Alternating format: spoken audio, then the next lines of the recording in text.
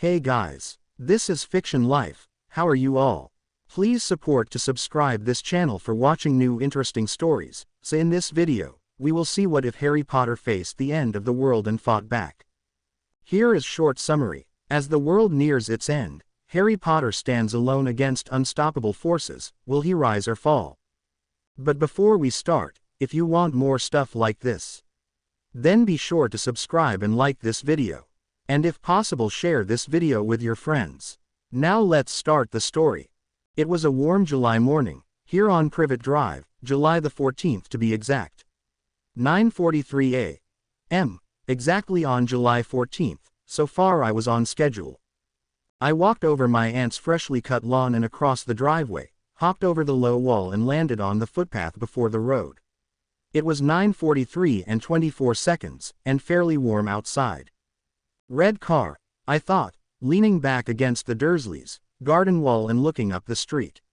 Sure enough, at 9:43 and 30 seconds, a red car turned onto Privet Drive and drove right on past me. Black and white cat, one of Arabella Figg's. The red car startled a cat out from under one of the vehicles parked against the side of the road at 9:43 and 35 seconds. It scampered up onto the sidewalk and darted around a certain paving stone about 6 feet away from me, leaping over the wall and disappearing into Uncle Vernon's wilting hedge. Police siren in the distance. At 9:43 and 45 seconds, a couple of streets over, I heard the loud whining ring of a patrol car. Funny the things you remember, doing this. I had a feeling that my memory had never been this clear before.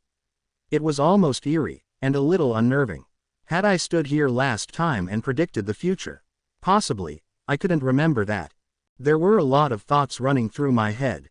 Some of them were from the future and past attempts. Others, and these were more dominant, were thoughts my younger self had been having before I forced my way in.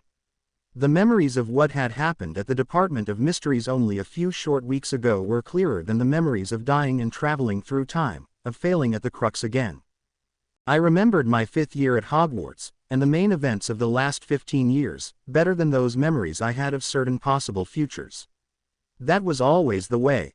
I felt like the teenager I was, and the memories of my older self, of my older selves, were, as I have said before, hazy. Still, I suppose you could say I was both a teenager, a soon-to-be 6th-year Gryffindor, and also the Time Warrior. And before you start, I didn't pick that title. No, the devil did that. 9:44 and 56 seconds. I had been leaning against the Dursleys' front garden wall for nearly 2 whole minutes. Time to get on with the day. I know you're there, I said, glancing to my right and at the paving stone Mrs. Figg's cat had darted around. Not going to say hello, Tonks? I heard a sharp intake of breath and the rustle of fabric. A gust of warm air was disturbed around me, and I caught the scent of green apples and fresh, white roses. Her scent, always the same, always there looking out for me. I could die happy immersed in those roses. Harry, my Order of the Phoenix Guardian whispered furiously. How did you know it was me? Wait a minute, you just guessed. It could have been anyone, even Mundungus. You knew someone would be here. Sure I did, I said, smiling into the air at where I knew her indigo eyes would be. They would be indigo, and her hair bubblegum pink, before being with me reminded her of Sirius. I reached over my shoulder and pulled my invisibility cloak from my bag, slipping it over my form quickly. It was 9:45 and 28 seconds, and there was no one looking save Tonks. Harry, she said. Hey, no one saw me but you, and at least this way no one will see me having a conversation with thin air. Tonks couldn't argue with that. Just don't wander off, she said. I'm here to keep an eye on you. Nothing better to do with your time, I quipped. You can't keep an eye on me whilst I'm all invisible like this. My cloak had always been big enough for 2. I took a step forward and threw the slack of the invisible fabric over where I knew she was standing. Now lift up the front of your cloak over your head, I said. Tonks did, and I smiled when I saw her, young and, in this moment, happy, just like me, I suppose. We stood under both cloaks, enough fabric covering us from head to toe, in a small tent. She stood very close, the apples and white roses, her natural scent, warm and comforting. And her eyes were the deepest indigo, swirling with mischief, her hair light pink, like sugary fairy floss. I hadn't seen her for 3 years, not since I made a mistake that got her killed by Voldemort himself. But hey, where I just came from who hadn't been killed by Voldemort. When Tonks died it was pretty much just me left, and then 3 years later the demon fixed that, too, and I woke up here this morning, about 50 minutes and 40 seconds ago. Defiance, Harry, the monster hissed, his eyes alight with crimson malice. Defiance is your weakness, as sure as any. Another loved one to take the death that is yours. Avada Kedavra. I was on my knees, my hands tied behind me and a 12-inch blade sticking through my shoulder. Blood coated my chest, my arms. I'd already given up a second before the green light of death struck Tonks in the heart, and she fell to the burning ground before me. Always life leaves the eyes last of all, and her eyes glazed over slowly as Voldemort's laughter echoed and echoed along the vast, empty wastelands of End-World, and the fire-blasted plains of Oblivica, where even time ceases to exist. Ha! Why do I always remember the bad memories in such crystal-clear clarity? Says a lot about the mess my head's in. This is cozy, I said. It always got me that she was taller at the beginning. Not by much, just 1.5 inches, so I didn't really have to look up into her eyes. And I'm due a growth spurt over the next few months, set your watch by it. Tonks grinned. You look a little pale, Harry, are you feeling okay? Just thinking about things, Tonks, I said. Bad memories. I practically drank in the apples and roses, held it on the tip of my tongue. I could still taste and smell the sulfur and ash from the end of the world, just in my mind, I suppose, but I had missed Tonks. Ha! Well, I've missed you, too, she said, all bemused.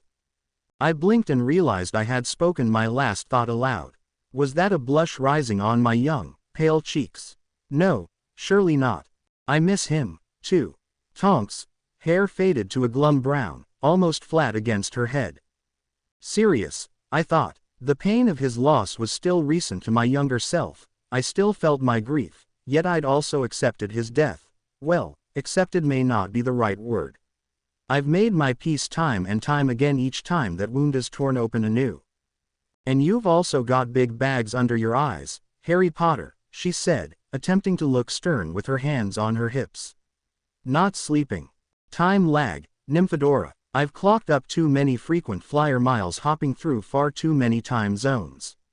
Sleeping just fine, I said. Liar, liar, she whispered, pursing her rose-red lips. They looked very cute and inviting. I had the strongest urge to kiss them. I shook my head. There were dreams, and then there were dreams. I couldn't tell the difference sometimes. And to Tonks I was just a 15-year-old wizard probably thinking impure thoughts all night long. Ha! She knew me too well. Don't say it. I glanced at my watch. Say what? It was 9:47 and 30 seconds. Ask me where I'm going. I can't tell you.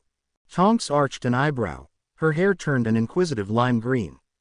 Oh, really? Wherever you go I'm supposed to follow at a discreet distance. In case evil attacks, I presume. That's generally one of the roles of a protective guardian, yes, but also to keep you from getting into trouble on your own. 9:47 and 45 seconds. I was almost out of time now. So where are you going, Harry Potter, the chosen one? I grimaced. There was so much truth to those damned newspaper articles that it made me sick. Chosen one, indeed, in more ways than one. You read the papers then. I'm off to save the wizarding world, speaking of which, potet trovarli con Janus Antico, sotto Ives de Latium Perso. Tonks frowned, bemused, a smile tugging at the corner of her lips. Harry, was that Italian? From my bag I removed a scrap of parchment and a simple ballpoint pen. Writing down what I'd just said, knowing that in the future it had helped more than hurt, I handed the scrap of parchment to Tonks and spoke again. Potet trovarli con Janus Antico, sotto Ives de Latium Perso. Remember it. I didn't know you could speak another language. What are you saying? I shook my head with a wink, and tapped the side of my nose with my index finger, as if keeping a great secret. You have the practical test this afternoon, don't you? For the promotion to senior Auror. Tonks blinked. How did you know that? I grinned, feeling a little flirtatious. It was always this way at the beginning, being a teenager again and overloaded with hormones. It wasn't a bad thing. I liked it even. There were never enough moments to enjoy, and apples and white roses were two of the nicest things in the world. That's not the question you should be asking, I said. No. I flashed what I thought was a charming, rakish smile. The question you should be asking me is how I know about the heart-shaped birthmark you've got on the sweet spot of your hip. Taking a mental picture of the look on her face, as it was perhaps the sweetest, most honest thing I would ever see, I stepped back and pulled my cloak with me, reluctantly giving up apples and roses. I took a few more steps back, completely disappearing. Harry, Tonks whispered, her hand stretching out from within the folds of her own cloak and grasping for mine.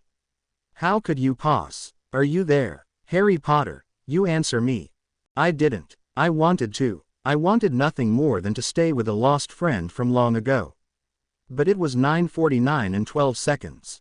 I had places to be, other lost friends to see. This was the summer where everything would change, after all, and I needed to be ready for when September 1st arrived. There was never, ever, enough time. I walked a few streets over from Privet Drive and called for the night bus. Next stop, Diagon Alley. I had a life to save at 10:08 and 12 seconds. I arrived at the Leaky Cauldron at 9:59 and 42 seconds, according to Dutter's borrowed watch. Right on time, or rather, I think a little bit faster than the last time. No matter, I was getting to the point where knowing the time down to the last second wouldn't make a difference anyway. The journey from Little Whinging had taken 10 minutes and 30 seconds, and I'd planned a little surprise during that time, as I always did, getting ready to put Big D's unused lighter fluid to good use. I had a feeling it would come in handy in about 8 minutes and 30 seconds. Just a hunch. Who knew the future, after all? The Wizarding Pub was practically deserted this time of morning, only a few die-hard patrons and Tom the barman, of course. I had shoved my invisibility cloak back into my bag, yet that didn't matter. Some people would recognize me, most would be too odd to approach, or too scared. It wouldn't do to be seen with the boy on the top of Voldemort's to kill list. Tapping the bricks with my wand, I opened the way into Diagon Alley and all the sights and sounds therein. 10 o'clock exactly. It's funny, and with all the years available to me I've never bothered to check, but I've always wondered what the alley looks like from above. Surely there must be some sort of concealment magic in place, making it look like just any other part of old London, because pretty much everything for sale or on display out in the street would blow the statue of secrecy right out of the water. Wards, I'd imagine, or runes and a canopy of invisibility, much like the lost city of Atlantis, but on a smaller and cruder scale. Diagon Alley had changed after the events of my 5th year and Fudge's acceptance that Voldemort had returned. The colorful, glittering window displays offering everything from spellbooks to cauldrons had been covered with large posters of security information produced by the Ministry, as well as scowling photos of known Death Eaters on the loose. Most of them near the top of my list. Cheap and dirty vendors selling all manner of useless crap now lined the once bustling and relatively joyful Market Street. Everything from Dementor repellent to Dark Lord detergent for a few measly galleons. I was tempted to blast them, oh so tempted to bring ruin and fire and ultimate destruction to their smiling faces and sleazy grins, peddling wares that could get people killed. But I couldn't. No, I'm just 15 now, and had to control the basic urges wrought in a world that existed only once upon a time, an hour ago, and in a moment no further away than a heartbeat. A world where you were only as good as your last lie and your last kill, where no game was fun and the wind howled across desolate fields of fiery bones. I was Harry Potter, the boy who lived, hero, last guardian of Atlantis, time warrior, not some fucking spell-happy animal. I was better than Voldemort. And I am older now, wiser, crueler. I used to have so much mercy, so much compassion. No angel born in hell, right? Damn it all. So here I am at Diagon Alley, always the first stop when I get back because Gringotts is here, and my mountain of gold, considerably increased thanks to the last and final wishes of my godfather. Rest in peace, Sirius Black, at least one of us can. Bloody gods and their fine print, although I will admit, they did deliver exactly what I bargained for, just in weird and unexpected ways. And I suppose gods might be too strong of a word, it conjures up images of religion, mayhap pleasant images, and no one has ever worshipped these creatures save on their knees bleeding from their god-forsaken eyes. The old ones, the Twilight Fi, the ancients, the before folk. Call them what you will, they gave me the power to wrap time around my little finger, and that is a strength that must be respected. Though I'm none too happy with how it always turns out. Motherfuckin'. Fine print, do you hear my sigh? Oh, do you hear me sigh? I was also left wondering if my immortal soul was a fair price to pay to drink from the chalice of eternity. Just a nagging thought I sometimes have, that most of the time I can live with it just fine, other times, well, have you ever had a dream you were so sure was real? A sleepless night where the border between reality and illusion blur and you find that, no matter how fast you run toward the light, the darkness is there before you, and waiting. Yeah, I think now you're beginning to understand, only you're not really, you can't, but you will, and then wish you couldn't. Mostly I'm none too happy about it because I end up a whole lot of dead every time, same as everyone else. I've the ability to go back and try to stop the war, to make a difference, but it seems that no matter what I do or how hard I try, events always shape themselves back to the path I traveled long ago, and for the first time. It may happen in a different way, but I still lose. Usually I end up taking a big old bite out of an Avada Kedavra sandwich. And I won't accept that. I won't accept that the end of the world can't be changed, can't be stopped. There is far too much goodness on this planet, too much life and love, for it all to fall at a madman's whim and thirst for power. I knew I had the chance to be loved, and to love in return, and that was worth fighting for if for no other reason than I wanted it. 10:01 and 4 seconds. Where the hell was I? Time's getting away from me. And I need a cigarette, one of the only pleasures I manage to hold on to most of the time. From the side pocket on my backpack I removed the pack of ciggies I'd borrowed from Dudley, and his silver Zippo lighter. Lighting one up, I took a deep drag, putting the pack away and slipping the lighter into my pocket. 10:01 and 43 seconds. I nearly coughed up a lung on that first drag, always the way. This young and handsome body of mine ain't used to the abuse. I'd be working on that. Wizarding cigars were some of the finest in the known world, and were pretty high on my shopping list. I followed the curving alley down toward Gringotts at a stroll, seemingly taking my sweet time, gazing at all the crap on offer, yet in my head taking every step on the exact second I was supposed to. I puffed on the cigarette sparingly, getting used to the smoke would take time, what didn't, and the white paper slowly burnt down toward the orange filter. It was 10:03 on the dot when I entered Slugs and Jigger's Apothecary, and that was such a foul-smelling and smoke-filled place that the fumes from my half-smoked cigarette went entirely unnoticed as I moved past the barrels of slimy, peeled nude eyes and powdered shrake, under the bundles of owl feathers and snake fangs hanging from the ceiling, and picked up an erumpant bladder. My purchase cost 4 shiny galleons, the last cash I had on me, and just as my watch ticked over 10:05 and 13 seconds I found myself back out in the thin crowds on Diagon Alley. Now, for those of you who don't know, an erumpant is a Class 4 African magical beast that looks a lot like a rhinoceros. It has a horn which can pierce almost anything, and its body secretes a fluid through this horn that explodes upon impact. Yeah, I know, they blow themselves up a lot.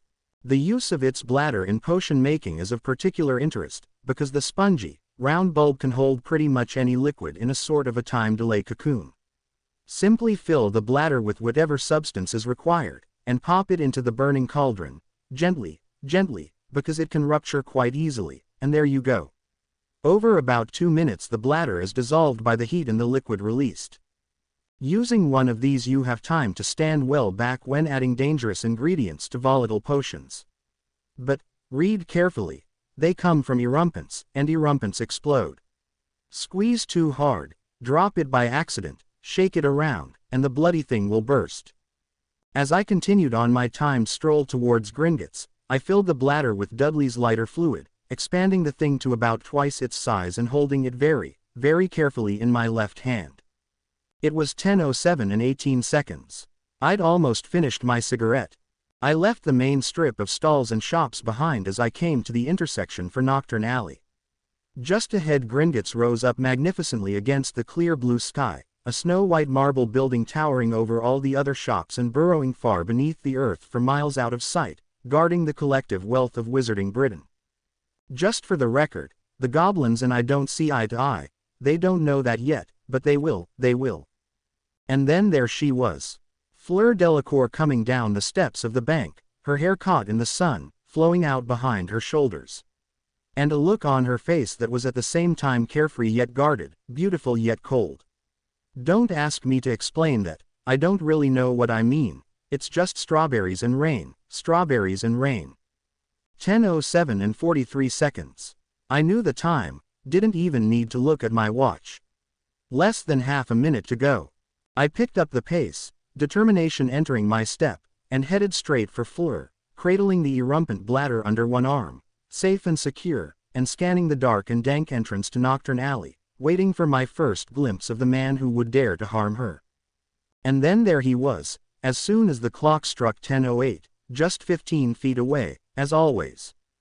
Dressed in dark robes, the edge of a hood resting just on his brow, partially concealing his face, he held a wand towards her and in a clear voice that rang across the small square, cried, Avada Kedavra. I've lived through more than one heart-stopping moment, and died in a few as well. Heads turned, gasps rang out, and more than one person simply froze as that dreaded curse was uttered for all to see under the cool morning sun in the busiest shopping district of Wizarding London. Fleur's eyes had time to widen, and she took half a step back, her hand instinctively heading for her wand. Yet I was faster, I had already moved.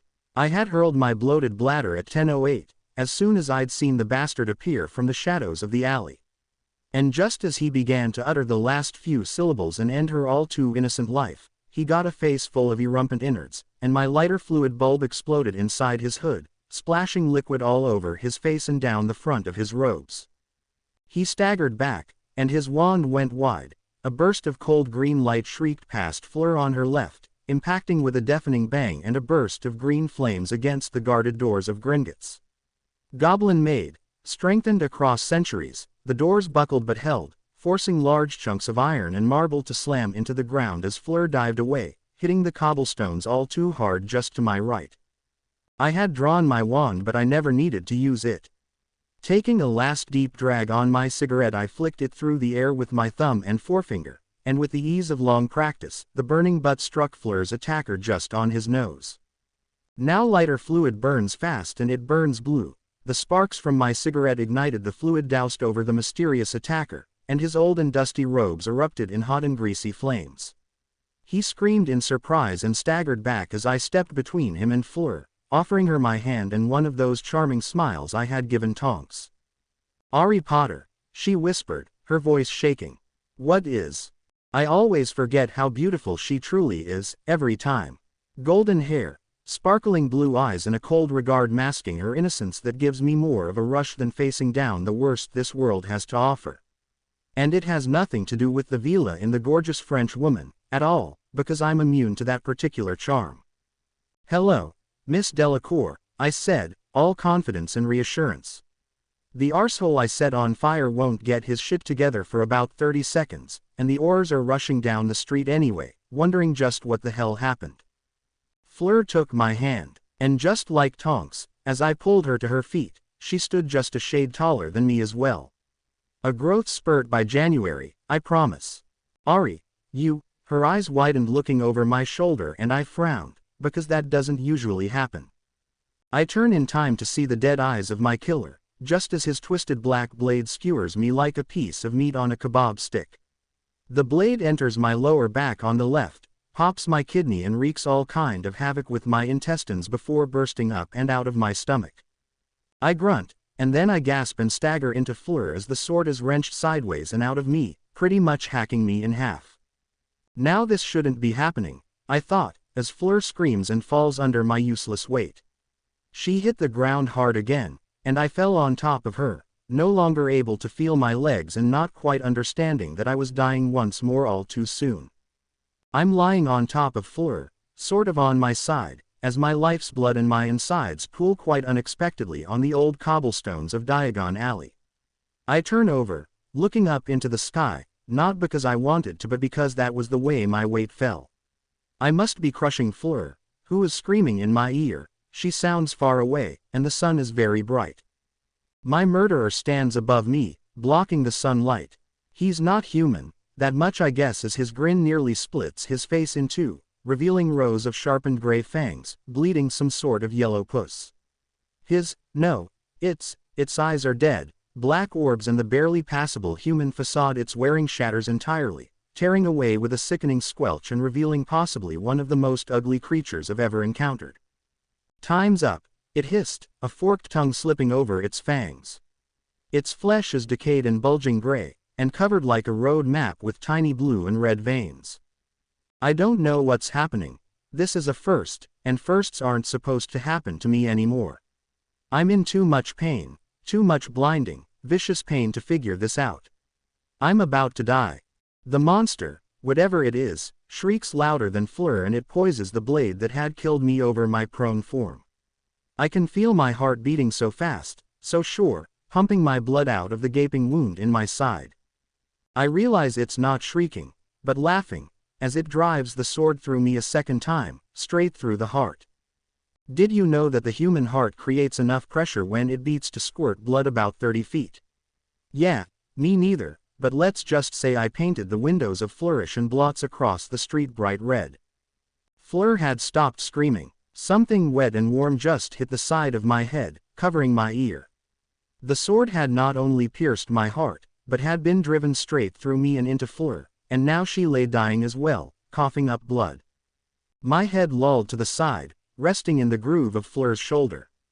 As the world grew dark, I stared down at the slow seconds ticking by on my wristwatch, unable to move anymore. Fleur's hand gripped mine reflexively, squeezing hard, and a small drop of blood has smeared over the screen of the watch. It was 10:10 and 49 seconds when I died. I hope Fleur died just as quickly. Dawn. I awoke from the same dream, and turned to glance out of the window above my bed, as I always did, wanting to catch the first rays of sunlight beaming in on my renewed life. Only something wasn't right. The dream was different, and I remembered why. Never have I remembered dying in such clarity.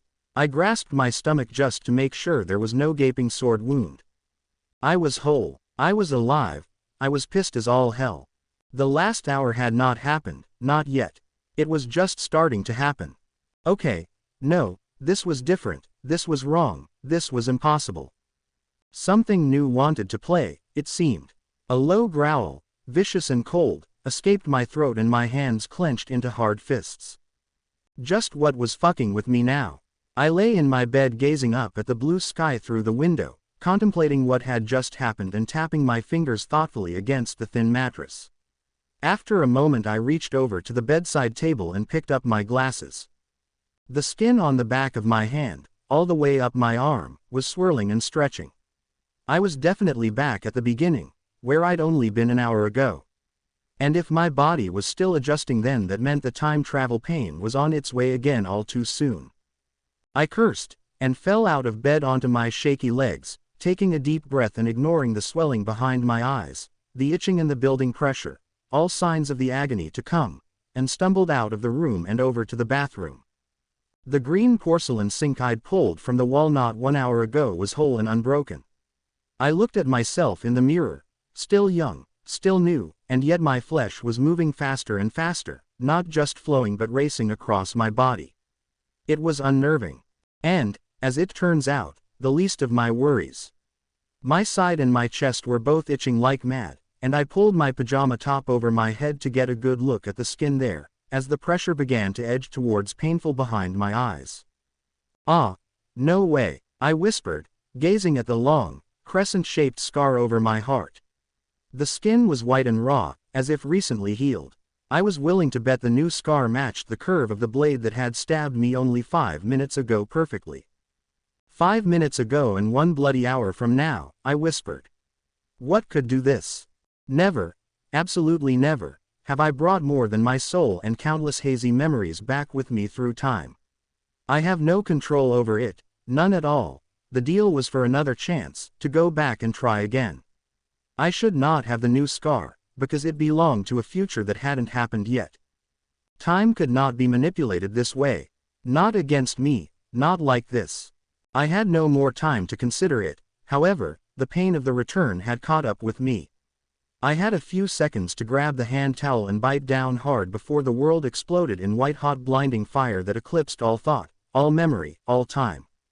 I didn't pull the sink from the wall this time. I tore that bastard out, and both hot and cold water sprayed up against the Dursleys, tiles and wallpaper. I fell to my knees, and from my knees onto my back, bringing the basin with me. I lay there twitching for a while, tired and beaten. This should not have happened again so soon. I regretted that it had to happen at all. Not that I'd rather die and stay dead, but this was becoming hard. And each time now the pain was worse, so much worse. Each new time made the previous journey feel pleasant by comparison. What do they call that feeling? You know the one. That feeling you get where you're so certain that you've been here before, that all of this has already happened. Déjà vu, isn't it? Yes. I wish I had a suitable ironic comment about the absurdity of déjà vu. I've kind of learned to block it out, if you know what I mean. I live in an almost constant state of déjà vu that more often than not it leaves my head spinning, and takes all the fun out of life. I mean I know, or can give a fairly good guess, concerning what's about to happen next. Where's the fun in that? Things are changing though, and not for the best. I hate this war. After a few minutes spent twitching on the floral floor mats in the bathroom I managed to gain my feet, and through the jets of water spraying up in front of the mirror I got a good look at myself. My eyes were bleeding. Twin rivers of blood had run down from both my eyes, like teardrops, cutting over my cheeks and over the corner of my lips. Well, that settled it. I was really angry now. And I looked frightening enough to back that anger up. Still, I dipped my hands into the jets of water and dabbed the blood away, wincing a little as my eyes were sore. I don't know why. Maybe the strain of time travel popped a few blood vessels or something, but they hurt like all hell. I cleaned myself up as best I could. After all, I was due to speak with Tonks, Apples and Roses, in about 12 minutes. I took a deep breath, calmed my shaking nerves. The creature that had killed me should not have been where it had been. And the wound it had given me, especially through the heart, should not have left a scar in the past. I was out of my depth here. Most of this time-traveling business was beyond me.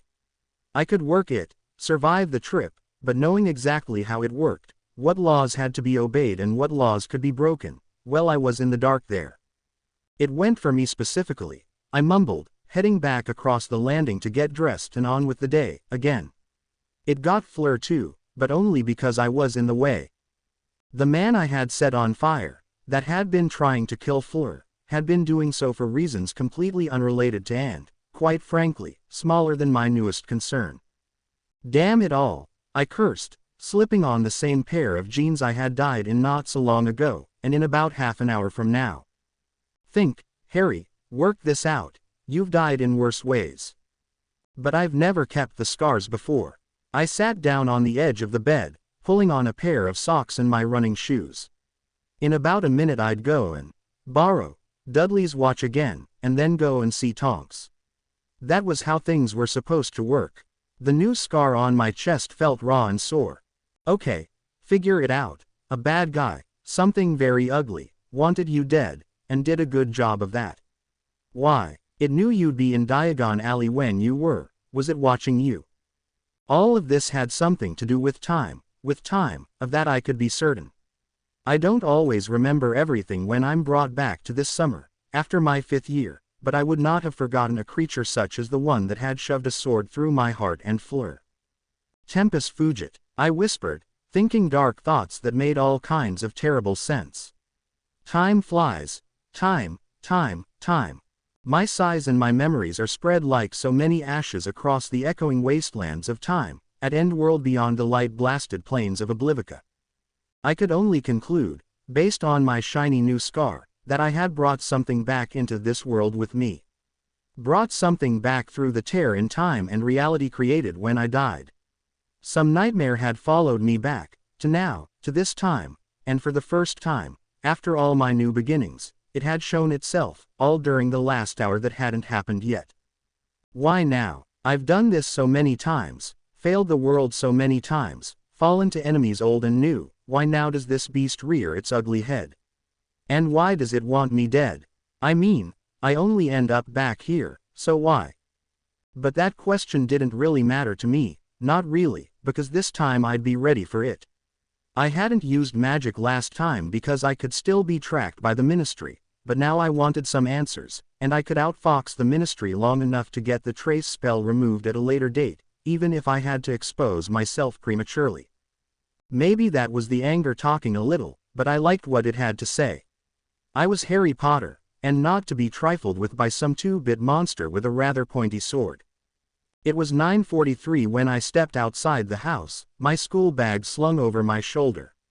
I scanned Privet Drive carefully, in no way trusting the world, and stepped across the lawn, hopping over the low hedge and garden wall. Red car, I thought, leaning back against the wall and gripped with a feeling of déjà vu so intense I couldn't ignore it. A few seconds later a red sedan drove past, startling Mrs. Figg's cat out from under a nearby parked car, which darted around the paving stone Tonks stood upon, under her cloak, and leapt over the wall, disappearing into the wilted hedgerow. I waited for the police siren in the distance a handful of seconds later, and then cleared my throat. "I know you're there," I said, glancing yet again at the paving stone where I knew Tonks would be. "Not going to say hello, Tonks?" There was a sharp intake of breath and the rustle of invisible fabric, and the air moved around me as Tonks took a few steps closer. Apples and white roses washed over me, clean and clear, and calming. "Harry," my Order of the Phoenix Guardian whispered furiously. "How did you know it was me?" "Wait a minute. You just guessed. It could have been anyone, even Mundungus. You knew someone would be here." "Sure I did," I replied, playing my part whilst glancing up and down the street, and more importantly over my shoulder. The scar over my heart was itching like mad, and it hurt to scratch, raw and tender. Why can't my scars ever just be scars? At 9:45 and 28 seconds, when I could be sure no one was watching save Tonks, I grabbed my invisibility cloak from my bag and slipped it over the two of us. "Harry," she said, "don't worry, no one saw me but you, and at least this way no one will see me having a conversation with thin air." "No arguing with that, just don't wander off," Tonks said. "I'm here to keep an eye on you. Nothing better to do with your time," I quipped. "Like what you see." My tone was lighter, more flirtatious, than I felt. "Although you can't keep an eye on me when I'm all invisible like this." I lifted up the front of her cloak, pushing it back over her bubblegum pink hair. I couldn't help the shiver that rushed up my arm as I brushed the side of her face, warm and soft, and always, above all else, there were the apples and roses. I remember standing here not so long ago now, and thinking how I had watched this woman die 3 years ago. Time's time, isn't it? Whatever that means. I always remember the bad memories a hell of a lot more clearly than the good. I guess I'm not right in the head, but I was far too old to honestly care about that. I shook my head, entangling the memories of then and now. I was only 15, not that old at all. "This is cozy," I said, as I did before. "You look a little pale, Harry." Tons grinned. "You look a little pale, Harry, are you feeling okay?" "Just thinking about things, Tonks, bad memories. Like watching you die." I savored her scent. I think my sense of smell may be the most powerful sense I have. And her apples and roses left me spinning, all the time. "I've missed you." Last time I hadn't meant to say that out loud, this time it felt like it fit. "Huh, well I've missed you too," she replied, bemused but smiling. Her hair faded a moment later to dull, lifeless brown. "I miss him, too." "Ah, serious, just one more tombstone sinking into the sea of blood, aren't you?" "I'm sorry, I'm so sorry. I wish I could undo the past, but I'm beginning to believe that's just a fool's wish." "And you've also got big bags under your eyes, Harry Potter," Tonks continued, trying to lighten the mood. "Not sleeping." "Sleeping just fine," I lied, wondering what would happen to my eyes if I was forced to travel back again. "I have no control over the time travel. It happens when I die, if Voldemort is still alive, and when the world ends always around my 24th birthday. The journey had forced them to bleed this last time. I wonder how many more trips it would take for them to burst." I guess the human body wasn't supposed to be accelerated beyond the speed of light, especially twice in the course of an hour. Oh well, I'll burn that bridge to the ground when I come to it. Liar, liar, Tonks whispered, pursing her lips in that way that made me want to kiss them, to grab her around the waist and pull her close, her lips against mine and tasting those apples and roses. I don't doubt she'd hex me into the next life if I tried, but it would almost be worth it because I'd wake up an hour ago, possibly in time to have my eyes explode, but it would be worth it. I've died for reasons a lot worse and none as near as pleasurable. Don't say it. Say what? I glanced at my watch. 9:47 and 30 seconds. Say what? Ask me where I'm going. I can't tell you. Tonks arched an eyebrow, and as before her hair turned an inquisitive lime green. Oh, really? Wherever you go I'm supposed to follow at a discreet distance. Can't keep your eyes off me, huh? I said, changing things up a little from the last time. Or is it to make sure evil doesn't attack? Tonks grinned and rolled her eyes. They danced from blue to brown to bright yellow. Ah, the things I could teach her, will teach her, about being a metamorphagus. She had barely scratched the surface of her abilities. I'll take the latter, she said. It is one of the roles of a protective guardian, you know. I nodded with a smile. It was time to get moving. I had an appointment with a monster who was a little stab happy, and I did not want to be late for Fleur's murder. So where are you going, Harry Potter, the chosen one? I'd burn the Daily Prophet to the ground if I could get away with it, but it wasn't high on my to-do list. I was thinking more that I would have to disappear, and fast, if this creature turned up again. I don't like change, I'm a little afraid of it, and this monster, whatever it was, had disrupted plans I'd put into place time and time again. It had changed history, future history, that hadn't happened yet. Oh yes, despite Tonks' calming presence, and those wonderful roses, I was still quite pissed. You read the papers then. I'm off to save the wizarding world. Speaking of which, potet trovarli con Janus Antico, sotto Ives di Latium Perso.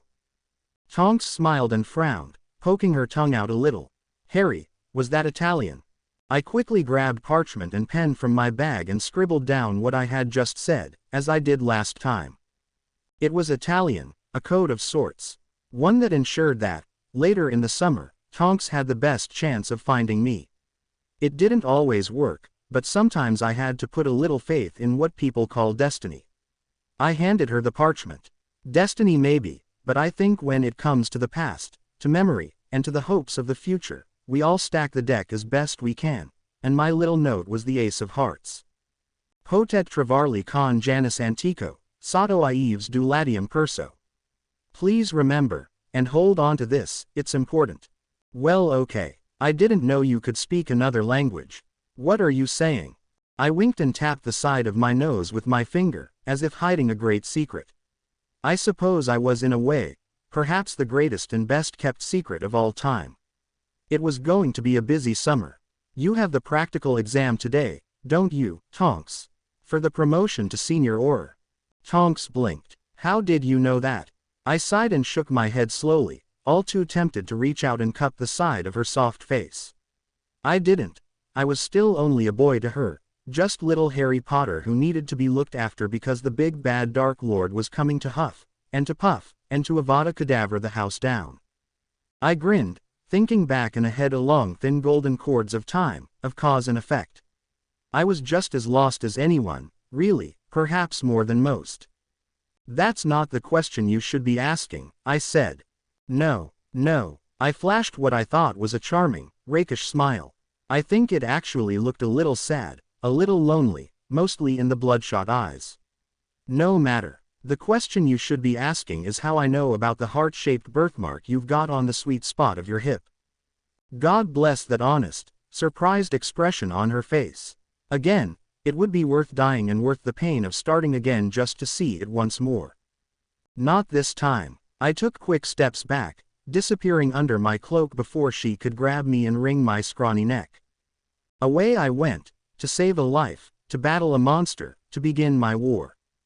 This is my life, and it ain't a song for the broken-hearted. It's now or never, I ain't gonna live forever. I'll stop there, you get the point. Every time I wake up it hurts a little more. Ha! A lot more. The dream is the same, always the same, but the pain gets worse. Will I have to suffer it again, before this will be over? I always hope that maybe this is the time, the right time, but it never is. I can't imagine a worse hell than that part of my life, but I suppose the monster that stabbed me and precious Fleur had to have come from somewhere. Hell was a name as fitting as any, for the dark space between then and now, within the dream. Hell, why not? Because I've never seen heaven in what I have to do. Just madmen and demons, in whose dark company I do not feel out of place. It was 10:05 and 15 seconds when I exited Slugs and Jigger's apothecary, an erumpent bladder cradled under my arm, and a half-smoked cigarette hanging from the corner of my mouth. I was roughly on time, give or take a few seconds, and I set off down the road towards Gringotts, pouring Dudley's lighter fluid once more into the potion's bladder as I went. My nerves were on edge, but I held an outward appearance of calm that I was proud of. More than a little paranoid, however, I scanned every face I passed and that passed me, wondering if a monster with gray, veiny flesh and sharp, decayed fangs was hiding behind the normal human faces around me.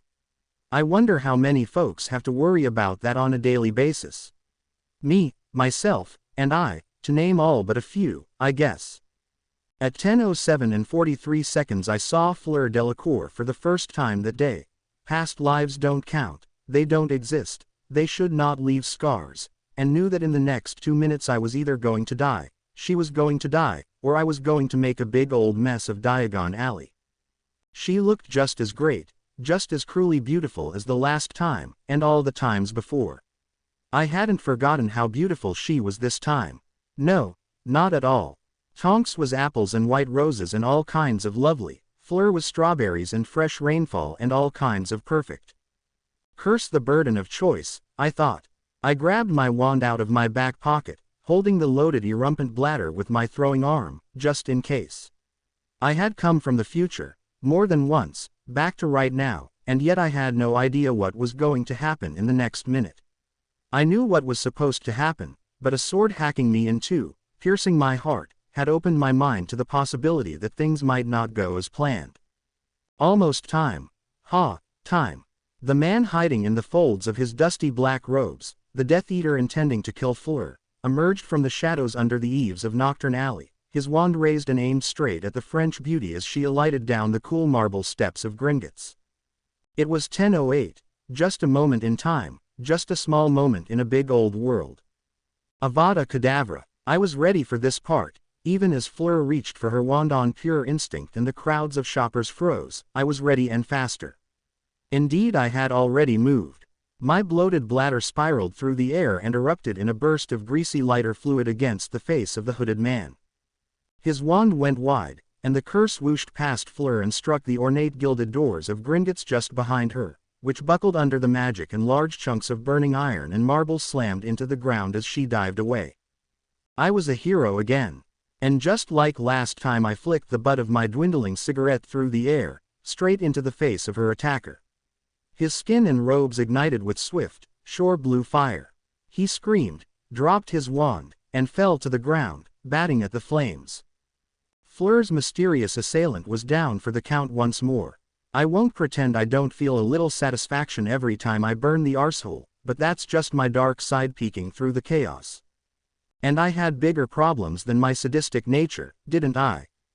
I was supposed to be dead in about 45 seconds. Last time I had helped Fleur to her small feet with a charming smile.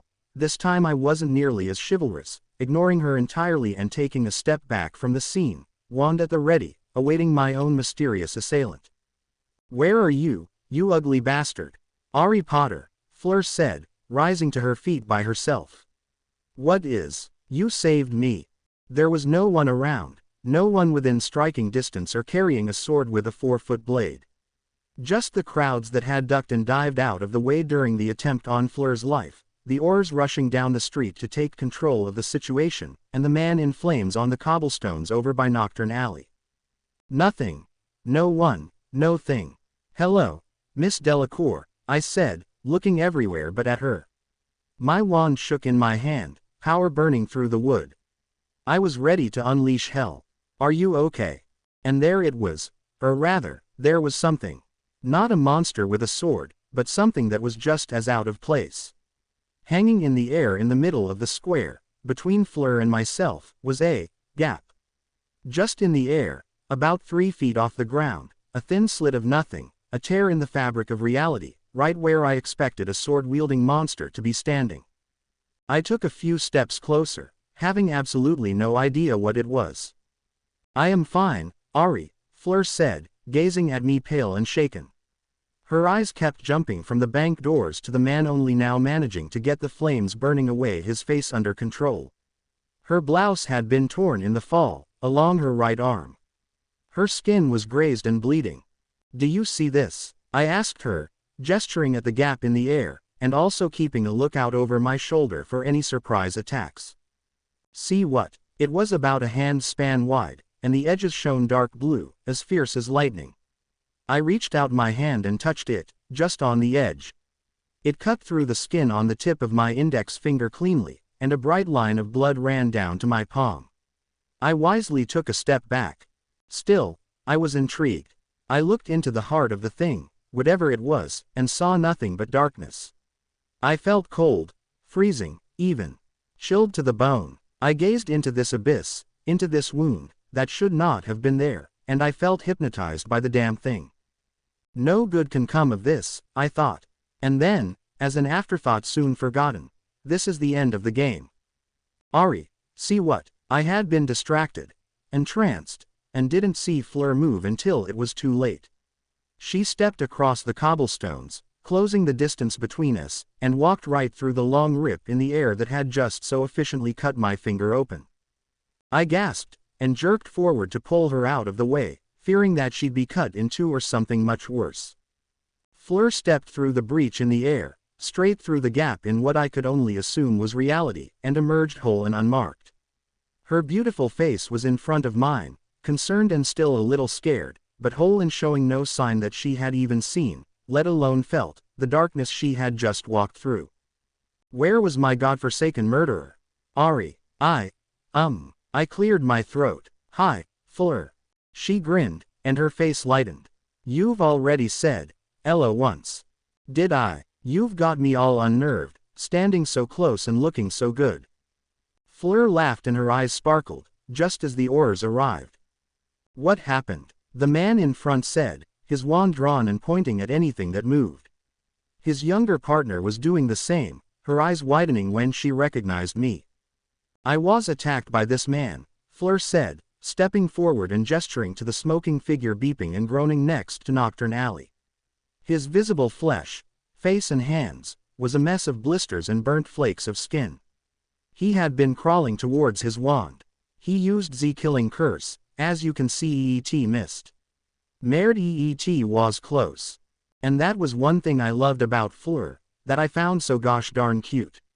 Whenever she was angry, or got all worked up, her accent took over and made her damn near impossible to understand. "Stupefy," the lead oarer said, and a jet of crimson light hit Fleur's attacker. He slumped to the ground, blissfully unconscious. "Bind him, Bryson." "Right, we'll take him into custody now, Miss Fleur Isabelle Delacour." "Miss Delacour," the oarer said, as his partner proceeded to bind the man. "It's okay now, we've got him." I suspected the man might have been more than a little bit under the influence of Fleur's Vila charm, as he puffed out his chest and rested what I supposed was a comforting hand on her shoulder. I've never been a jealous man. Was it a tad violent to want to snap his hand off? Probably. "We'll need you to make a statement as soon as possible, down at the ministry. Until then I'll take down your residence and flow address, and we'll be in touch." "Very well." The oarer conjured a parchment and used the tip of his wand to jot down the address Fleur recited. "Date of birth?" he asked. "Z 15th of November, 1977. "Okay, thank you. We'll need to see you sometime today." "I will be there this afternoon." "Perfect. Now, did you witness the incident, mister?" He had noticed me, and there I was thinking he only had eyes for Fleur. Still glancing around, keeping an eye out for monsters with pointy blades and such, I stepped up next to Fleur, making sure I was clear of the tear in the air behind me. It hadn't hurt Fleur, Yet it was fairly obvious that she hadn't been able to see it.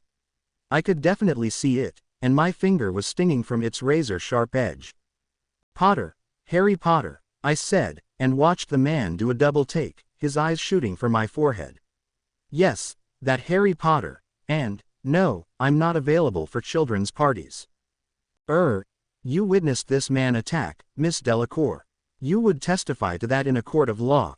"I sure would," I agreed, nodding enthusiastically whilst expecting a sword through the gut at any moment. It looked as if my monster was a no-show, however. "How disappointing." "Cody, the other Auror, Bryson, said from the entrance to Nocturne Alley. "This one's got a dark mark. He's a Death Eater." "Ah, Merlin," Auror Cody replied, glancing at my forehead again, and then over to Fleur. She returned his gaze coolly, a single eyebrow raised. He caught himself staring and looked away, a blush rising in his cheeks. "We can't keep this quiet, Mr. Potter," he said, "but you and Miss Delacour might want to leave while you can, before the prophet arrives at least. We'll need your formal statement by the end of the day, however." I nodded, not in the mood for Rita Skeeter or any of her associates. I already made enough news for the papers, with plenty more on the way after the summer I had planned. "And you shall have it. Level 2, Department of Magical Law Enforcement. I'll swing by after lunch." I wouldn't be in the country after lunch, but Auror Cody wasn't to know that. He bought it. I was Harry Potter, after all, the chosen one, and after nodding to me and smiling at Fleur, he slipped away to join his partner as the crowds, sensing the danger had passed, milled in close to get a better look. A lot of them were staring at me, most of them with recognition in their eyes. "I was heading to Gringotts, Fleur," I said, turning to her. She and I were almost the same height. I think I noticed that the last time, before I was killed, but I wasn't so sure about that. Either way, she was a fraction taller and a lot prettier, but I was due a growth spurt by January. Promise, set your watch by it. And once I could grow a bit of stubble on my cheeks and stop looking like a surprised kid, I could even pull off ruggedly handsome. I like to think I can, anyway. "I've just come from there," Fleur replied. "I was on my morning break, eating for coffee, when Z attack." "Why would this man attack me?" "Because you're auditing the Death Eater vaults," I said, without thinking, gazing at the strip in the air that only I could see. I was half entranced again, and it took my mind a moment to replay what I'd just said. How was I to know that's what she was doing? She looked at me, her eyes uncertain and her lips quivering. No taking it back now. I must have been really distracted to let something slip like that.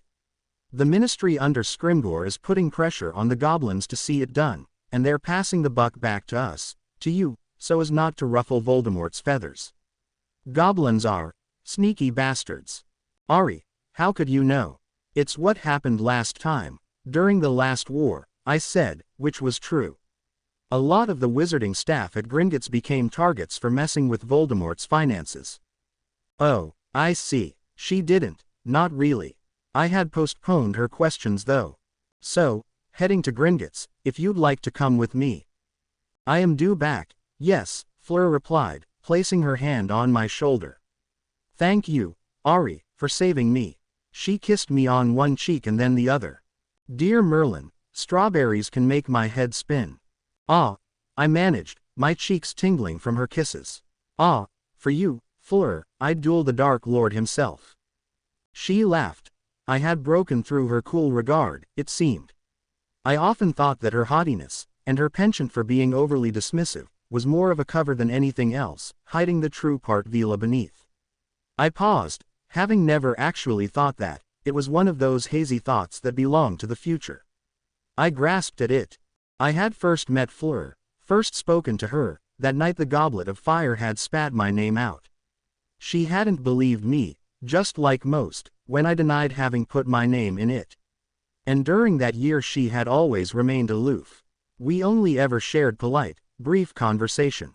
But I had saved her sister Gabrielle during the second task, and had seen more than the cool, haughty exterior she showed the world to mask how alone she could be, how different the part of her that was Vila made her feel.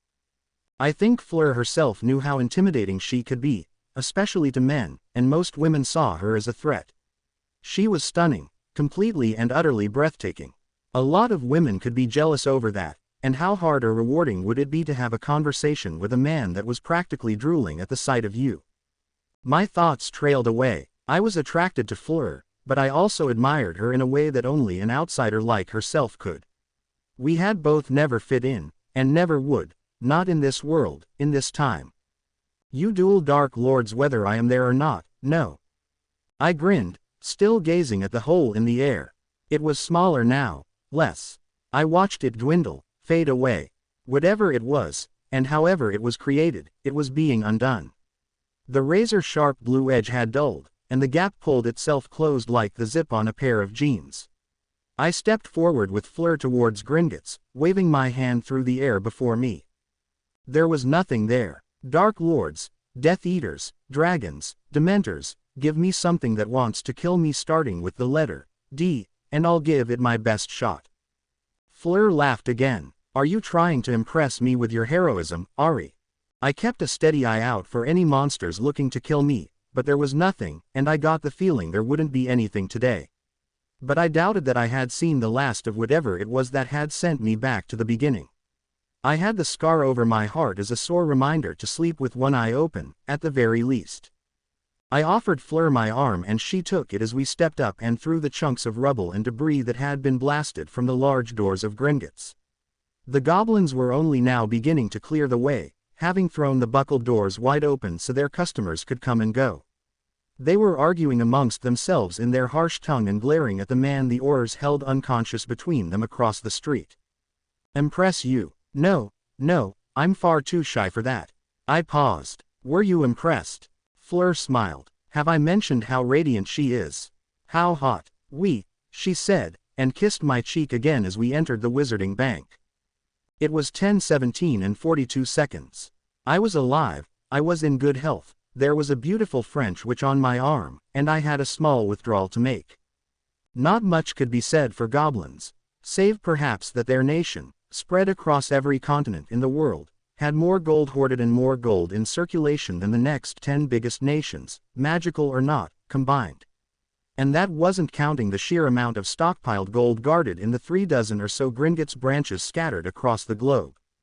No, that gold did not belong to the goblins, it was wizarding gold, yet the goblins turned a healthy profit from running the magical banking system, and who was to say that, at any point, they wouldn't just turn their impressive security systems against the humans who often treated them with disdain, with open cruelty, and bankrupt the wizarding world in one perfectly vicious move. What was in place to stop them ravaging a worldwide economy? Nothing. In fact, I'd seen it happen more than once, as the war reached its boiling point and it became fairly clear that the wizarding world, that magical folk, had doomed themselves and the rest of humanity to a very dark future indeed. The goblin nation would turn, as it always did, to rebellion and their own self-interest. And who could blame them, really? With the world falling apart around you, your society tearing itself apart and breaking away into cruel warring factions, wouldn't you cling to what you knew best? And for the goblins, that is gold. I would be depriving them of my fair amount all too soon, and before the Order, specifically old meddlesome Dumbledore, Merlin damn his good intentions, caught up with me. Tonks, bless her gorgeous heart, would have already been obliged to inform the Order that I had absconded into the invisible night, as it were. I entered Gringotts over the rubble of my whole erumpent bladder to the face plan, Fleur Delacour's arm linked through my own, and the pressure of her lips still buzzing on my cheek. We came to the next set of silver doors and were bowed through by a pair of goblins wearing the color and gold uniform of the bank, and entered the vast marble hall beyond. It was still early in the morning, barely 10:30. Yet the business of the day was well underway as about 100 more goblins seated behind their high counters on either side of the hall served their wizarding customers, weighing out gold and precious stones on brass scales, and leading them back and forth through the dozens of various doors around the hall. I must return to work, Ari, Fleur said, attempting to disengage her arm from mine. My break was over 5 minutes ago. Stay a moment, won't you? I replied, wondering how best to go about what I needed to do. I had vague memories of being here before, sometimes, most times, actually, without Fleur. I was a lot more brazen this time around in regards to my female companions. Perhaps I'd finally learned to anticipate just how little time I had, all things considered. And I'd definitely learnt the hard way, more than once, that all work and no play made Harry a merciless bastard. Was that a bad thing? Sometimes, in my world. Maybe yes, maybe no, most likely somewhere in between, in the details, alongside the devil and his dancing demon entourage. What time was it? 10:21 and 15 seconds. There was something about to happen, I thought, but for the life of me. Fleur, a familiar voice said from nearby. And Harry. "Lo, Bill," I said to Bill Weasley, who had appeared through a pair of the many doors leading away from the main hall. Was Fleur's arm tightening through mine? Her stance next to me became guarded, her expression unreadable. "William," Fleur said coolly, raising her chin. I half expected to see frost spread across Bill's dark robes. There was an uncomfortable silence in which Bill glared openly at Fleur's arm through mine before he caught himself, shaking his head. "It's good to see you." "Yes," Fleur replied, as I nodded along. "Who are you here with, Harry?" Bill asked, glancing around the bank. "Is Mum or Dad around?" "Ron and Hermione." He lowered his voice to a whisper. "Order guardians." "Actually, I cut the cord there, Bill," I said. "I wasn't here with anyone until I bumped into Fleur outside." "Really? I'd heard there was some commotion, some curse damage. The goblins sent me up to have a look." "I was attacked," Fleur said. "It was nothing Ari could not handle." "Attacked? What happened?" "Death Eater. Set him on fire. Felt good, Aurors took over." I ticked off the points of the last 10 minutes with my free hand. "And oh yeah," I said, raising my thumb lucky last to make 5, no one stabbed me through the heart. "Good day so far." Bill was stroking his chin, looking from me to Fleur and then back to me. "Don't know if you, of all people, should be out on your own, Harry." "Does Dumbledore know?" "By now," I replied with a shrug. "Yeah, he probably does. No doubt the fuss and bother is just warming up over at HQ." "And he is not alone," Fleur said, again with a frosty regard for Bill Weasley. "Ari is with me." Bill frowned, and an ugly sneer passed over his face. "Shouldn't you be at work now, Fleur?" he said, crossing his arms over his chest. "After the events of Z's morning, I think my time at Gringotts may be done with, William," she replied, and I could tell Fleur was serious, even if she did look as though the idea had just popped into her head right then. "My English is fine now, no. There is no reason for me to stay in England and push paper around." Bill's face reddened and he shrugged. "No reason at all," he replied, biting off each word and spitting it in her face. Another of those heavy silences fell and I stood there tapping my foot against the marble, reaching for a smile. "Well, this is awkward. Perhaps I'll just go and see a gob." "I will accompany you," Fleur said, pulling my arm and turning me away. "Goodbye, William." I looked back over my shoulder as Fleur pulled me away towards the high marble counters with their goblin tellers and caught Bill red-faced and scowling at the pair of us, before he stormed away toward the damaged doors at the front of the bank. "I am done with Bill Weasley," Fleur said, swiping her hand down through the air. A high blush, cool spots of anger, had settled in her cheeks and she glanced at me out of the corner of her eye. "I am sorry, Ari, that would, Avenue been, uncomfortable for you." I shrugged. "You and Bill, we had something once, and then he wanted more than I was willing to give at Z time. That was some weeks ago now, months, and I will not look back again." Oh, had I known that Bill was going to show up when he did?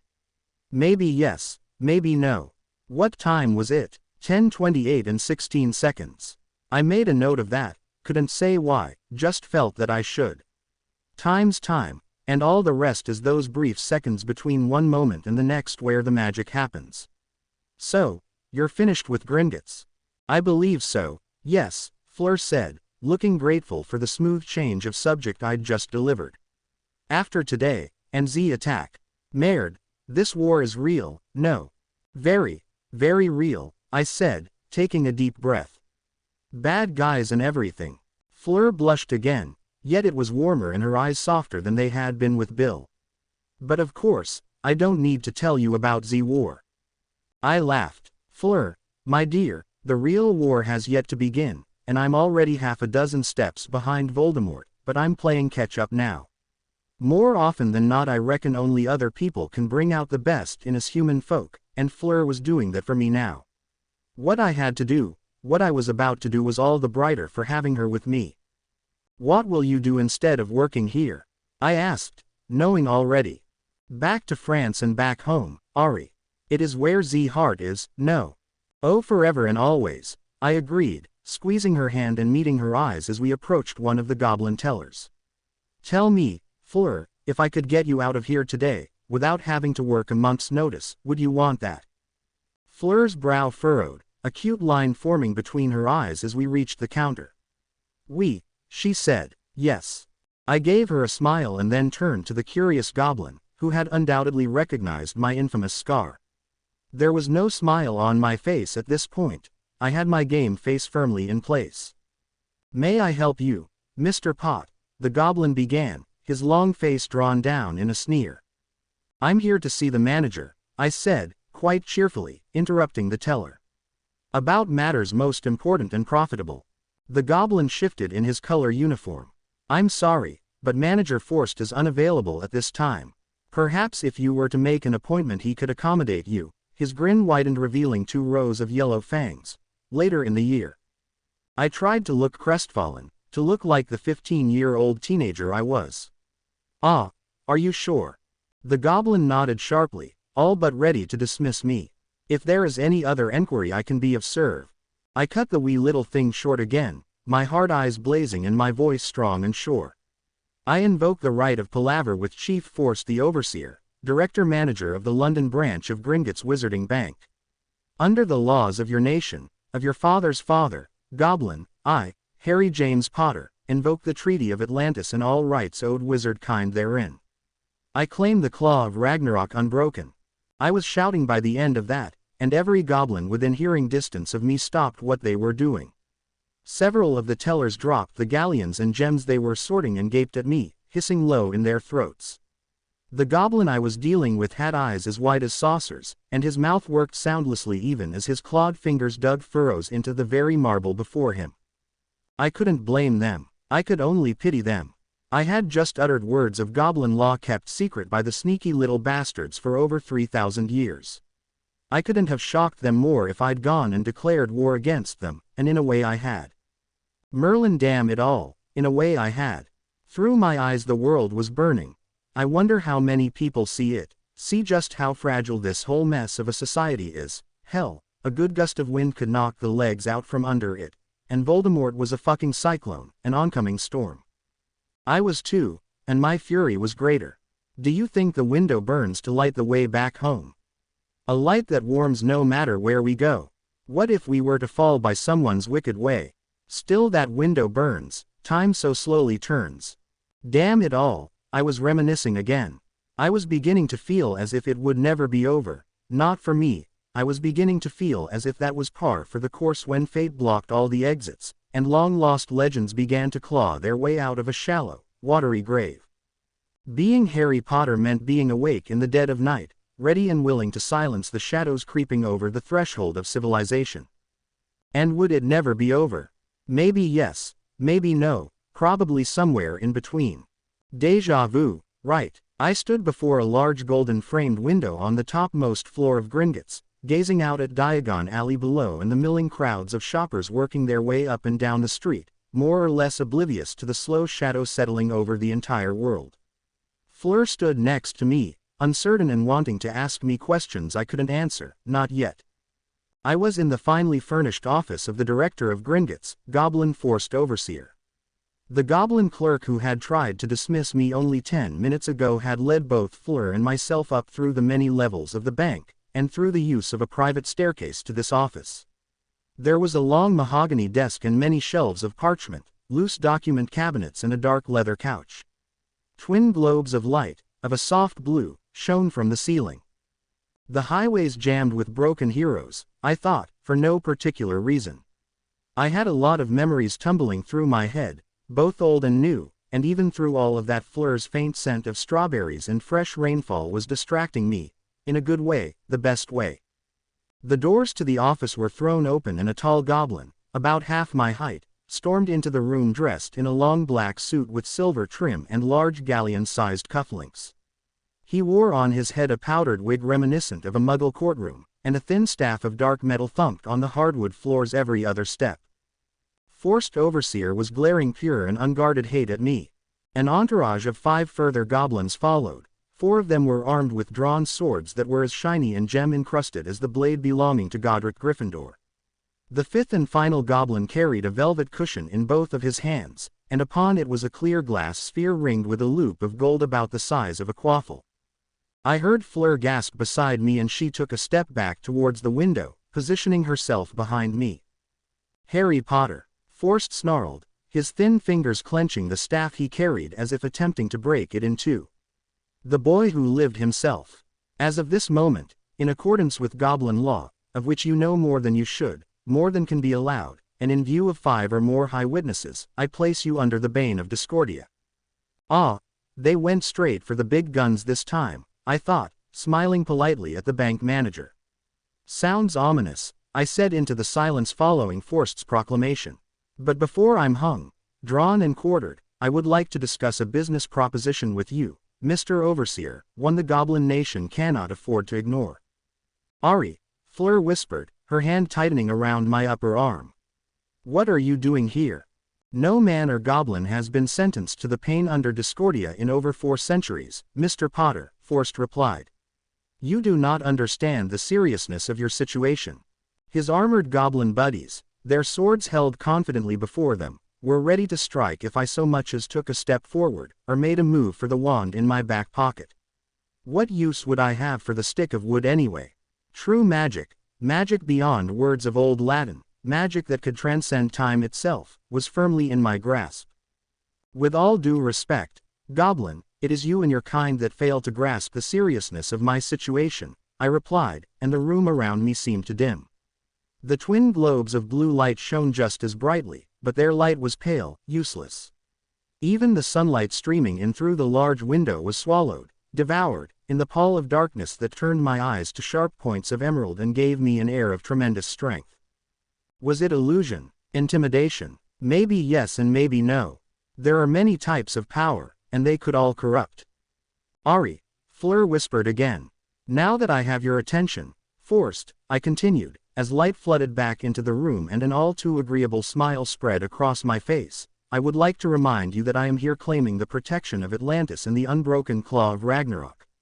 You've so far set much standard by the traditions of your nation, as this death squad clearly demonstrates, yet here you violate the oldest precepts of your kind." Forrest's eyes widened with every word, and at the mention of Atlantis and Ragnarok he flinched as if I'd struck him. His stature seemed diminished by the time I was done, and his staff sunk in his grasp, almost hitting the polished floor. The other goblins exchanged anxious and hesitant glances with each other. "What is it you want, wizard?" Forrest asked after a heavy moment. "How do you know of our hidden lore?" "What I want isn't as important as what I can give you, return to you, Forrest." I turned and smiled at Fleur, and led us both over to the smooth leather couch underneath the window. Taking a seat, I lounged in the sofa under an air of disregard for the death sentence just leveled on my head. "Speak, Potter," Forrest hissed. "You knew enough to know we could not let you leave today, unless, goblins were ugly not stupid," and I had a feeling Forrest was beginning to understand just what I could offer. "As I've said, I have a proposition for you, if you'd care to listen." As an afterthought, I added, "and go down in history as the goblin that restored the lost riches of Atlantis to your already considerable treasure hoard." A little flattery went a long way sometimes, catch more goblins with honey, and so on. More than one fool wizard has assumed the quest for mythical Atlantis over the long centuries, Mr. Potter, Forrest said, taking a seat at his own large desk. He began to tap his long fingernails against the wood, irritating me in a way that made me want to twitch. "None have ever found it. What makes you think it even exists?" An innocent enough question, you would think. I didn't. The scowl that washed the fake smile from my face was so fast and so sure that the Goblin Bank manager leaned back in his seat, unnerved. "No," I said, "no. I am here, in your house, under the pain of death, even though the truce of Ragnarok's claw has protected all such wizarding ambassadors for over 3,000 years against such a sentence. Granted, I am the first to claim such protection in 3 millennia, yet you have forgotten those that sired you, Forced Overseer. I was not a teenager at this point, not even an adult. I was something more, something different. I was the Time Warrior, neither young nor old, a title bestowed upon me by angry and vengeful gods that were laughing behind my back as they gave me the power to wrap time around my little finger. And damn it all, goblins pissed me off to no end. Again, Forst's demeanor seemed diminished by the time I was through. He had stormed into his office all swords and death sentences, and I'd set him firmly in his place. My knowledge of archaic goblin law was as hazy as most of my future memories, yet I had set foot on Atlantis, on the Lost Isle, where gods and demons had battled at the end of the ancient world, and doomed Utopia to depths unknown. I was the power in this room. I didn't even know it was possible for the blood to drain from the face of a cold-blooded creature, yet the director-manager of Gringotts, London, was looking mighty pale at the moment. You have no idea what you have done today, do you, Mr. Potter? I had a very good idea, baby. I've been here before, but I let the goblin have his say. Laws unspoken since the great cataclysm, goblin honor and lore denied, all called into question. You know what it would mean for the goblin nation should your knowledge become public. It would mean war and rebellion and all manner of profitless destruction, and all for one wizard, one boy, who has come across information better left lost to the winds of time. You even brought the shackles of Lar, I said, gesturing to the goblin supporting the glass sphere on the velvet pillow. It was really a glorified pair of handcuffs, only a lot more biting. Goblin blood activated the sphere, made it malleable, which could then be settled over a pair of bound hands before it hardened and began to eat away at the flesh. Cruelty knows no restraint when it comes to torture. I am not surprised you know of Lar's doom, also. I inclined my head, taking that as a compliment. Do you extend the protection of Ragnarok unbroken, Mr. Overseer? To myself and Miss Fleur Delacour. Not that it really mattered, but this was a grand moment in the history of wizard-goblin relations. Not once in the last 3,000 years had the words spoken here today, in the heart of London, been uttered. And even when they were common knowledge, such drastic invocations were rarely used. As a representative and overseer of his nation, Forst could grant the protection. He could not deny it or else forfeit his house to me, hand over the keys to Gringotts and all spoils therein, and I could commit bloody murder under his roof and escape all punishment. Diplomatic immunity at its most extreme, part of a deal made between goblins and humanity at a time when no one could imagine either nation falling apart at the seams. Only they had, all at the same time, Atlantis had been the bolt that held the world together, and when it was lost. Granted, Forst said, snarling at the word as if it were a noose for his neck. The claw of Ragnarok passes unbroken to Harry James Potter for this day only, and within the house of Gringotts, London. The bane of Discordia is revoked under the claw. You may leave, he said, speaking to the armed guard that still looked ready to give me a really short haircut. The 5 goblins filed out of the room silently, never taking their eyes from me, and the double doors closed with a click behind them. I turned back to Forst, rubbing my hands together and eager to be underway. Unless you are hiding the crown of Gringott himself in that bag of yours, Mr. Potter, as well as the 5 rubies of Arcadia and the golden scepter of Amun-Ra, then I think what I've just done may mean the headsman for me and all in my direct line. Fear not, I said. He was right, of course, the other goblins were going to kill him for honoring the lost lore of Atlantis, a nation and utopian city they had spent millennia convincing mankind did not truly exist. Forst was doomed if I was bluffing about all the lost treasure. Luckily for him, I was as good as my word. Shall we dispense with the formalities and get down to business? Indeed.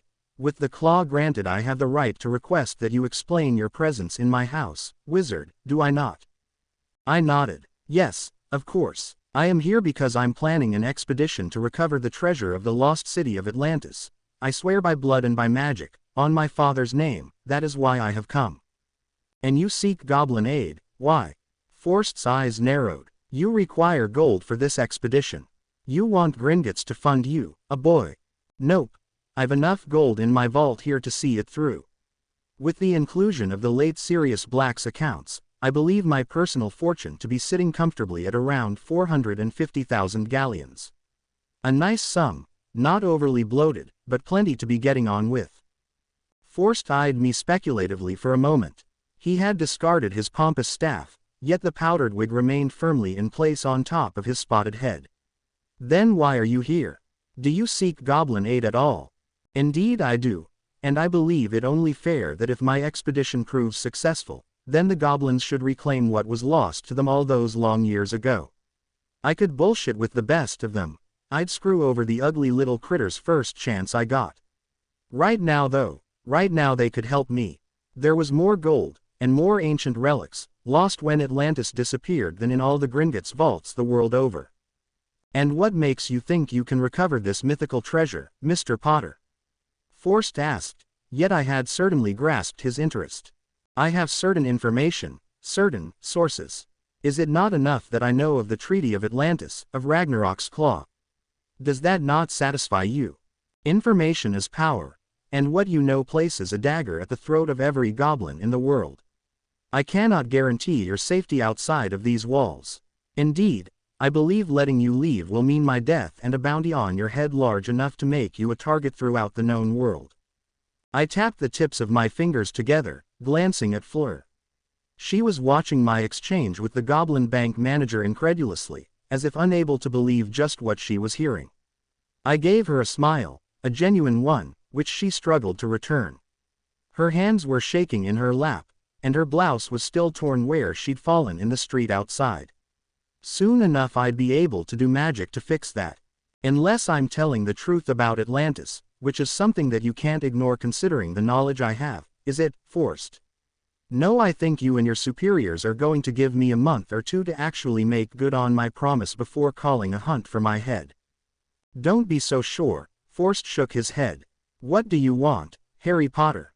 For all the riches of the ancient world, what are you asking for in return? 4 things. Actually, and weighed against more wealth than you can honestly imagine, they are quite reasonable. I want just one simple trinket, one simple transaction, one simple favor, and one simple portkey. How reasonable? Forst blinked. Well, we'll see. The trinket. I've been led to believe that here at this very bank, stored in your personal vaults no less, Mr. Overseer, is a ring of concealment, a gold band capable of masking a wizard's magical signature. A rare trinket and of a coincidental make, wouldn't you say? And useless to goblin kind, yet of great use to me in evading the trace set upon me by the Ministry of Magic. Forst again seemed taken aback, for the same reason as before, because I was displaying knowledge about goblins, and about Gringotts, that I simply should not have had. That no human, magical or not, should even be aware of. It was coming up for 11 o'clock. This negotiation always sapped the better part of my first day back. At least I had it down to what appeared to be a fine art, working as I was off hazy memories and feeling my way along paths of conversation and intimidation that just felt right. I was unclear for the most part just what the hell I had in my head. Turns out it's some pretty heavy stuff. Trinket, indeed, the goblin scoffed, grimacing. No, that was a goblin smiling, which anyone can tell you is never a good thing. Powers of the ancient world notwithstanding, Mr. Potter, to provide you with such concealment would breach maybe 7 or 8 clauses of modern-day underage sorcery law. The times, they are precarious enough, without bringing the weight of the ministry down upon us. I could work with that. Of course, the ring would only be a loan until, say, my 17th birthday just over a year from now, and recompense for its use to the sum of, say, 50,000 galleons, and payable today. Do we understand one another, Mr. Overseer? Forst's eyes gleamed as I offered him 50,000 pieces of gold for a ring that had been gathering dust in the goblin vaults for centuries on end. It was bait far too tempting to pass up, and being so generous also led weight to my claims on the expedition, as well as build up a trust that had kind of collapsed when the little goblins had sentenced me to death 10 minutes ago. You know, don't you, that the ring of concealment is of Atlantean make? Of course you know. I nodded. No sense in denying that. I know a great many things. It impresses my friends, confuses my enemies, and delights small house elves. The hallmark on the ring, the eternity symbol, magic old and wise shaped the ring some 3,500 years ago. My how time flies. I couldn't let the creature see how important the ring was to my plans. I didn't really know how important, but I got the feeling that without the ring, I was going to wake up again at Privet Drive all too soon. It did more than just conceal one's magical signature. The ring is a key to the past, I thought, and hid a grimace as a sharp bolt of raw pain pinched the back of my eyes. It hurt like all hell, and I stopped thinking along those lines. In this, at least, I believe we understand one another, Mr. Potter. I shall have the ring retrieved from storage. Please be aware it may take some time, a half hour, for it to arrive. I smiled. More than enough time to discuss other matters of importance. Forrest removed a black feathered quill from the stand on his desk and scratched a hasty note on a fine piece of parchment before him. Satisfied when it had dried, he placed the note in a small tray on his desk where it promptly folded itself into a tiny paper bird with small flapping wings, and took off through a small hole above the goblin's door. Now how else can the goblins of Gringotts assist you on your treasure hunt, Mr. Potter? Just a few small matters, a few things. I have the trinket, now on to the transaction. Fairly standard, this request, you do it most days for those venturing into the Muggle world. I require documents, a passport, Muggle bank accounts, international driver's license, certificate of birth and such in a name other than Harry Potter. False identification, a simple matter, there is more. Currency conversation, I would like 100,000 galleons converted into Muggle cash of various denominations. 25,000 galleons each of British, French, Italian, and American Muggle money, and put it in one of those fancy suitcases I've seen your fellows walking around with. Ari, are you mad? Fleur whispered furiously in my ear. I cannot believe what I am hearing today. A ring of concealment, currency and documents of safe passage through the Muggle world. Forgive me, Mr. Potter, but it appears as though you wish to disappear. What better way to find something that's lost than to become lost yourself, Mr. Overseer? Oh, and chuck in a bag of about 300 galleons, just in case. Forrest nodded. What you are requesting is a function normally processed by Gringotts regardless. I assume you want this done as soon as possible. If my shiny new documents could arrive with the Atlantean ring, well, that would be splendid. Indeed, Forrest began to scribble on another piece of parchment, and soon enough a second little bird was fluttering out of the gap above his door. The gold, including the loan fees for the ring, will be removed from your vault immediately. That is 2 of your 4 requests, Mr. Potter. The third was a favor, the fourth a portkey. A favor, yes, I said, glancing at Fleur. Miss Delacour is currently an employee of your bank, Mr. Overseer. Due to the neutral, more profitable stance you goblins have taken in the wizarding war against Lord Voldemort, the task of auditing Death Eater accounts fell to her. Ari, and just this morning an attempt on her life was made because of your cowardice, Forrest snarled. Oh, forgive me, your profitable neutrality. The favor, Goblin, I all but growled, is that you terminate her employment effective immediately, no strings attached, and she walks out of here with me today no longer an employee of your proud, neutral establishment. Forrest blinked. Is that what you wish, Miss Delacour? He asked Fleur. Your work has always been of a high standard, and there are many opportunities within Gringotts for one such as yourself, both here and overseas. EET is what I wish, Mr. Overseer, Fleur said, giving me a look of pure amazement as all the pieces of that morning's plan fell into place. I suppose I was doing pretty good so far this morning, all things considered. My throat was a little dry from all the bullshitting, but I was nearly done now. Very well then, and the portkey, Mr. Potter. Sydney, Australia. The hunt for Atlantis begins there. If nothing else is left, one must scream. And time wounds all heals, brings all things to pass. How could I kill time without wounding eternity? I find it kind of funny, and I find it kind of sad, that the world needs kids to save it. There's something terribly wrong with the universe, with fate, and if there were no tomorrow I reckon that would sit well with a lot of folks. My name is Harry Potter, and I can bring time to its knees. And I'm Harry, just Harry. And lions are just lions, heroes are just heroes, gods are just gods. It was 11:47 and 33 seconds when Fleur and I finally left Gringotts and began to walk up the street toward the Leaky Cauldron, working our way through the crowds. The alley was a lot busier this late in the morning. Thankfully no one was paying particular attention to me or my scar. I scanned every face that we passed, however, not taking any chances with a demon that seemed as competent at time manipulation as I was. At least I was out of that damned bank. Merlin, it had taken over a bloody hour to persuade the little bastards to part with their treasure. Still, mission accomplished. I turned the dull golden ring on my left index finger with my thumb, and felt the magic pulsing through my body from that hand, disrupting my magical signature and making the Ministry's trace spell all but useless. The Ring of Concealment, a relic of long, lost Atlantis, or so the goblins believed. It was a familiar weight on my finger, and fit as if it had been sized for me all those years ago. In my other hand I carried a fancy black briefcase with silver trim, and within it were all the documents I'd need to make my way through the Muggle world, as well as close to £1 million in various world currencies, British, American, French, and Italian, and strapped to my jeans around the waist was a small sack of galleons. Both the briefcase and the sack were bigger on the inside than out, and charmed feather light. Well, that was unexpected, Ari, Fleur said, finding her voice. Je suis plein de surprises, ma chérie, I replied, in perfect, fluent French. I am full of surprises, sweetheart.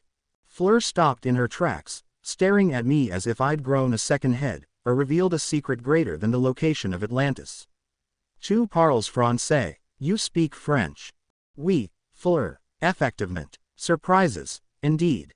I took her hand and pulled her to a stop just outside of the magical menagerie.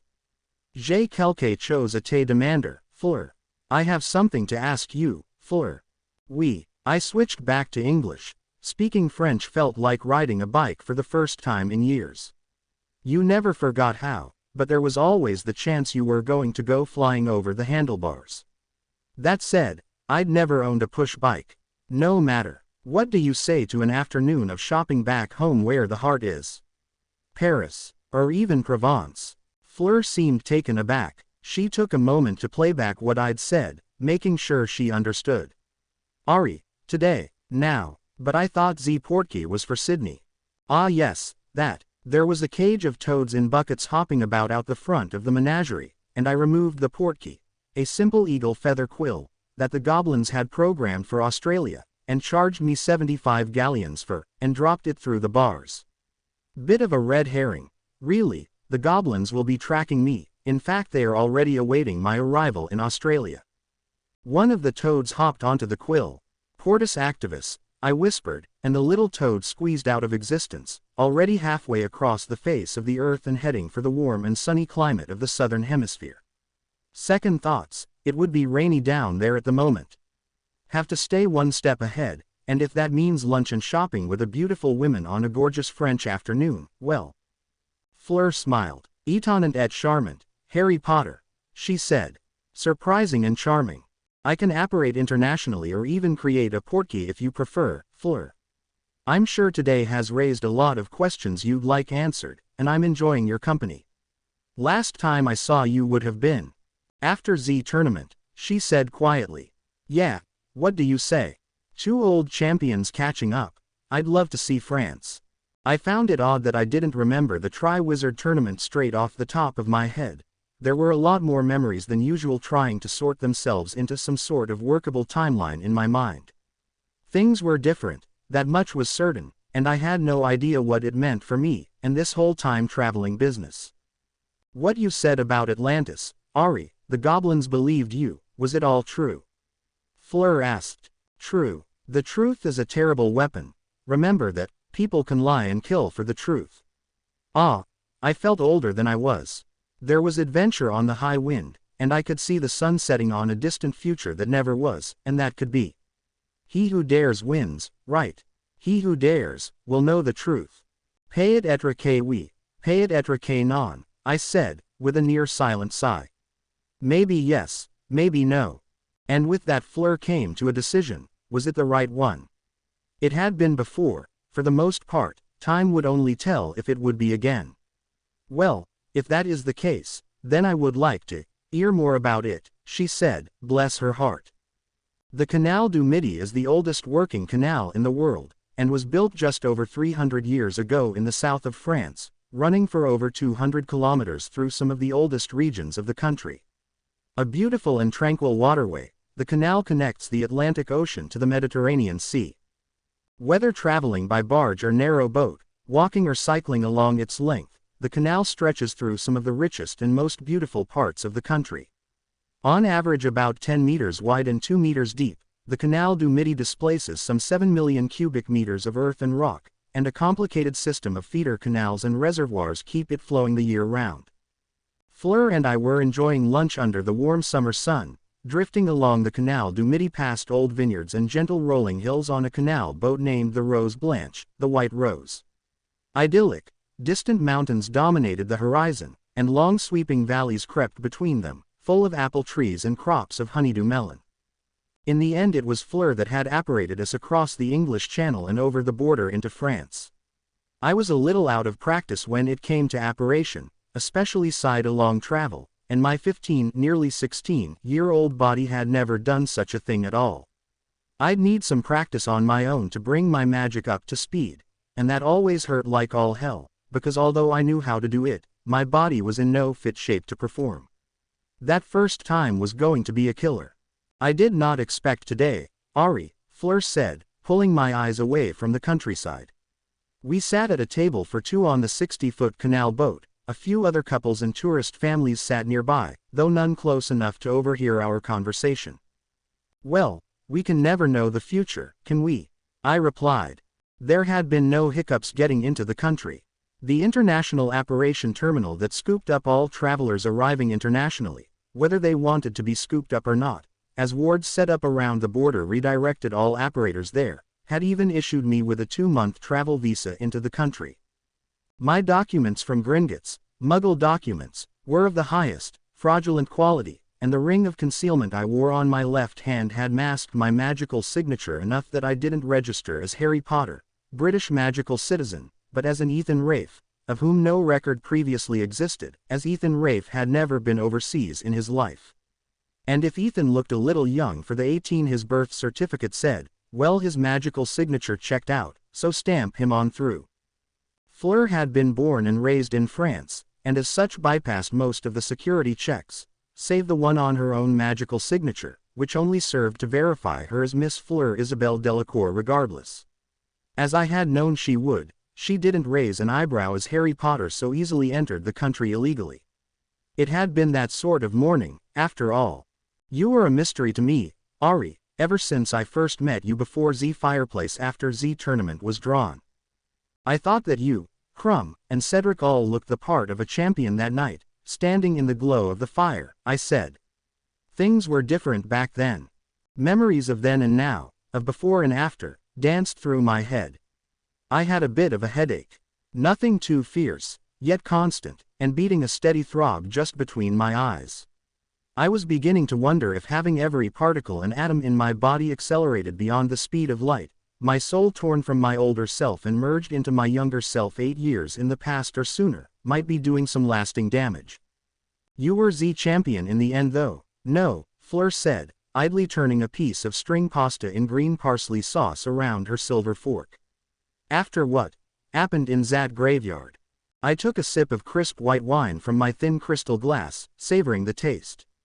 I hadn't eaten in days, really, and had died twice in those days. And where I'd come from in the future such luxuries as white wine, and food in general, had been scarce, red non-existent. So much so that the bodies lying in the mass graves around the major cities didn't even have enough meat on them to please the vultures and the carrion eaters. Slim pickings. Merlin damn it all, there were dark days ahead, and never enough time to prepare.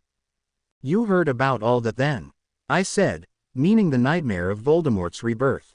It is fast becoming a legendary tale, Ari, after your ministry finally accepted the return of you-know-who a few weeks ago. A boy, only 14, duels a wizard that inspires such fear, it is a story of hope. I shrugged, maybe yes and maybe no to hope, before topping off my wine glass with the bottle from the silver ice bucket on the edge of the table. I hovered over Fleur's glass until she gave me a nod.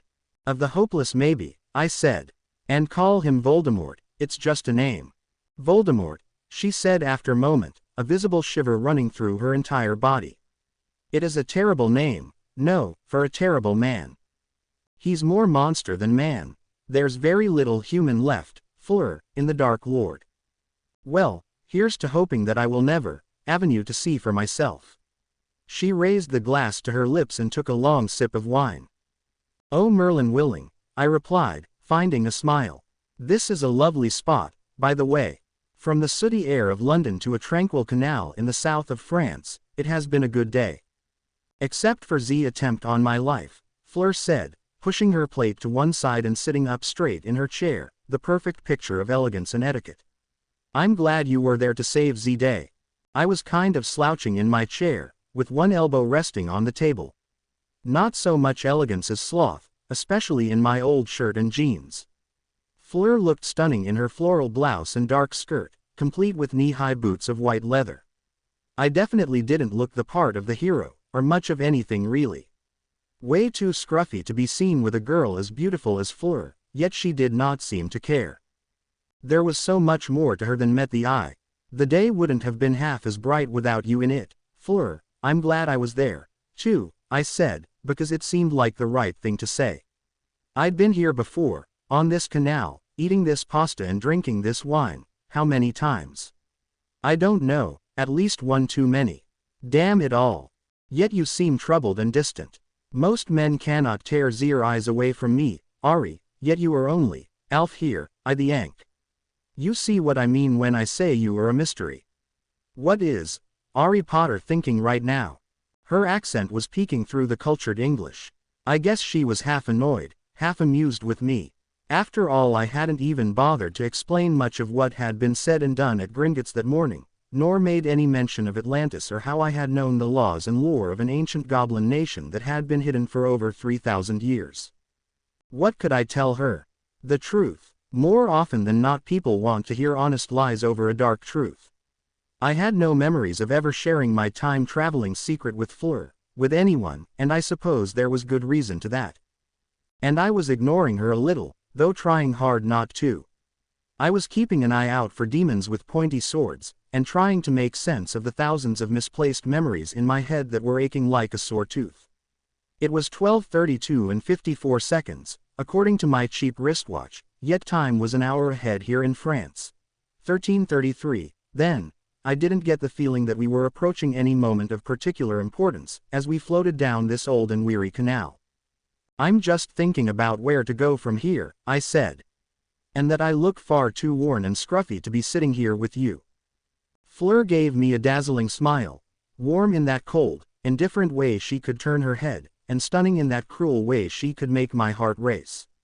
You are scruffy, Ari, especially your hair, but it is cute. Cute, I said, running a hand back through my unruly hair. See, this is why I need you to come shopping with me this afternoon. If I'm going to fight Dark Lords and Death Eaters, then I need to pull off angry and intimidating, brooding and wise. I need to look older and scarier. You know, wizardly. Yet you are cute, Ari, and I'm not sure I want to help destroy that, Fleur said, laughing and taking a sip of her wine. Looking as young and scruffy as you do adds to the mystery, no. Surely this is not a boy that defies dark wizards, but a cute Quidditch player not 5 minutes off his broom. I grinned, and tried to recall the last time I'd played a game of Quidditch. Last year, my real last year, my 5th year at Hogwarts. Had I played Quidditch? I think Umbridge put a stop to it, didn't she? I certainly hadn't played it in those last unrealized years of the future. Too much ash and fire in the sky. When was it? I honestly couldn't remember, and my headache felt all the worse for trying. So being a young, scruffy mess is something that works for you French girls then? Fleur laughed. But of course, Ari. Older men can be controlling sometimes, in my experience, and assume far too much. Oh, just what were we talking about now? I think I was flirting a little. Damn my eager teenage hormones, whereas Fleur was just playing. I was enjoying myself, either way. Tell me about it, I said, thinking of Albus Dumbledore and his good intentions. Merlin keep the old man safe, but damn it all, this war was a young man's game now. Fleur quirked an eyebrow at me. I'll be 16 in just over a fortnight, you know. Plus however many years spent time traveling between then and now. I am just over 2 years older than you. Any plans for your 16th? Well, no, I don't get out much back home, especially during the summer. Too risky, according to Dumbledore in his order. You know haven't done some work for Professor Dumbledore in Z Order, she replied. Protecting you is a great priority to them. Yet I assume that haven't decided to be more independent, no? Z goblins most certainly think so. The goblins are going to wish they cut my head off this morning all too soon, I said, running my finger down through the cool, wet chill that had settled on my wine glass. Be prepared to die, if you want to live, and if you want to make a difference. God help you if you do, God help you if you can. Then be prepared to die. And be prepared to drag the screaming innocence of humanity down into hell with you. Mercy be done. Maybe yes, maybe no. And no matter how hard it gets, how fucking impossible, always, tell yourself that you can do it, that you'll make it. Even if you know the taste of that bullshit, well, you never admit defeat. I can think of no better advice than that. Save, run and hide, and try not to fall asleep, lest the nightmares of the waking world happen upon you and, with a grumbling stomach, show you what it means to be a hero, and how so few moments matter at your last. Was I prepared to die? Maybe yes, maybe no, but you know the answer, don't you? Of course I wasn't, and that is why I force time to my own dark ends, time and time again. Fleur and I departed from the canal boat at the port of Carcassonne, a fortified castle town home to some 50,000 people built up and around an elongated hill many centuries ago. An impressive sight, Carcassonne was Fleur's hometown, and her family owned a large manor house on the outskirts of the cité, pretty much in the French countryside. I had vague memories of being there before, a life or two ago. My first few days back were always pretty much the same. And it was hard to forget the finest remains of medieval fortifications in all of Europe. I walked up to the town with Fleur at my side, my bag with the invisibility cloak and a half-pack of smokes slung over my shoulder, and my briefcase with the Muggle currency and false documents swinging idly in my left hand. The ring of concealment shone dully in the pale afternoon light on my finger. That was nice. I have not been on the Canal du Midi since I was a girl with my father, Fleur said, looking great in the light, her hair trailing out behind her in the breeze. The food was good, I said, patting my full stomach. Nice, light, and I want some more of that apple pie. It was all pastry and sugar, Ari. I should not. Avenue, add the piece I did. We'll have to go again sometime. Peut être que oui, peut être que non, maybe yes, maybe no. You were distracted most of the ride, Ari. Thinking of long-lost riches, no. She paused. Of Atlantis, only fairy tales exist, I think. I gave her a tired and careworn smile that looked too old on my young and cute face. I've been led to believe it's more than myth and legend, but we'll see. The summer holidays are still young, after all. You really mean to go on this expedition of yours? Better than sitting at home dwelling on things I can't change. People I can't bring back. If I do find it, I promise to bring you back all kinds of treasure. Fleur laughed, light and clear and delighted. Well then, perhaps we will ride the canal on our own private boat, no? I wouldn't say no to that. For the next hour or two Fleur gave me a guided tour of the fortified cité of Carcassonne. We walked down the old narrow and winding cobblestone streets and past buildings made of brick and marble, coated in creeping vines and dashed with early afternoon sunlight. The air was fresh and the people friendly, and we stopped more than once at half a dozen sweet shops and Muggle specialty stores. All there for the tourists, of which I suppose I was one. More than one man and even a few women paused as Fleur walked by, or laughed at something I had said, admiring her undeniable beauty. It had been an eventful day so far, spanning hundreds of miles, and the younger part of me, the boy who was only 15, marveled at the fact that only a few short hours ago I had been gutted like a fish, only to awake an hour early in time. Was this really my life now? I never had enough time, and yet I could hardly consider this afternoon time wasted. And the way I saw it, the universe owed me a pleasant afternoon after all the dying it put me through. At the very least, time with Fleur was a break from, but no, that began to sound too much like a pitiful excuse. I was better than that. I bought a few new pieces of clothing chosen by Fleur, nothing too much at this point as I didn't want to be weighed down carrying shopping bags of fine clothes, yet she took me into the pricey Muggle shops and I purchased 2 pairs of jeans, a few shirts, all paid for with the francs in my briefcase that I had acquired at Gringotts that morning. There was no sign of the magical world in Carcassonne, and I could not recall if the city had a Diagon Alley equivalent or if it all belonged to the Muggles, yet that didn't matter, as Fleur knew the way around like the back of her hand. This was the town of her childhood. In a quiet store at the higher end of the town which smelled of new leather and shoe polish, Fleur made me stand to be fitted for a dark Muggle suit and shiny black shoes. The stitching on the inside pocket read Armani, and the price tag was in the thousands of dollars, American. Extravagant, of that there was no doubt, yet Fleur insisted. And I have to confess I do like the way a pair of dark trousers, a silk gray shirt open at the collar, and a suit jacket complete with round silver buttons looked on me. So did Fleur, and I think she appreciated just how much of that cuteness I shed standing on that stool before a set of 3 mirrors, as the French tailor tightened my shoelaces. I may have been dressed for a black tie dinner, but damn it all, I'd look good dueling Voldemort in this, and my wand fit snugly in the inner B-East pocket. I think I'd bought a few suits like this the last few times I'd tried to stop the world from ending, and even a pair of dark sunglasses to replace the thin wire-framed glasses I wore, but that was something to think about in the next few weeks, if I bothered at all. The memories were still spinning and tumbling around my head, caught in the cyclone of time travel. "Are you sure about this?" I asked Fleur, who stood to my right as I straightened the cufflinks on my shirt. The tailor had left us to discuss the suit alone, seeing as how it cost somewhere in the region of 100 billion galleons. "Muggle fashion is centuries ahead of the wizarding world, Ari," Fleur replied.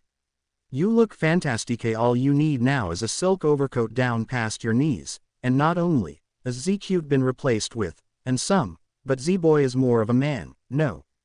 Now, I like to think of myself as a bit of a badass. I've been forged through enough chaos and destruction to have been tempered unbreakable by the fires of war. I've magic in my arsenal that could tear down cities, reduce forests to ash, mountains to rubble, and, if I feel like going out in a blaze of glory, I can channel enough power through my body to melt a continent.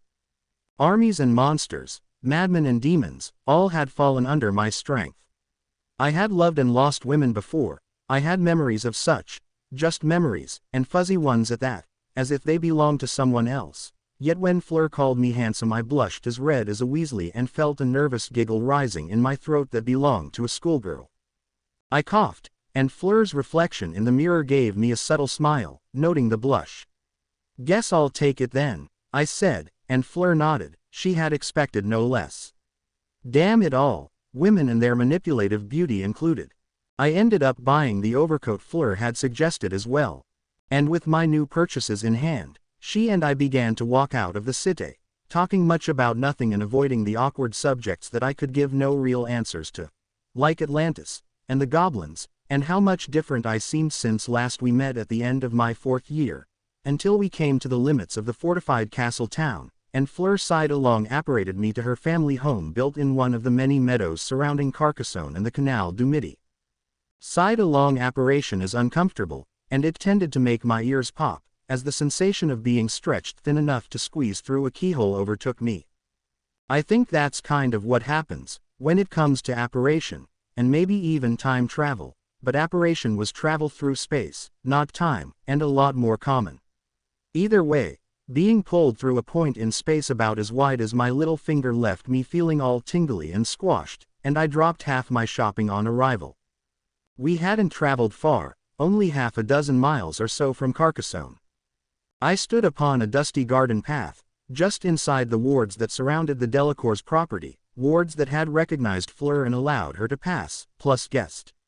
All around me were statues and garden ornaments, rose bushes and tall ancient trees swaying gently in the breeze, growing behind a low hedge that ran alongside the path up to the house itself. It was an old manor house, and had that much-loved and well-worn look of being lived in for generations.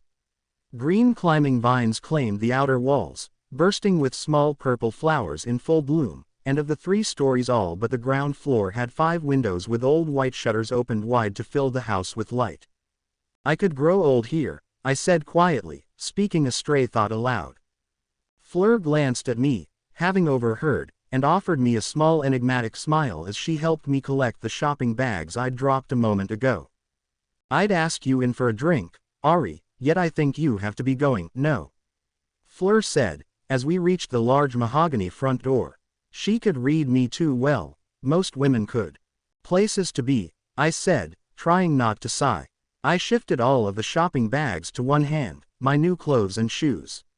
The fancy suit hung in a zip-up dust cover from a coat hanger latched under the strap of my old school bag, dangling down my back.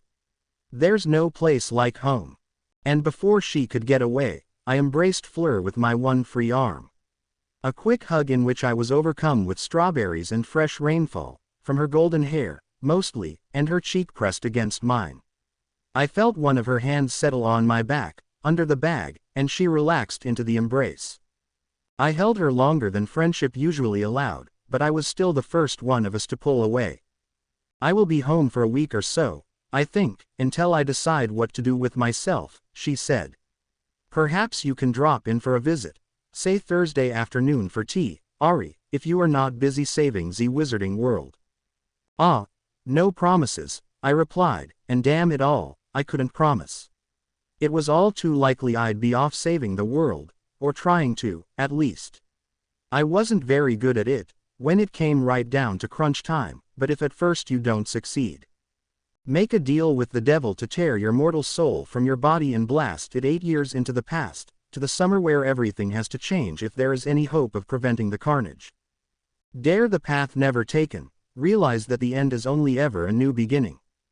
If at first you don't succeed, walk away, no sense in being a damned fool about it. You are not going looking for trouble, are you, Ari? Fleur asked, under that warm afternoon sun. Her tone was light, yet her eyes were worried. I never have to go looking, I replied, rakish smile firmly in place. No, I suppose not. Fleur hesitated, and then leaned down to kiss me on the cheek. Her lips lingered a heartbeat longer than a simple goodbye, and her breath was warm in my ear. Thank you again, for your heroism this morning, Ari. Take care of yourself, and come visit me soon. We said our final goodbyes and Fleur let herself into her big vine-covered home. I got a glimpse of polished hardwood floors and a crystal chandelier hanging from a high ceiling, before she gave me a final smile from within the doorway, and closed the door on creaky old hinges, taking all the strawberries and rainfall with her. I stood there for a moment under the eaves of the house, thinking happy thoughts about today. Things were always pleasant, back at the start, yet I had the feeling, call it intuition, future memory, that a lot of things were about to head downhill from here. A pessimistic attitude, maybe, but when you've seen the world go to hell in a handcart as many times as I have, it gets awfully hard to remain optimistic. I took a stroll down the garden path and over the boundary of Fleur's property before attempting to apparate. I felt the gentle pull of the minor wards protecting the home as I crossed their border, leaving the garden behind and stepping onto a country road that could take me all the way back to Carcassonne. I had another destination in mind. Now there are some things in life that, once learnt, you can never forget, no matter how many times you relive the same 8 years trying to avert Armageddon, things like riding a broom, or speaking Italian and French. And magic, I knew the ins and outs of apparition, I knew how to squeeze myself through that thin little keyhole in space. I'd already apparated twice today, piggybacking on Fleur's magic, and it had given me a feel for it again. Enough that I thought I could do it with little hassle, although I had a feeling it was going to hurt, being so out of practice as I was in my 15-year-old body. I took a deep breath, steadied my shopping bags and that badass suit over my shoulder, and muttered, destination, determination, deliberation. The 3 Ds of apparition. I felt a tingling in my toes and then, standing in the middle of the road like an idiot, I disappeared from the French countryside without making a sound. When Fleur and I had apparated into France, we had been redirected to the International Apparition Terminal in Paris, and for the most part Fleur and I, Mr. Ethan Ralph, had entered the country legally. Italy had the same wards and charms set up to net incoming international travelers as France did, yet without Fleur I could fly below the radar, so to speak. I just had to be careful not to set off the wards in place that would alert the Italian ministry to an illegal border crossing. It wasn't easy, yet I knew what I was doing, having spent many years, scouring the globe covertly for ancient magics and lost cities. I'd picked up a few tricks in my time, and the sheer distance I was attempting to apparate would also work in my favor. Most people, most magical folk, can manage somewhere in the region of 200 miles when apparating, and that's all good and well, yet even on an off day I could manage closer to 1,000 miles. Dumbledore could probably do about 500, whereas Voldemort would be closer to me again. I'm not sure, to tell you the truth, of the true extent of Voldemort's magical ability. I've never survived long enough in a fight to the death against him to find out. Anyways, I was attempting to apparate from the south of France and into Italy, near to Rome, a distance beyond 99% of the general population. My atoms and particles were stretched thin enough to cover such a distance, squeezing through cracks in space and magic, to pass almost undetected through the country's border patrol wards. Yet I wasn't taking any chances. The goblins, once they realized I wasn't in Australia, would track the documents they had given me through the International Apparition Terminal in Paris, and discover that Ethan Ralph had been given a 2-month pass into the country. There could be no record of me leaving, if I was to have any chance of proceeding unhindered. Having disappeared without making a sound was part of the trick. Almost always there's a popping sound as air rushes into the vacuum left in the wake of apparition. I had disappeared silently, because I was still there. I don't really understand the mechanics of it, but I guess you could say I half apparated from France, right up to Italy's border, and waited for a lull in the wards, timing it just right, before slipping through into the country undetected. I think I've said that time travel requires an instinctive grasp of time itself, and an understanding of the moments between one second and the next where the magic can happen. Well, I have that understanding. To my knowledge, there is no one but me who could perform this kind of apparition. It isn't instantaneous travel, and that's the trick. It's more like digging a hole under the fence and sneaking in the back door. I appeared in Tivoli, an ancient Italian town about 30 kilometers from Rome in the Italian peninsula, and promptly fell to my knees, stifling a scream and scattering my shopping bags as every bone in my body protested to such vicious first-time apparition. Fuck, I groaned, none too eloquently, as harsh lances of cool pain shot through my joints, froze in my blood, and battered away inside my skull. That bloody headache was killing me. After about half a minute spent twitching in pain, I rose to my feet and, before anything else, reached over my shoulder for the pack of cigarettes in the side pouch of my backpack. The silver Zippo I'd borrowed from Dudley was in my pocket, and I took a deep drag on the smoke with a sigh. I'd been smoking for about 5 years. Back in the future, when you're starving, and supplies are at their lowest, a stomach full of smoke was better than nothing. It took the edge off, and the addiction was always worth it.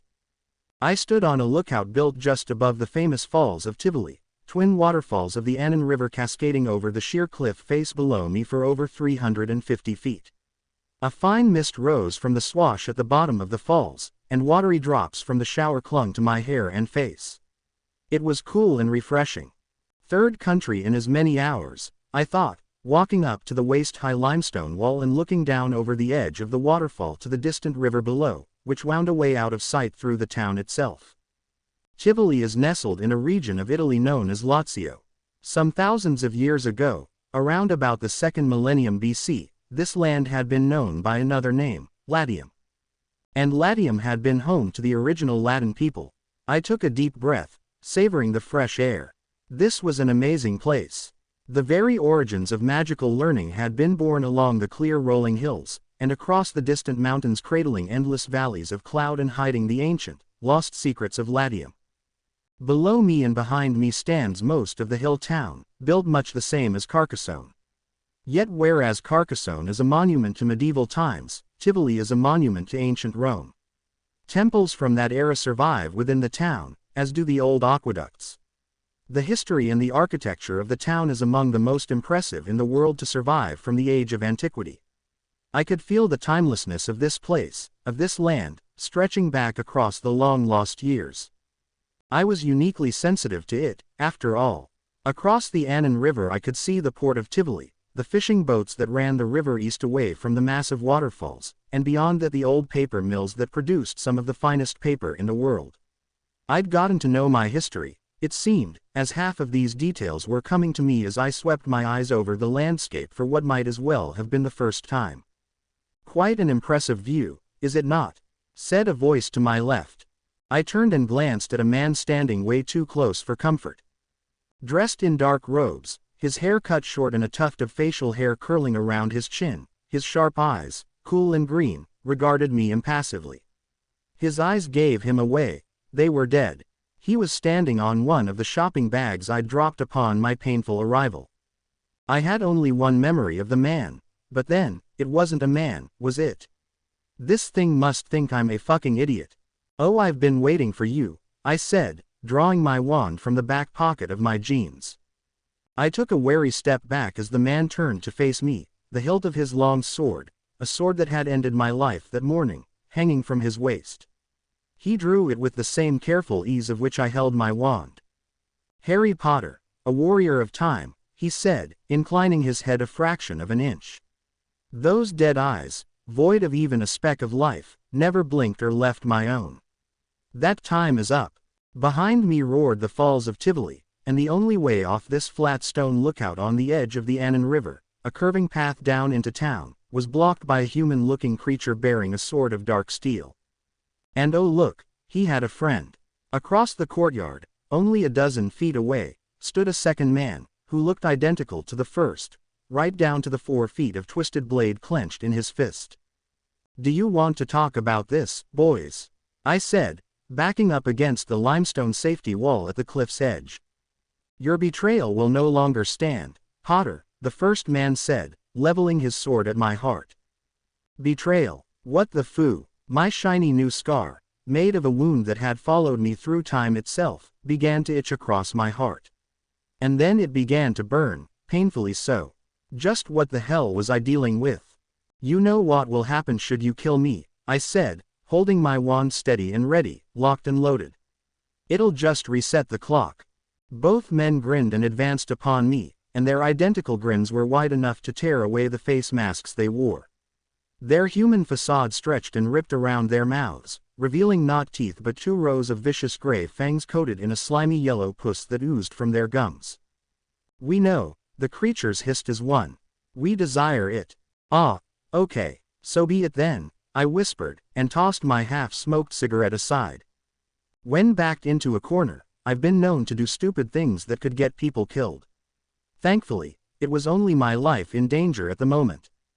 I turned and leapt up onto the wall, and pausing for not one moment I hurled myself over the edge of the cliff and down into the rising mist of the Falls of Tivoli, some 400 feet above the ground. I spun in the air whilst I was still level with the lookout and took aim with my wand. I saw surprise in the bulging bloodshot eyes of the monsters trying to kill me, and then lit those eyes up with crimson curse light. "Reducto," I cried over the crashing of the monumental waterfalls, forcing as much power as I could into the spell.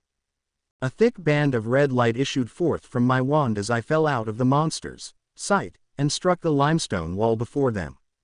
There was a loud bang, followed by an explosion of dust and rock as the wall crumbled under the weight of the curse. Twin howls of rage and surprise echoed across the late afternoon sky. The monsters joined me in my suicidal jump, as the impact of the curse had taken a bite out of the cliff just beneath their feet, along with the wall. A whole section of earth and rock broke away, becoming a deadly barrage of falling stone.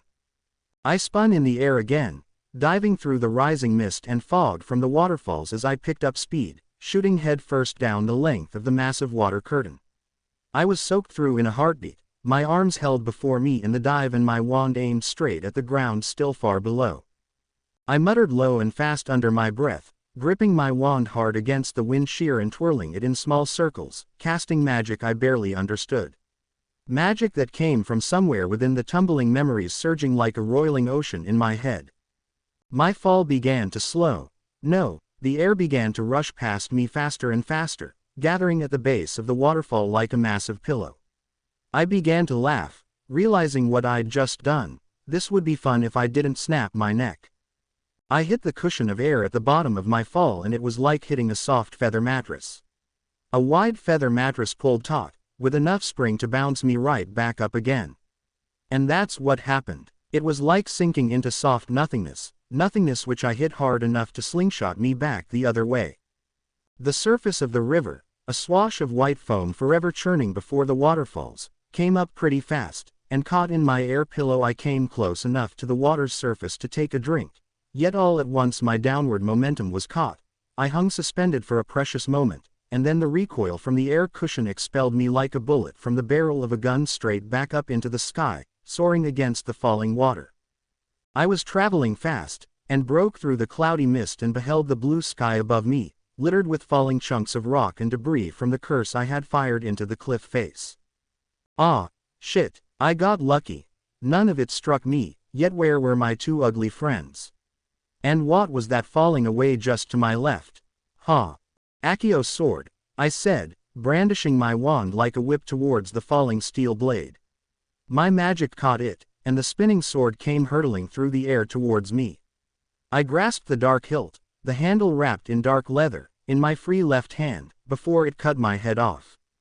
There were two identical shrieks just above me. Ah, there we are, Tweedledum and Tweedledee, hovering in the air on thick wings of a near-transparent gray membrane, riddled with black veins and ragged holes. Oh, that is not fair, I thought. That is unfair. That is taking unfucking fair to a whole new degree. Not only did these nightmares look like corpses left out in the sun too long, but they could fly as well.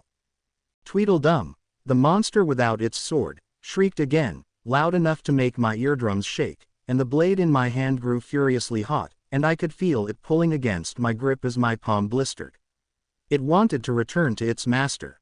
No chance, I thought, as my upward velocity carried me amongst the stinking, flapping wings of my foes.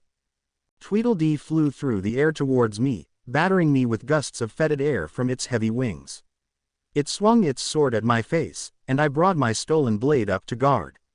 The swords met in midair and a fountain of silver sparks erupted between us, followed by an explosion of raw energy, forcing us apart. Tweedledee spiraled away, shrieking in rage as it was thrown under the massive waterfalls. The sheer pressure of so much water slammed the monster down towards the river far below, and out of sight. I was thrown practically into the waiting arms of Tweedledum. The creature, whatever it was, wrapped its wings around me and trapped the sword between our bodies. Merlin, damn it all, but the bloody thing reeked. All of the upward momentum I had left was drained away, and gravity took back over as I grappled with the creature and it fought to reclaim its sword.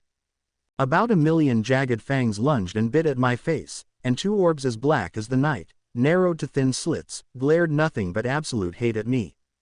I still had a hold on the sword, it was in my grasp, and I twisted the blade down on pure instinct, snapping my neck back away from those gnashing fangs and hoping against hope that I didn't cut the hand holding my wand off or something else as I turned the blade.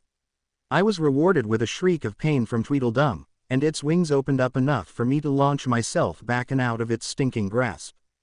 The dark blade shone with a faint red glow, and I saw that I had opened a nasty bleeding wound across Tweedledum's stomach, as once again I began to plummet to an untimely death at the base of the Falls of Tivoli.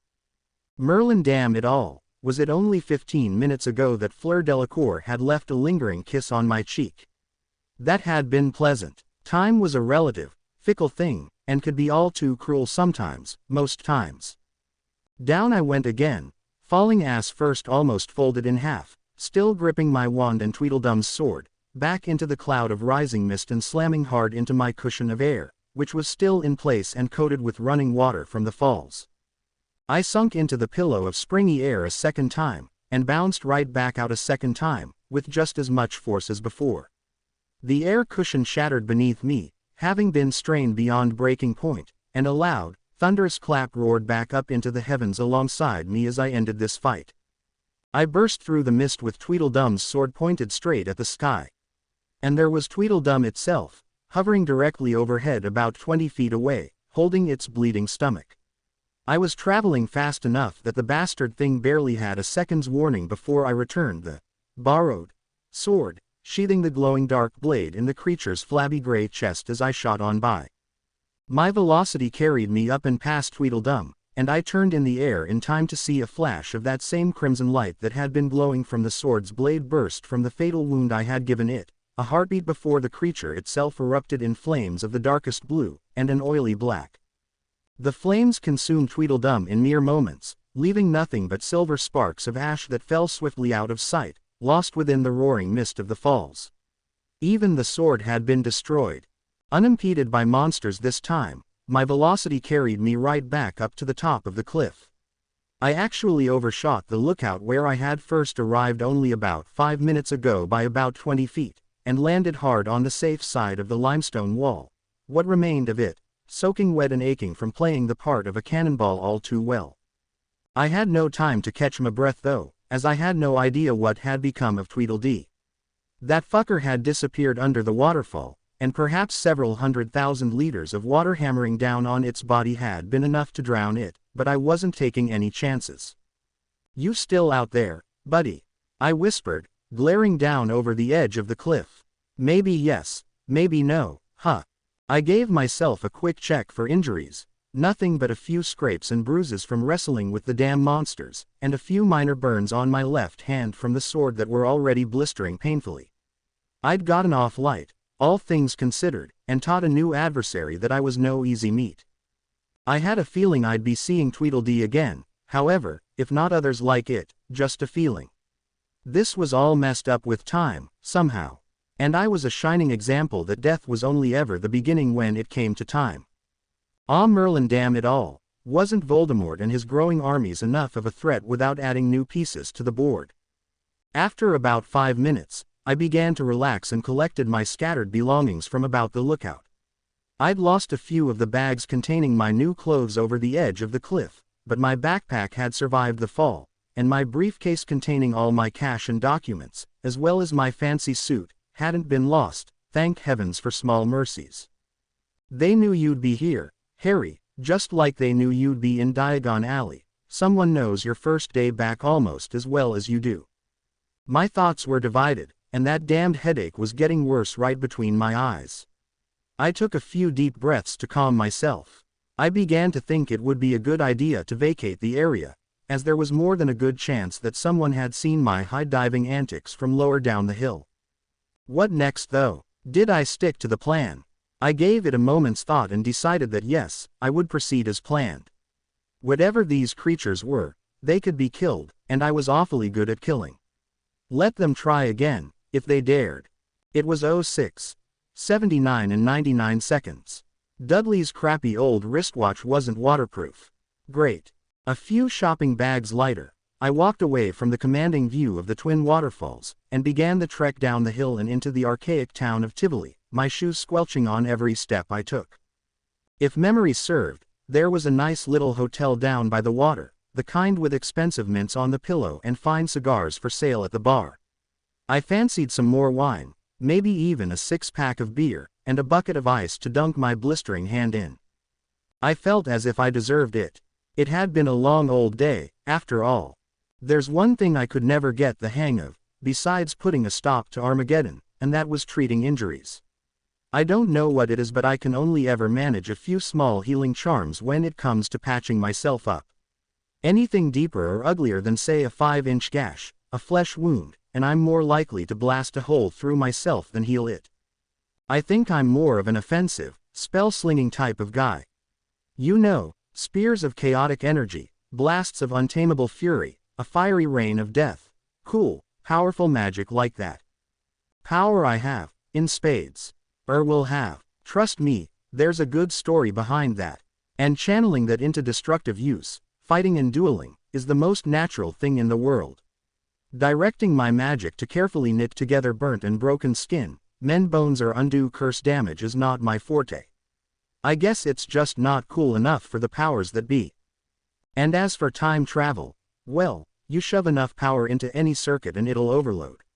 My magic could be a little temperamental sometimes, especially after a jaunt back in time where the skills and power of my older self try to fit into the untrained and weaker body of my younger self.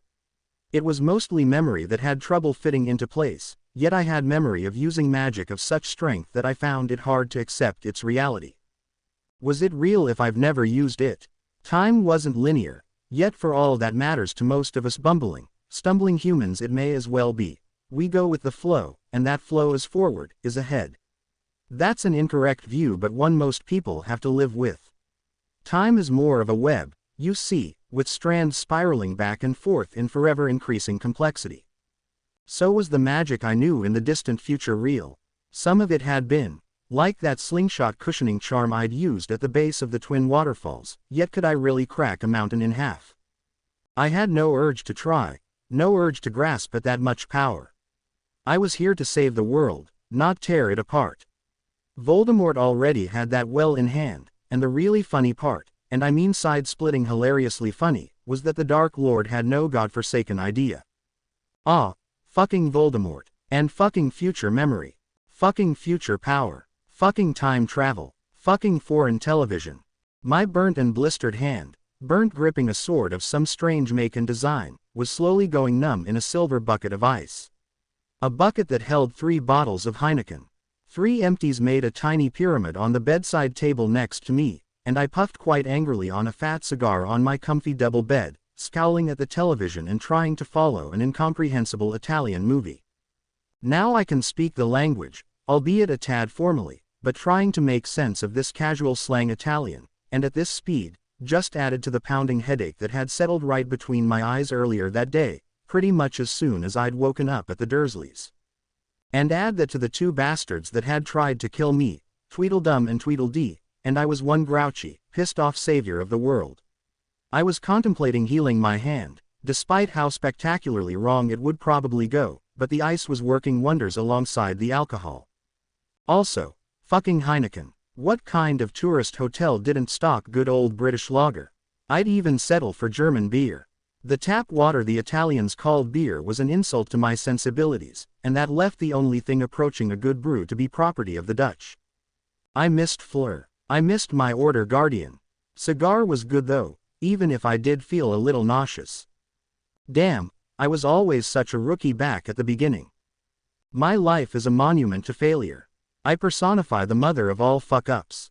I've been told that you're supposed to learn from your past mistakes. Well, I think my mistakes learn from me, because I go ahead and make the same old mistakes in brand new and exciting ways every damn time. And there's nothing I can do about it. Fucking causality of time. Maybe there's a lesson in all of this. One I refuse to accept. Maybe I can't make a difference. Maybe I can't change events enough to save billions of lives and all of civilization. Maybe humanity, in all its war-torn glory, is supposed to be wiped clean from the slate of existence. I awoke the next morning to a steady throbbing between my eyes. A throbbing that had nothing to do with the 6 beers I'd downed last night. Or the empty bottles of spirits from the mini-bar I'd raided sometime between ordering a club sandwich and falling asleep with a lit cigar dangling from my mouth.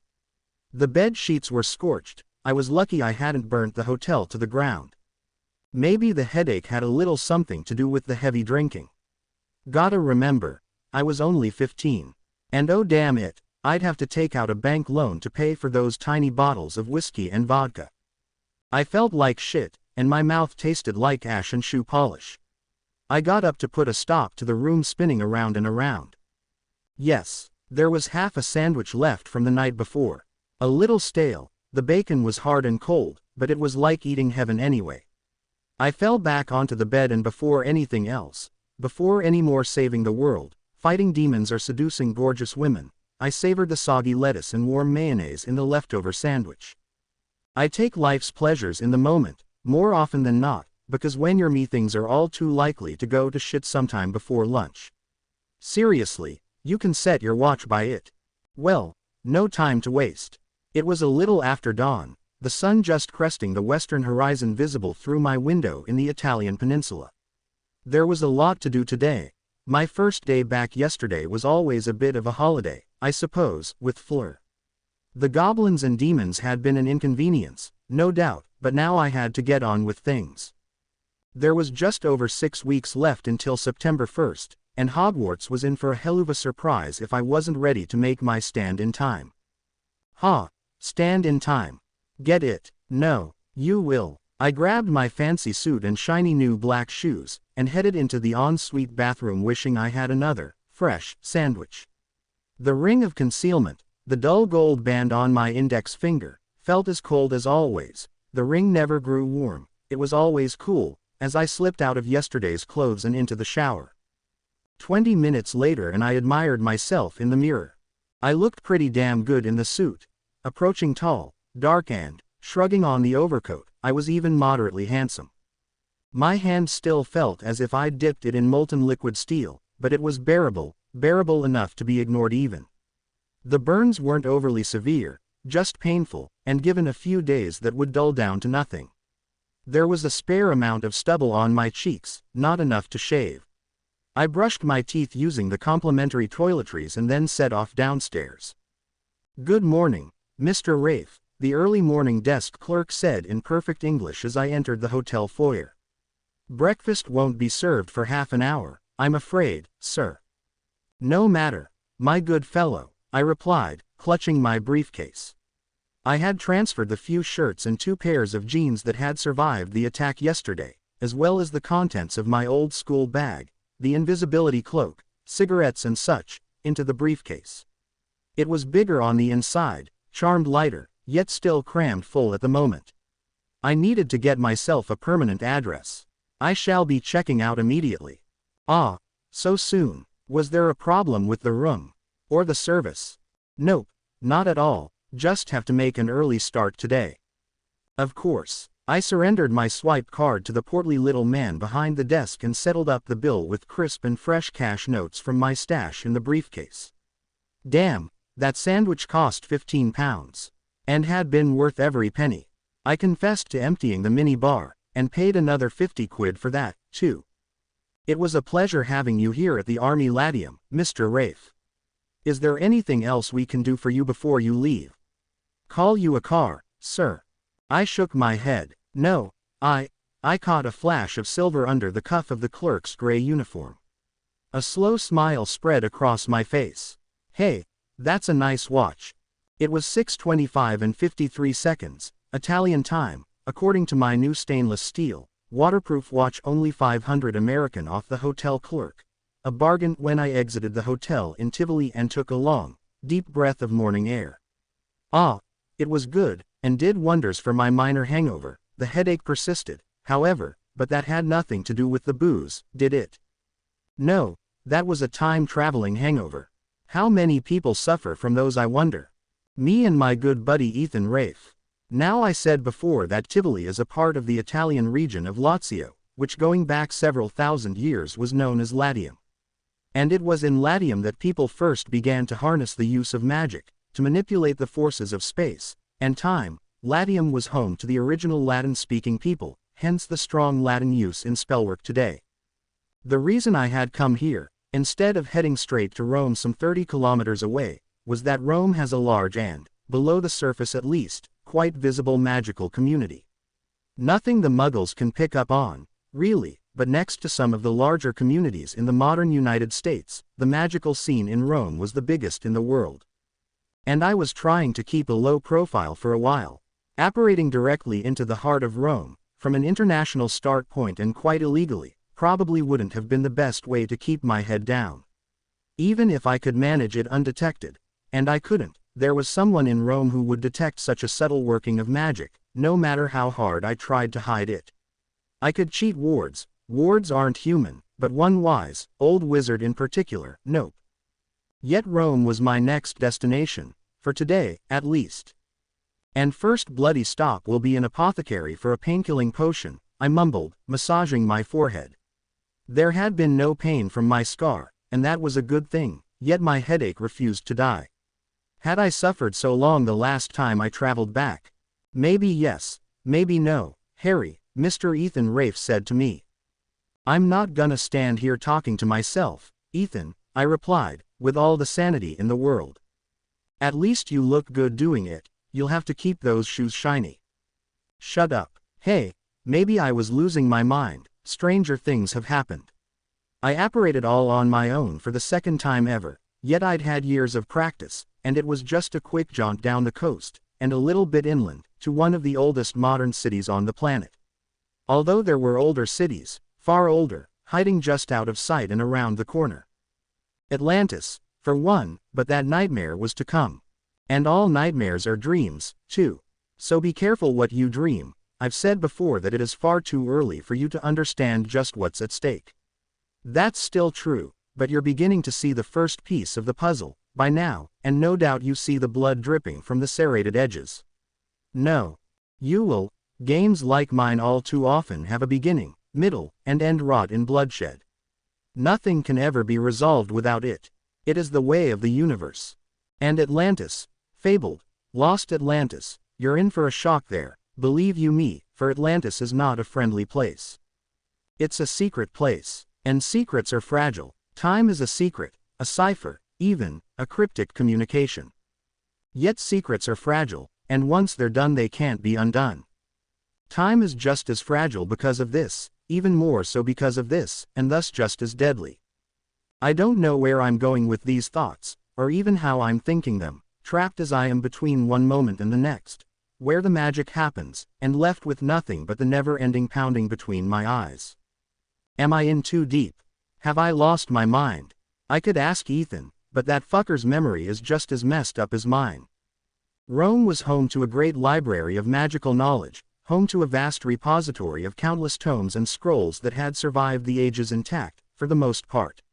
For those in the know, this library is the fountain of history, the Magnus Fontes.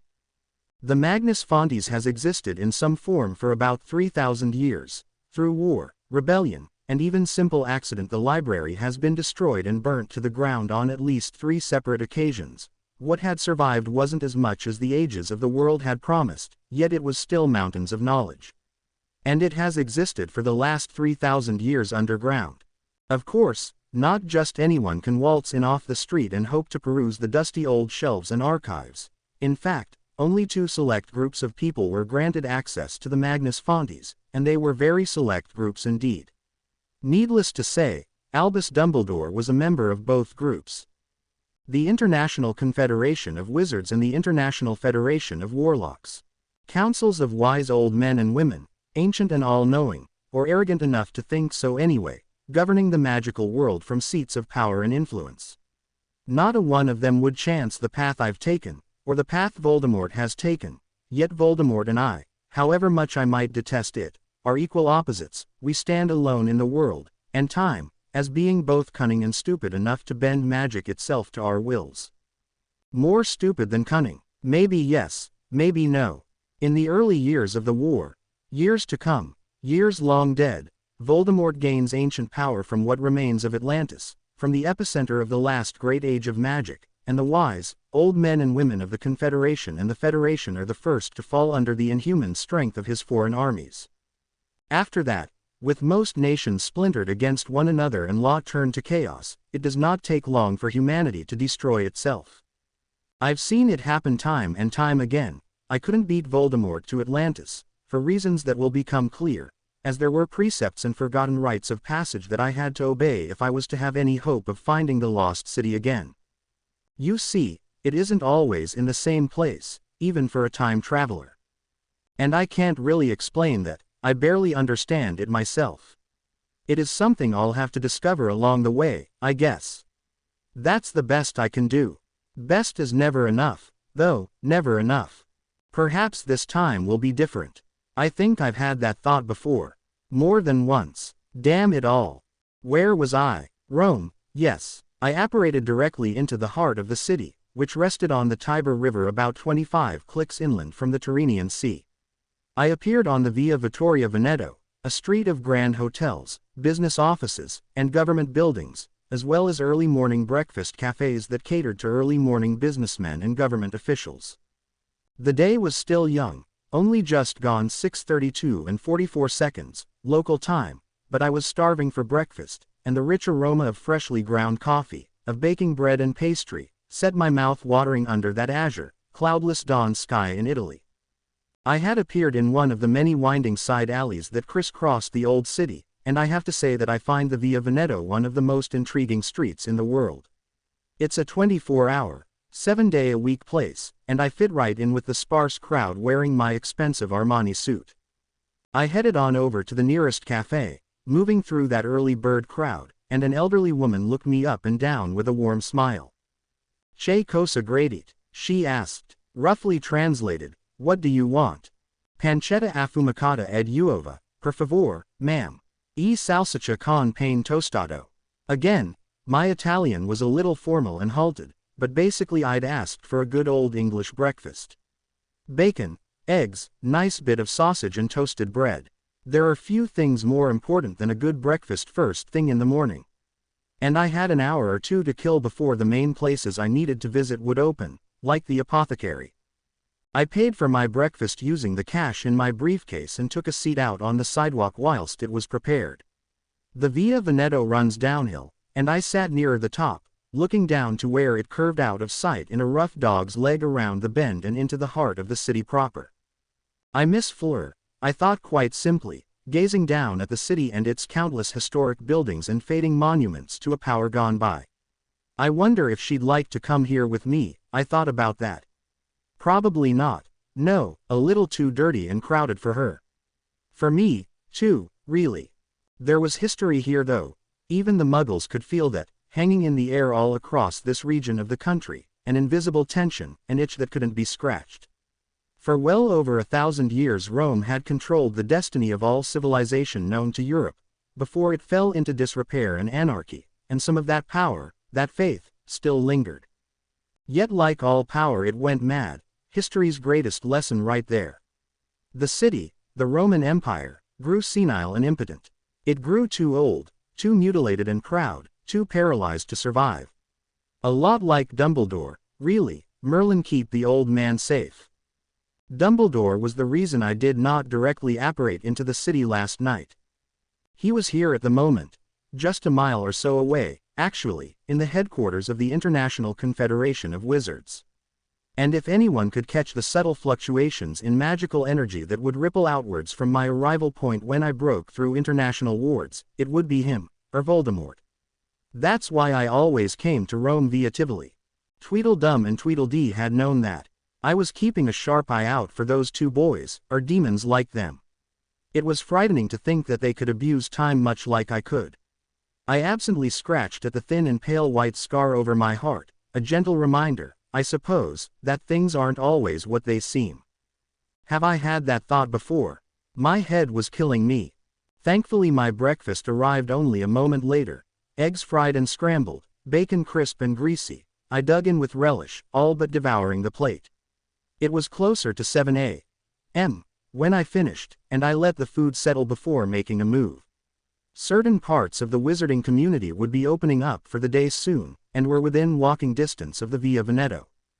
I was in no rush, not for the next hour or two anyways. The International Confederation didn't open its doors until 9. Perhaps a bit more breakfast. I was unexpectedly ravenous this morning. I ordered pancakes, a huge fluffy stack, dripping in syrup with a generous dollop of whipped cream. There are few pleasures in life more satisfying than good food. I can think of at least one, but hey, I'm a red-blooded male, and after the crap I've been living on for the last future years, I had the right to indulge myself. It's a cruel and random world, but the chaos is also beautiful. That thought seemed familiar, but for the life of me, I can't remember why I made this choice all those years ago. I've come to believe that the universe has a way of course correcting. That I could go back in time, sure, and try and make a difference, but whether the world ends one way or another, if the universe wants it to end, if it's supposed to happen, then it will, no matter what I do. I don't want to believe this. Yet it could be the truth. Fate works in mysterious ways, and I reckon only on a grand scale. I mean, I saved Fleur's life. She was meant to die. Will the universe correct for that? Or does it take into account the changes I make traveling through time and adapt? Damn it all, is it still Fleur's fate to die an early death? That's not in my memories, but then, neither are the time demons. Don't try and understand, or you'll end up with a headache to match mine. Time is time, and is time, and time's nothing but everything and all that's in between. Trust me when I say that made sense. Fate only takes us so far before blocking all the exits, and once we're there it's up to us to make the future happen. But I could be wrong. Wouldn't be the first time. Breakfast was a happy memory. I'd need that in the weeks to come, especially if I didn't get a chance to see Fleur or Tonks again before Atlantis, or Ron and Hermione. That gave me pause for a moment. I'd barely given those two a second of thought since waking up from the dream. There was no excuse, really, even though they'd been dead for years. Ron and Hermione. Hey, I couldn't wait to see them, but it would be weeks before I returned to England. If I returned to England without getting killed in some new and exciting way.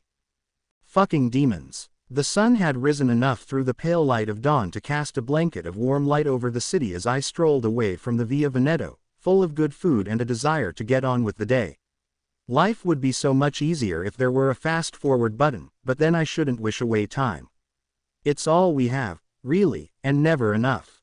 I took to the back alleys of Rome, walking swift and sure through the winding streets away from the business and government district and into the older, more traditional background of the city.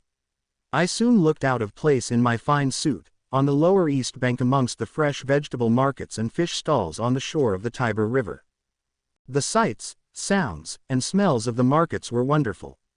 In this part of the city the streets had never really been repaved since antiquity, and my feet settled into the ruts left by ancient wagons of time long ago. Four-wheeled carrucas used to ferry merchandise and baggage across the city and off into the region of Latium. Simpler times back then, more magical times. Today the modern markets were stocked from the wholesaler and the crates on the massive refrigerated trucks, and the fish came fresh from the sea to the west 15 miles away, iced and still twitching. Overhead a jumbo jet, a commercial passenger plane, tore the serenity of the opening markets for a moment, and I moved on toward the banks of the river, wondering when I'd had the time to gain all of these memories about the city. I knew a lot, more than I'd known yesterday morning. But then I'd only been a 15-year-old kid yesterday, mourning the loss of the only real father figure I've ever had. Today I am something else, and that wasn't all to the good, really. Not even close. I am Harry Potter, I thought, walking along the docks now, stepping over fishing nets and water-faded buoys. I'm 15, nearly 16. I'm a wizard. I attend Hogwarts School of Witchcraft and Wizardry. My best friends are Ron Weasley and Hermione Granger. My godfather recently died because I fucked up big time, and the darkest wizard to have ever lived and died wants to stick my head on a pike out the front of his evil lair. It was 8:12 and 7 seconds. I could hear the waters of the river Tiber slopping up against the old stone pillars that held up the docks, and the wind caught my overcoat billowing out behind me as I reached the end of a small wooden pier jutting out just over the water, built for the smaller fishing boats. I gazed out over the river at the city. I was near to Rome's equivalent of Diagon Alley. That wizarding community I said was hiding out of sight and around the corner. Well, that corner was just ahead, if I followed the river about a quarter mile east deeper into the city. Do you have the time, young man? I fell out of my thoughts and gazed down along the wooden pier. There was an old woman resting in a simple rocking chair, rocking back and forth, and listening to the radio. Her chair looked out on the bustling river and the steady stream of fishing boats heading into port. I wondered how she came to be there. She was gazing right at me, but her eyes were white and the irises pale, almost inhuman, like a vampire, yet she was merely blind. Her gnarled old fingers clutched a walking stick of twisted old wood. The wood was flecked with dents and seemed more a part of the woman than her faded purple dress and blue knit shawl. 12 minutes past 8 and 42 seconds, I said, not needing to glance at my wrist. I'd only checked the watch a moment ago, and as I've said before, you have to understand time, to be able to wade through the roaring currents of then and now. Almost subconsciously I keep a pretty good count in my head of the exact time. As it was relative to me, that is. Ah, thank you, dear, the old lady replied, in perfect English. She didn't even have an accent. You're an English boy. I am, I said, taking a few steps closer to the woman in her radio. A familiar tune was warbling out through the static of the two cracked speakers. Hey Jude, don't be afraid. The Beatles, 1968, the old lady said. Those four boys ruled the world at one point. Times change, though. You were made to go out and get her. The minute you let her under your skin, then you'll begin to make it better. Time does indeed change, I said. This felt strange. I had no memory of the woman. My name is Harry. Nice to meet you, Harry. I am Saturnia. Saturnia. Why was that familiar? Yeah, I was definitely on my fucking guard. This was a whole load of suspicious. That's a lovely name. And any time you feel the pain, the Beatles sang, Hey Jude refrain, don't carry the world upon your shoulders. The old lady laughed, showing her yellow teeth and wrinkled tongue. Her unseeing eyes looked right at me, through me. It was unnerving. An English gentleman, no less, she said, thumping her walking stick against the pier. Lovely name, he says. I couldn't help but smile. She seemed so harmless, so old, blind and fragile. How did you know I was a young man? I asked. Forgive me, ma'am, but you're blind, and when you asked me for the time you said, do you have the time, young man? Ah, Saturnia grinned. To a lady my age, dear, you are all young men. She tapped her ear, and it's also in your step, Harry, far too hurried and eager. You have places to be, I'd say, and not 5 minutes of time to spare chatting to an old crone like me. I laughed. And yet we're in Italy, but you asked in English first. 2 + 2 = 5, lady. The radio resting on the empty fishing pods next to her crackled and whined. For well you know that it's a fool, who plays it cool, by making his world a little colder. Perhaps I was being a little paranoid. Hey, was it really being paranoid when you had as many enemies as I did? Hell, it was being smart. Are you here on holiday, Harry? Business, actually. A small fishing boat pulled into the pier nearby, and one of the men aboard placed a short gangway plank across the gap between the boat and the mooring anchor on the dock. Oh, hey Jude, don't let me down, you have found her, now go and get her. Remember to let her into your heart, then you can start to make it better. The radio fizzled and died to static. Young man's business, I said. The scent of fish wafted strongly on the breeze up the pier from the new boat. I crinkled my nose. Yet the old woman Saturnia did not seem to mind it at all. Then you're either chasing a girl or a dream, Harry, she said. Can't it be both? They're one and the same a lot of the time. Saturnia tilted her head to the side, as if seeing me in a whole new light, or however her mind pictured me, through those misty eyes. That was wise beyond your years, boy. How wonderful. I should be going, I said. I wanted to get a damned cure for my headache. It was a persistent bastard, I'd give it that. Of course, Saturnia replied, straightening her shawl across her shoulders. Her sightless gaze held mine for a heavy, pregnant moment. No time to waste. Did I imagine the emphasis placed on that 4-letter curse word? No, I bloody didn't. I've got time to kill, ma'am, but no time to waste. One of the grizzled fishermen from the nearby boat turned to look at me, a frown furrowing his brow. He glanced at the old woman and raised his eyebrows. Saturnia snorted and stamped her cane against the pier again. Men think they are killing time, Harry, whilst time quietly kills them. Oh, was that a threat? What do you know of time, old? I began, a snarl marring my tone. State comunicando con me, the grizzled fisherman said in harsh Italian, pulling a black beanie off his head and shrugging his shoulders. Kai state comunicando con. Are you talking to me? Who are you talking to? I turned to look at him, taking my eyes off the old lady for just a heartbeat. When I looked back, she was gone. All that remained was a broken old rocking chair and the empty shell of a busted radio that looked like it hadn't sang a tune in decades. Saturnia, the old lady, or whatever she had really been, had disappeared in that space between one moment and the next, where the magic happens. Well, there you go. No, I said to the fisherman, turning and hurrying away from the small pier. No one at all.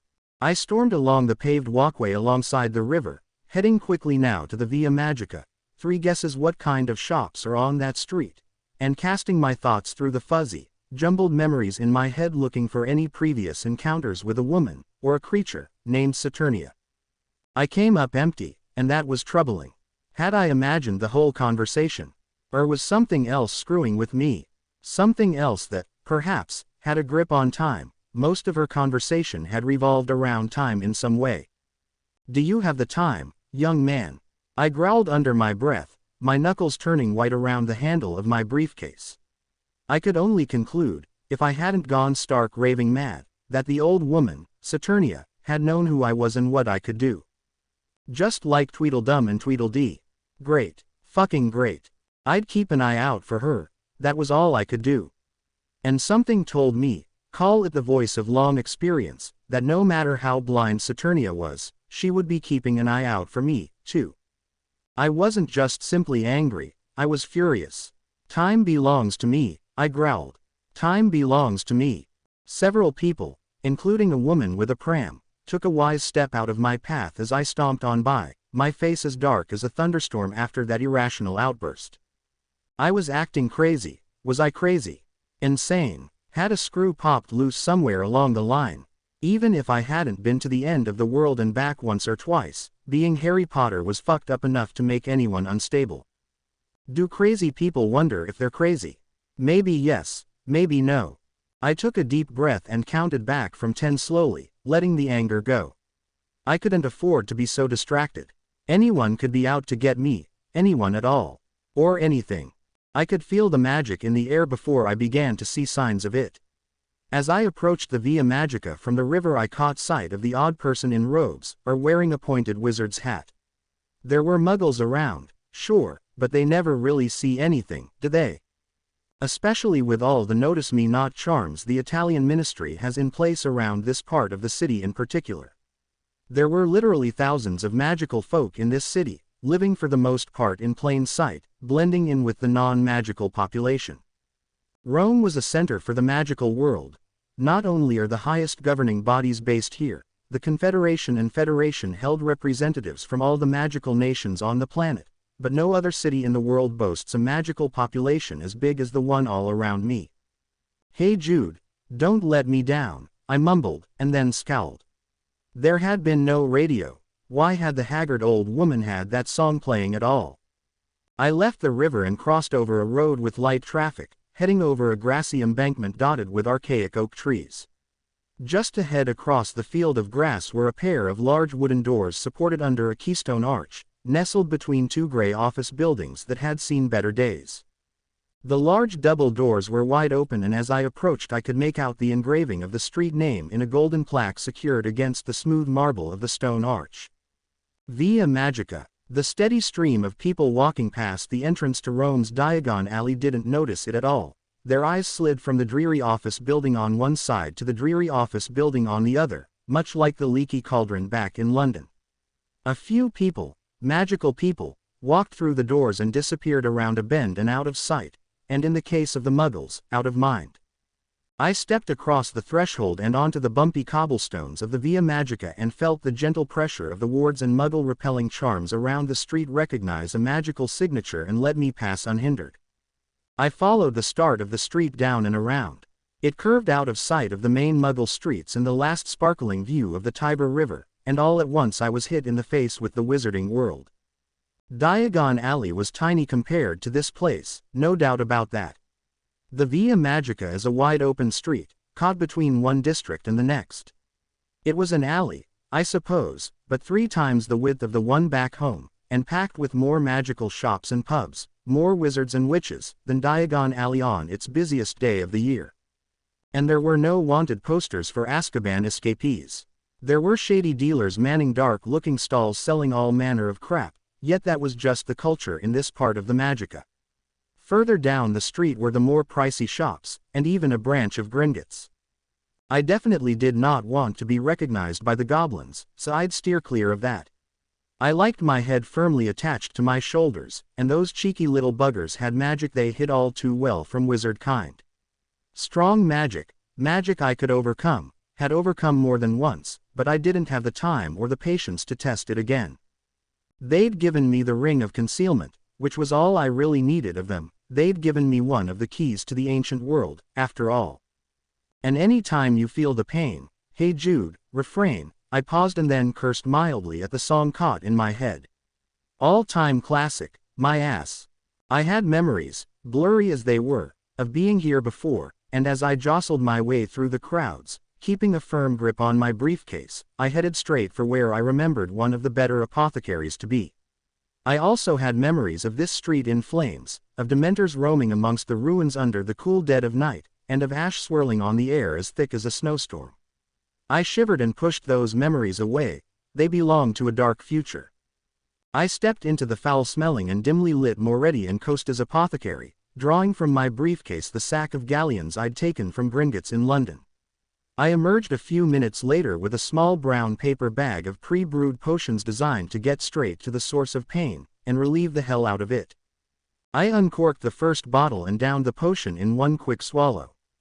Damn it all, they always tasted like crap, no matter how much I tried not to taste it on the way down. I felt my large breakfast rebelling for a moment before my stomach settled and the potion got to work. Was I really surprised when the strongest pain-relieving potion on the market didn't make a damn bit of difference to my headache? I swallowed the second, and then the third and fourth bottle I'd bought like they were the contents of last night's mini-bar, 3 times the recommended dosage and nothing. The best I got was a tingly feeling in my left hand as the potion took care of the pain from the burns. And in a strange, pathetic way the pain in my hand had helped to distract me from the pain in my head. Now that it was gone, my head seemed to pound all the more. Still, I'd also bought a salve for the burns and rubbed it in gently, soothing the dry, sore skin. It should heal up fine. No scar or nothing. I discarded the empty potion bottles and paper bag in a nearby rubbish bin and rubbed at my forehead absently, thinking only bad things about a headache that wouldn't die. Nothing for it but to get on with the day though, was there. I spent the next half an hour or so browsing through a few certain shops in the Via Magica and keeping my head down. Harry Potter was a famous wizard, after all, and recognizable all over the world. Not so much out of England, but it was still a distinct possibility.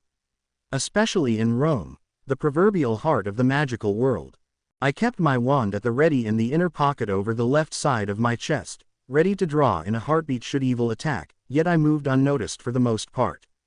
A few street vendors tried to peddle me their wares. I gave them a look more often than not reserved for facing down dark lords and Death Eaters and they backed off.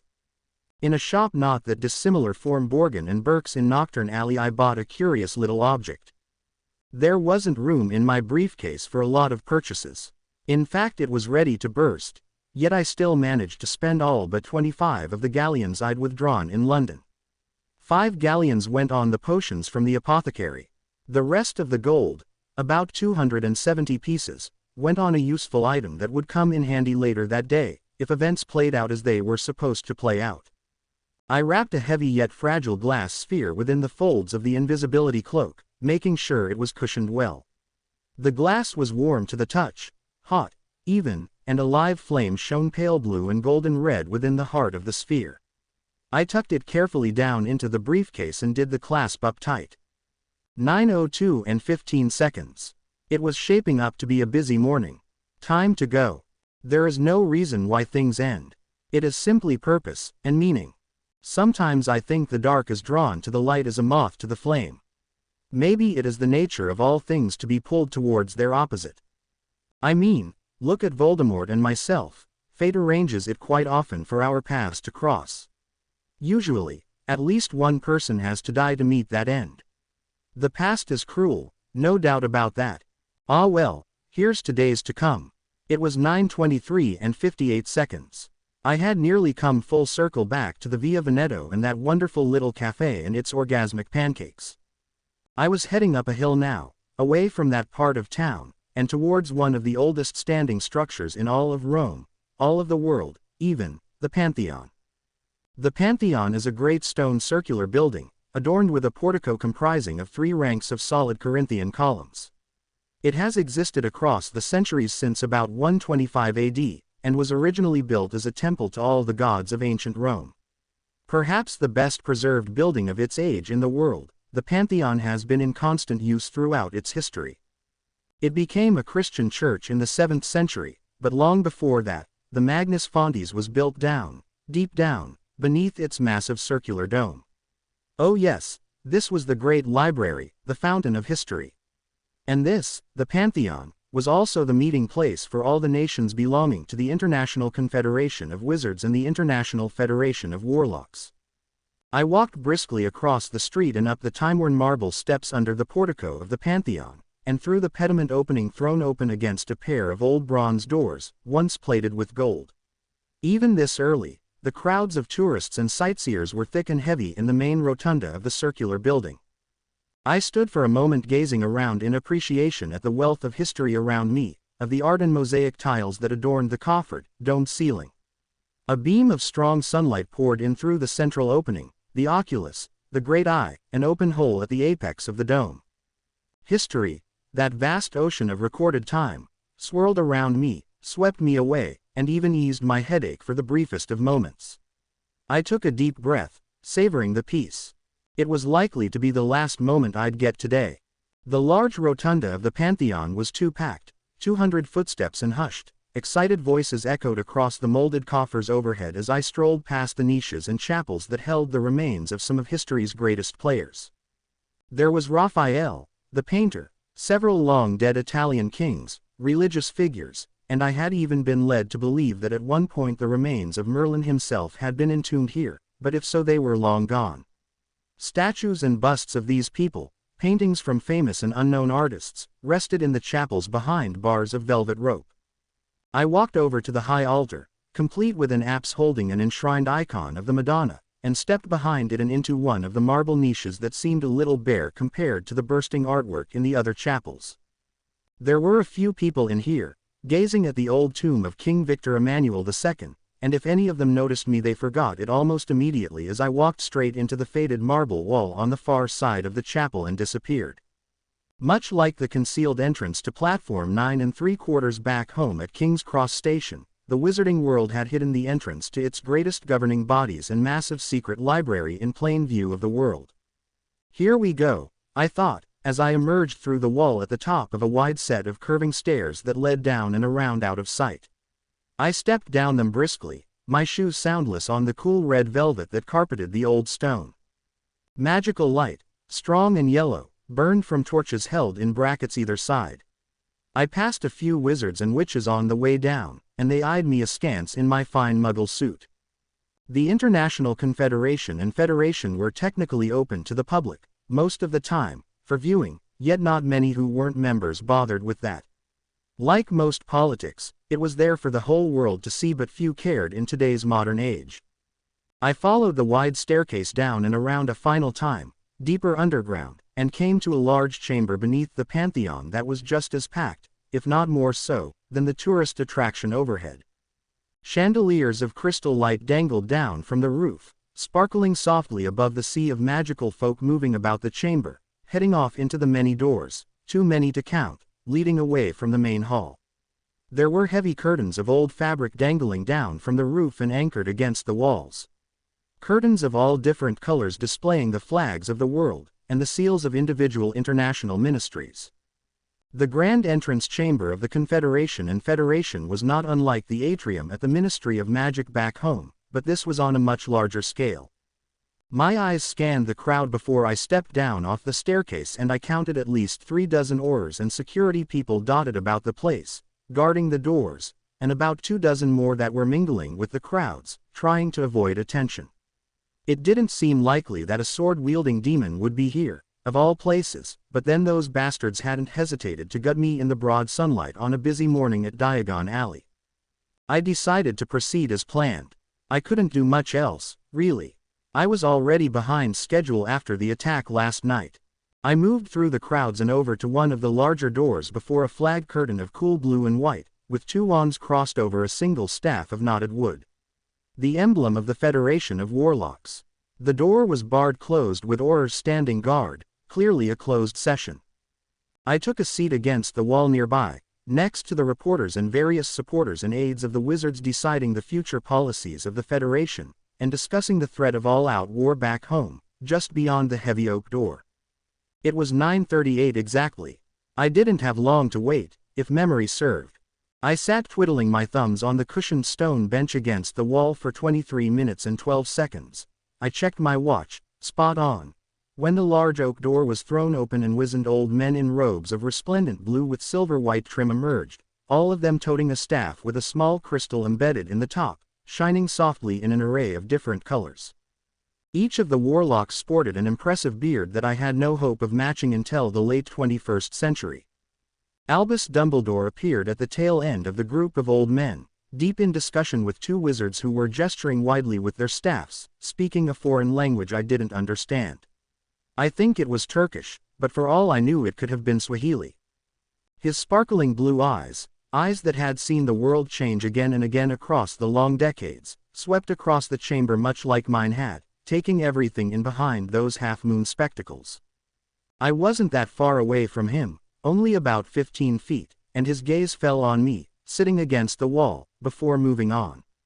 I waited for it, and his head snapped back to me, his mouth opening in a small, "Oh." For a moment I thought I caught that flicker of surprise crossing Dumbledore's face, yet it came and went so fast that I may have imagined it. The old man's poker face was far too clever well worn to give much away. Hey, if anything he looked as if he had expected me. "Harry," the old headmaster said, ignoring his fellow warlocks entirely. I gave him a wave with my good right hand, and a small shrug. Dumbledore took a moment to bid his companions farewell, and then turned to me with that kind old grandfatherly look on his face, his staff thumping on the cool marble tiles as he approached. I shoved up, making some room on the stone bench, and he took a seat next to me. "Hello, Professor Dumbledore," I said. "Of all the cities in all the world. Harry, my dear boy, may I ask what brings you to Rome?" I smiled, showing my teeth. "Why, adventure, of course, sir." Dumbledore blinked, and then a slow grin made his eyes twinkle. "Ah, a flighty temptress, and a harsh mistress, Harry. You left the protection of Privet Drive. There are more than quite a few people turning England inside out looking for you. Tonks told you I'd absconded, bless her heart. Nymphadora was quite put out that you decided to disappear on her watch. I'll make it up to her. I had places to be, people to see. Indeed, I believe you not only thwarted a Death Eater attack in Diagon Alley, but saved the life of Miss Delacour. After that, you were far too clever for me to find, and I regret that I had business to attend to here, although it has proved more fortuitous than I first hoped. You are found." I nodded slowly, resting my burnt hand on my lap. Dumbledore glanced at the burns, slowly healing under the salve I'd bought at the Via Magica, with a frown. He then rested his own hand across his lap. It was blackened and shriveled, looking as though the flesh had been burnt away. I sighed deeply at the sight of it. What I wouldn't give to be able to go back in time further than yesterday. It was never enough. Fucking gods. Fucking fine print. "I'd heard you'd be here, sir," I said. "I came to see you, in fact." I had reasoned as much, Harry. Although I had hoped that perhaps you had come here to view the Confederation in session. Too few people take an interest these days. "Ah, some other time, perhaps. I'm not brave enough to stomach politics, Professor." Dumbledore folded his blackened and scorched hand into the folds of his robes. If he was put out that I hadn't commented on it, he didn't let it show. And he was still smiling, eyes still twinkling. "It is good to see you, though I must know, why are you here?" "Well, just between you and me," I glanced about, making sure no one could overhear our conversation. "I was hoping to get into the Magnum Fontes. No beating around the bush." Dumbledore raised an eyebrow. He was definitely surprised now. "You have caught me off guard there, Harry."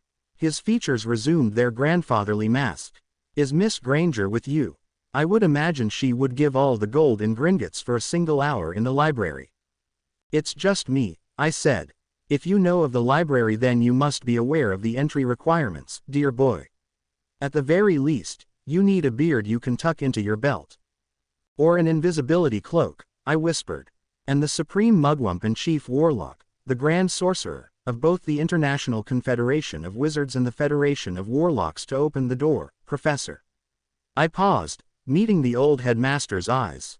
"I have both with me here." Dumbledore held my gaze for a long moment, giving nothing away. "Drop, Harry." He produced a paper bag of sweets from his robes. "Thank you," I said, popping one of the sour sweets into my mouth. I must admit that you have my curiosity buzzing. What is in the Magnus Fontes that is worth 10 years of prison time, should you be caught in its dim and dusty corridors? I wouldn't be getting caught. Knowledge, of course, something I don't want Voldemort to have, Professor. I tapped my infamous lightning bolt scar. I left Privet Drive because I saw what he was planning to do. He's coming here, to get something to do with a Horcrux. I don't know the word, but I can see you do. I could lie with the best of them, but I couldn't justify it. It was good to see Albus Dumbledore again after so long. He was always one of the first to die once Voldemort gains his power. And it's not fair at all, but I've shed enough tears, too many, against the unfairness of the world. I hated having to abuse the trust the old man had in me, though, and it left me feeling wretched and guilty. Nothing for it though but to lie through my teeth. At the end of the day, it was necessary. The twinkle left Dumbledore's eyes and he glanced around, making sure that no one had heard me use that dark word, Horcrux. Be careful, Harry, be very careful. You've stumbled upon magic of the darkest nature. There's darker, I thought, so much darker. If you knew what I'd done you'd be so ashamed, Dumbledore, and rightly so, Merlin, damn it all. Do you know what Tom is after? I shook my head, looking uncertain. I only had glimpses of his thoughts, through the pain in the scar. I think I heard something about the Vald Claustrum, whatever that is. I get the feeling I'll know it when I see it, kinda like the prophecy. Dumbledore sighed, resting his staff in the crook of his shoulder. The Great Cloister, the deepest and oldest part of the Magnus Fontes. He paused. I think it best we return you to Surrey, Harry, and get you back behind the wards at Privet Drive. There are old magics and enchantments in the library. It is not safe even for a wizard of my modest skill. The adventure is that way, I said, pointing across the chamber to a set of plain wooden doors that didn't look in any way particularly important. It was the corridor that led to the Magnus Fontes, however. I saw Dumbledore trying to puzzle out how I'd known the way. Shall we pursue it or not, Professor? The twinkle flared briefly in the old man's eyes again, and I knew I had him, as I always did. I still felt like shit though for abusing Dumbledore's trust, and he'd know it all too soon once we got down into the library. I reminded myself that it had to be done, that this was the only way. Atlantis awaits for those stupid enough to dare the path of the ancient world, and that path, for me, began here. Voldemort had dared a different road, one I couldn't follow without tearing my soul asunder and scattering it to the four winds. This has to be done. Time would tell if I was doing the right thing, time always does. So let it out and let it in. Hey Jude, begin, I mumbled, my thoughts running a mile a minute under the silvery folds of my faithful old invisibility cloak. I tapped a steady beat to the Beatles with my hand against the side of my briefcase. Be silent now, Harry, Dumbledore whispered. One does not simply stroll unaccounted for into the Magnus Fontes. I caught myself humming the tune under my breath and bit my lip, falling back into the cool archaic corridor deep beneath the Pantheon and well beyond the simple chambers and halls of the International Confederation of Wizards and International Federation of Warlocks. Dumbledore led the way, although from my jumbled memories I thought I could have picked the route myself. I needed the old headmaster, however, as there were several security features unique to the Great Library, the Fountain of History, that only an honest-to-God true blue member of the Federation could bypass. Sure, I could have blasted my way in, given my new future magical knowledge a workout, but that would have alerted every Auror in the Northern Hemisphere that the headquarters of the greatest governing body in the world was under attack. Not my best move, once upon a time. This job required a little finesse, a little subtlety, basically, I had to keep it in my pants. And with any luck, when all was said and done, only Dumbledore's trust in me would be left broken and bleeding. Believe me, small price to pay. We traveled down. At first the corridors were well lit, dry and even carpeted. Works of art, wizarding portraits, appeared above vases containing bunches of flowers alongside filing cabinets and general office paraphernalia, and there were other wizards and witches, going about Merlin knew what this far beneath the ground. After about 10 minutes and several sets of spiraling staircases, the corridors became colder, and the walls were bare save for the regular ever-burning torch hanging in dull and rusty brackets. Yeah, it was a little creepy, and I did my best to keep my footfalls soft and avoid the echoing clap clap clap that Dumbledore's boots made on the damp stone. Rivulets of ground water dripped in through cracks in the ceiling, having worn through the stone over the millennia. The corridor curved downwards and out of sight, and I recalled that it was about 1 billion miles long.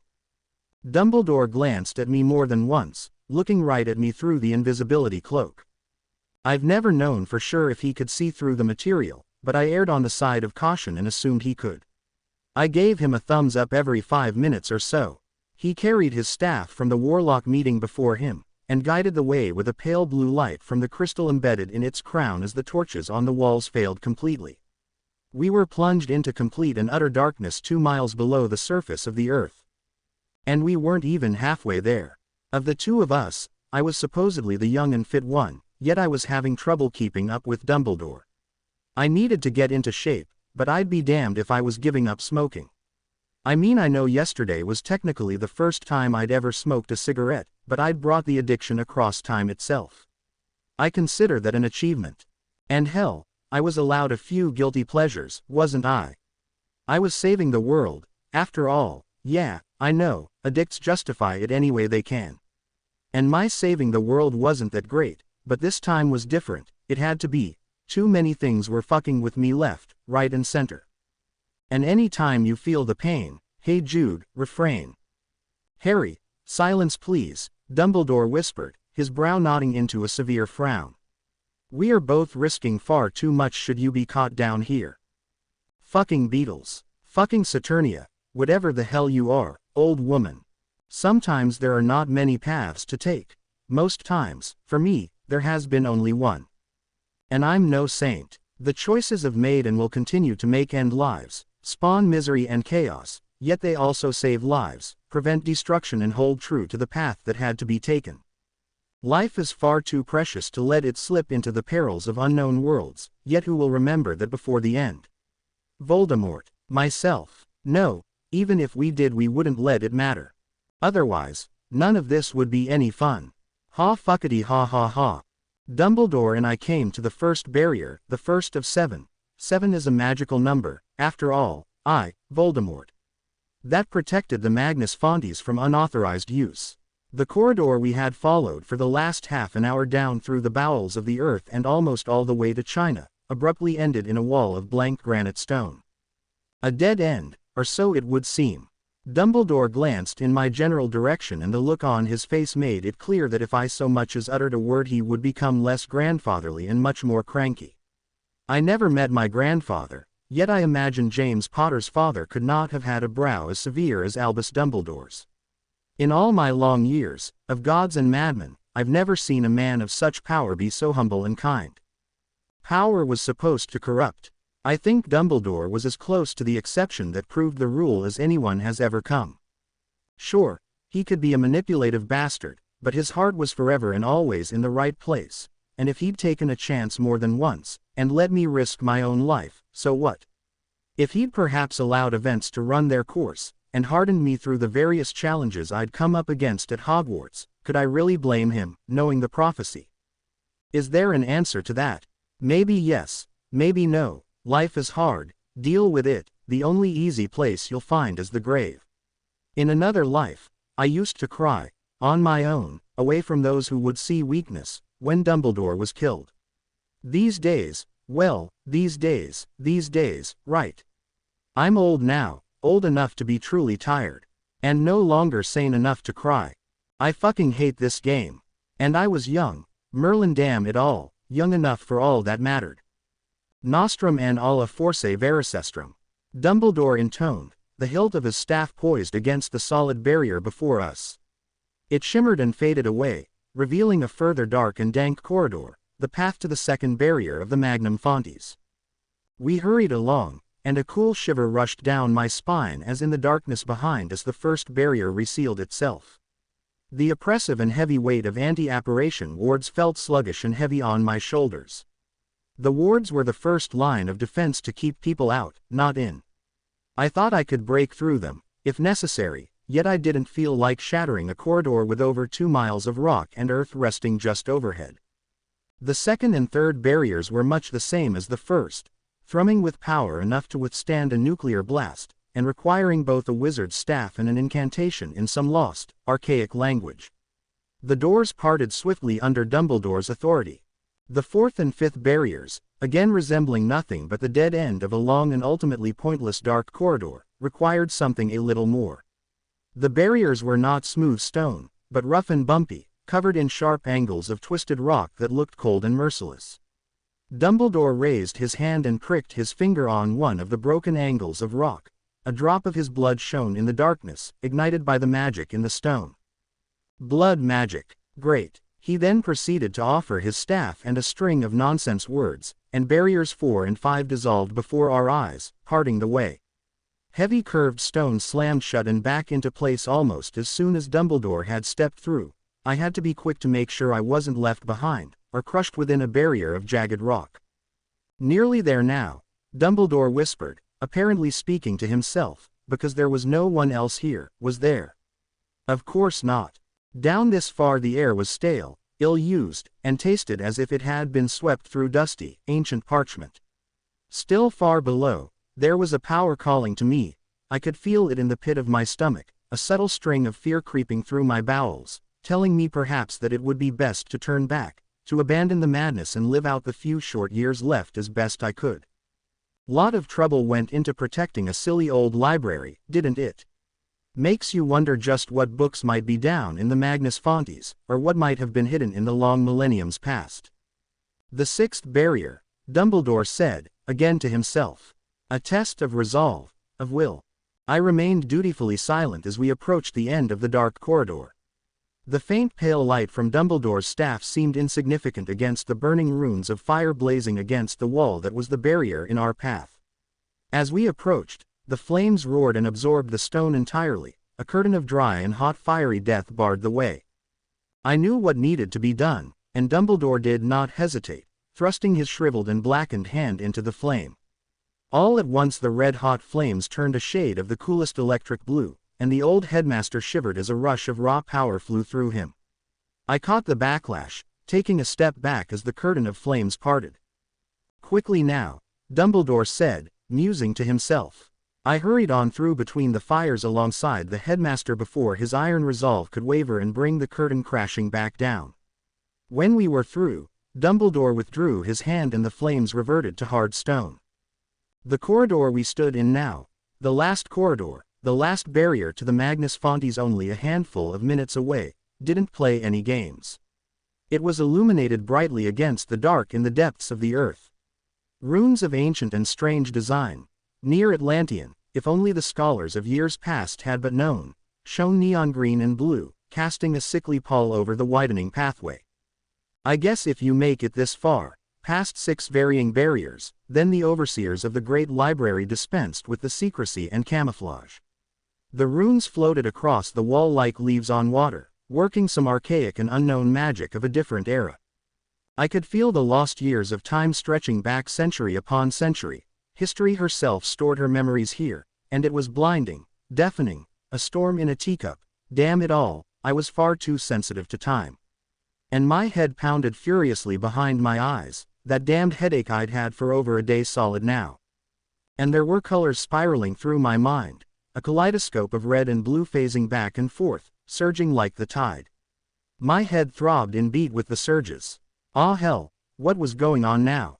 It was hard to believe that far overhead the modern city of Rome was approaching lunchtime. I had the strangest perception, beyond any real means of explanation, that reality had shifted up into 5th gear, that nothing was as it had been, was as it should be. And that I was nothing, absolutely nothing, as insignificant as ash and dust in the spinning clouds of rising, burning chaos. Fucking time travel. I think I may have fried more than 1 or 2 brain cells traveling back twice within the space of an hour. Fucking demons. I don't recall much of following Dumbledore down the brightly lit corridor, across slabs of white marble floating suspended on clear water, water as blue as the noon sky, but before long I stood just behind him as the corridor widened into a small, rotund room of old stone. The only way back is forward now, Dumbledore said, and his words seemed to carry an air of prophecy. There was nothing of interest in this circular room at the end of a very long corridor with many, many inconvenient barriers, save the large blocks of stone that, for the first time, looked very clearly like a barrier set into the far wall. Twin bronze statues of tall wizards in flowing robes, beards bushy and imperious, held a single hand forward, palms facing out, denying entrance to all. Dumbledore strode forward and planted his staff hard against the floor between the two statues. He inclined his head a fraction of an inch and began muttering incantations and old lore under his breath. Smoke rose from the tip of his staff, leaking from the pale blue crystal embedded there, and floated on invisible currents over to the two statues, settling over their eyes and obscuring their cold, metal view. All at once the dozens of runes and symbols moving across the walls ceased to do so. A pregnant pause, and then the runes rushed at the seventh barrier resting in between the two identical statues, flowing into the stone faster and faster until the walls were bare and the solid granite boulder shone with a blinding white light. Cool special effects, I thought, and the explosions were yet to come. The light shining from within the seventh barrier faded, revealing the first few steps of a marble staircase that descended into darkness. A marble staircase that had existed for over 3 millennia, give or take a century. Once again, I was about to set foot into history, and for the first time. Now, Harry, Dumbledore said, his voice strangely solemn. Quickly now, before the Guardians see you. Dumbledore's magical smoke still obscured the eyes of the twin statues, yet it was fading fast. Together he and I stepped into darkness, breaching the top stairs, and believe me when I say that I was readying for a fight. The Magnus Fontes is a library, the great library, the greatest on the planet, and only a handful of magical folk have access to it, yet none of them understood just what they were privileged to see, what they were unwittingly tasked to keep hidden. It was nothing noble, nothing awe-inspiring or wonderful. The Magnus Fontes was a library, no doubts there, but it was also a prison. It kept in chains of hard diamond a creature of the old world, of a kind that had brought Atlantis to its knees. To my knowledge, and my knowledge is of times gone by and times to come, of futures uncertain and hopeless, what festered in the heart of the vowed claustrum of the library did not belong to this world. My hazy memories were full of fire, fire and bone. Why did I feel as if I were entering the mines of Moria with Gandalf the Grey at my side? You think it's almost over, but it's only on the rise, isn't that always the way? Remind me, if you will, exactly what we're fighting for. And I remember you, a story that was over before it could begin, are you not? My name is Harry, Harry Potter. Perhaps you've heard of me. I'm the man whose deeds put angels and demons alike to shame. Only time can defeat time and its all too heavy burdens. Time is always a paradox, to ease the nature of the beast. And that beast, his name is Legion. And he is many. The Magnus Fontes stank of damp and rotten parchment, of centuries of inevitable paper decay, and of dewy grass in the early morning. I missed the scent of green apples and white roses, of strawberries and fresh rainfall. And there was a further stink, hanging just below the rot and the damp, of something wrong. Of something that had festered. You never really get used to coming face to face with monsters that belong only to nightmares, that cloak themselves in shadow and malice. But you can come to use that fear against the son of a bitch monster that's out to eat your spleen. Fear isn't a weakness, it's a defense, and getting your head around that is half the battle. The other half is an explosive cocktail of sarcasm and a charming, winning attitude. Anyway, that festering something wrong, I could tell in the way that Dumbledore held himself that he could sense it too. I'd say it's safe to talk now that no inanimate guardian statues can hear us, I said, as the headmaster and I followed the spiral staircase down into the library proper. I removed my invisibility cloak and shoved it back into the briefcase, being careful not to disturb that expensive little item I'd bought back in the Via Magica. Didn't want that breaking. Oh boy no, not just yet. Indeed, Dumbledore said, surveying me over those half-moon spectacles, his staff held forward against the darkness. Here we are, Harry. You stand on the precipice of the fountain of history, I believe the youngest person to have ever done so. Ah, I'm not that young. I shrugged, and I fear my new suit is going to get scuffed and stained down here. I must admit, you cut a striking figure, You've had a busy time of it since disappearing yesterday, I grinned, masking it in the shadows dancing across my face from the flickering light. Not been up to much, Professor. Lunch in France, dinner in Tivoli, breakfast in Rome. Thwarting Death Eater attacks, and all on your own. I let the old man see my enigmatic smile this time, as the steps led us down further and further towards the great archives of knowledge. What happened to your hand, sir? What happened to yours, Harry? I was saved from answering, and so was Dumbledore, as we reached the bottom of the wide steps and came to the first level of the Magnus Fontes. As had been the case with the corridor leading to the seventh barrier, there were runes shining neon blue, green, and red on the heavy bricks of old stone, yet I no longer suffered from the uncomfortable feeling of being several miles underground in a narrow corridor, as before me now stretched a chamber with a ceiling as high and as vaulted as any great cathedral of the world above the surface. Echo! I hollered, and my voice echoed up into the far reaches of the library, reverberating away down the length and breadth of the countless stacks of shelves and dust-ridden archives. That's cool. Be on your guard, Harry, Dumbledore said, his voice just a whisper. The great library is as old as the magical world itself. The knowledge of lifetimes can cast a pall of regret and of despair. That's pretty old. But not that old. Atlantis, Merlin, damn it all to hell, is far older. We have to get to this Vald Claustrum. Dumbledore nodded, his gaze once more settling on mine in an unreadable expression that I read perfectly. He suspected me of falsehood.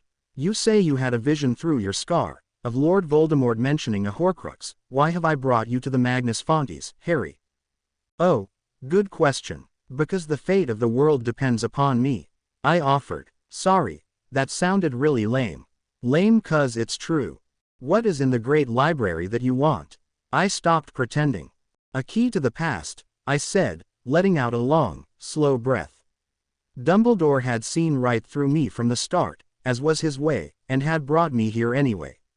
And in that way I think the old man loved me, who I was and what I stood for. I was a bastard for doing what I was going to do. What do you know of Atlantis, Professor? For a long moment he said nothing. Atlantis is myth and legend, dear boy, a fool's quest for the make-believe. Ah, maybe yes, maybe no, it is certainly a fool's quest, but a few short years ago the entire magical world was the stuff of make-believe to me, sir. Harry, what did Merlin say before the gates of Avalon over 600 years ago? I asked, cutting in quickly. Things weren't the way they were before. Before the fires of chaos and war swept that particular island into the abyss. Dumbledore was looking at me in a whole new light. That is guarded history, Harry, how can you possibly know? Hey, well, I knew because once upon a time I'd spent more than a few years absorbing the knowledge available in the Magnus Fontes. From ancient to recent history, from spellbooks to ward construction and all that's in between. I knew because I'd done my fucking homework. Knowledge can only take you so far, though, the rest is luck and experience. Merlin said that foul beings of old times still lurk in dark, forgotten corners of the world, and gates still gape to loose, on certain nights, shapes pent in hell. I took a deep breath and let it out slow. He was talking about Atlantis. That is speculation and nothing more. I can prove it.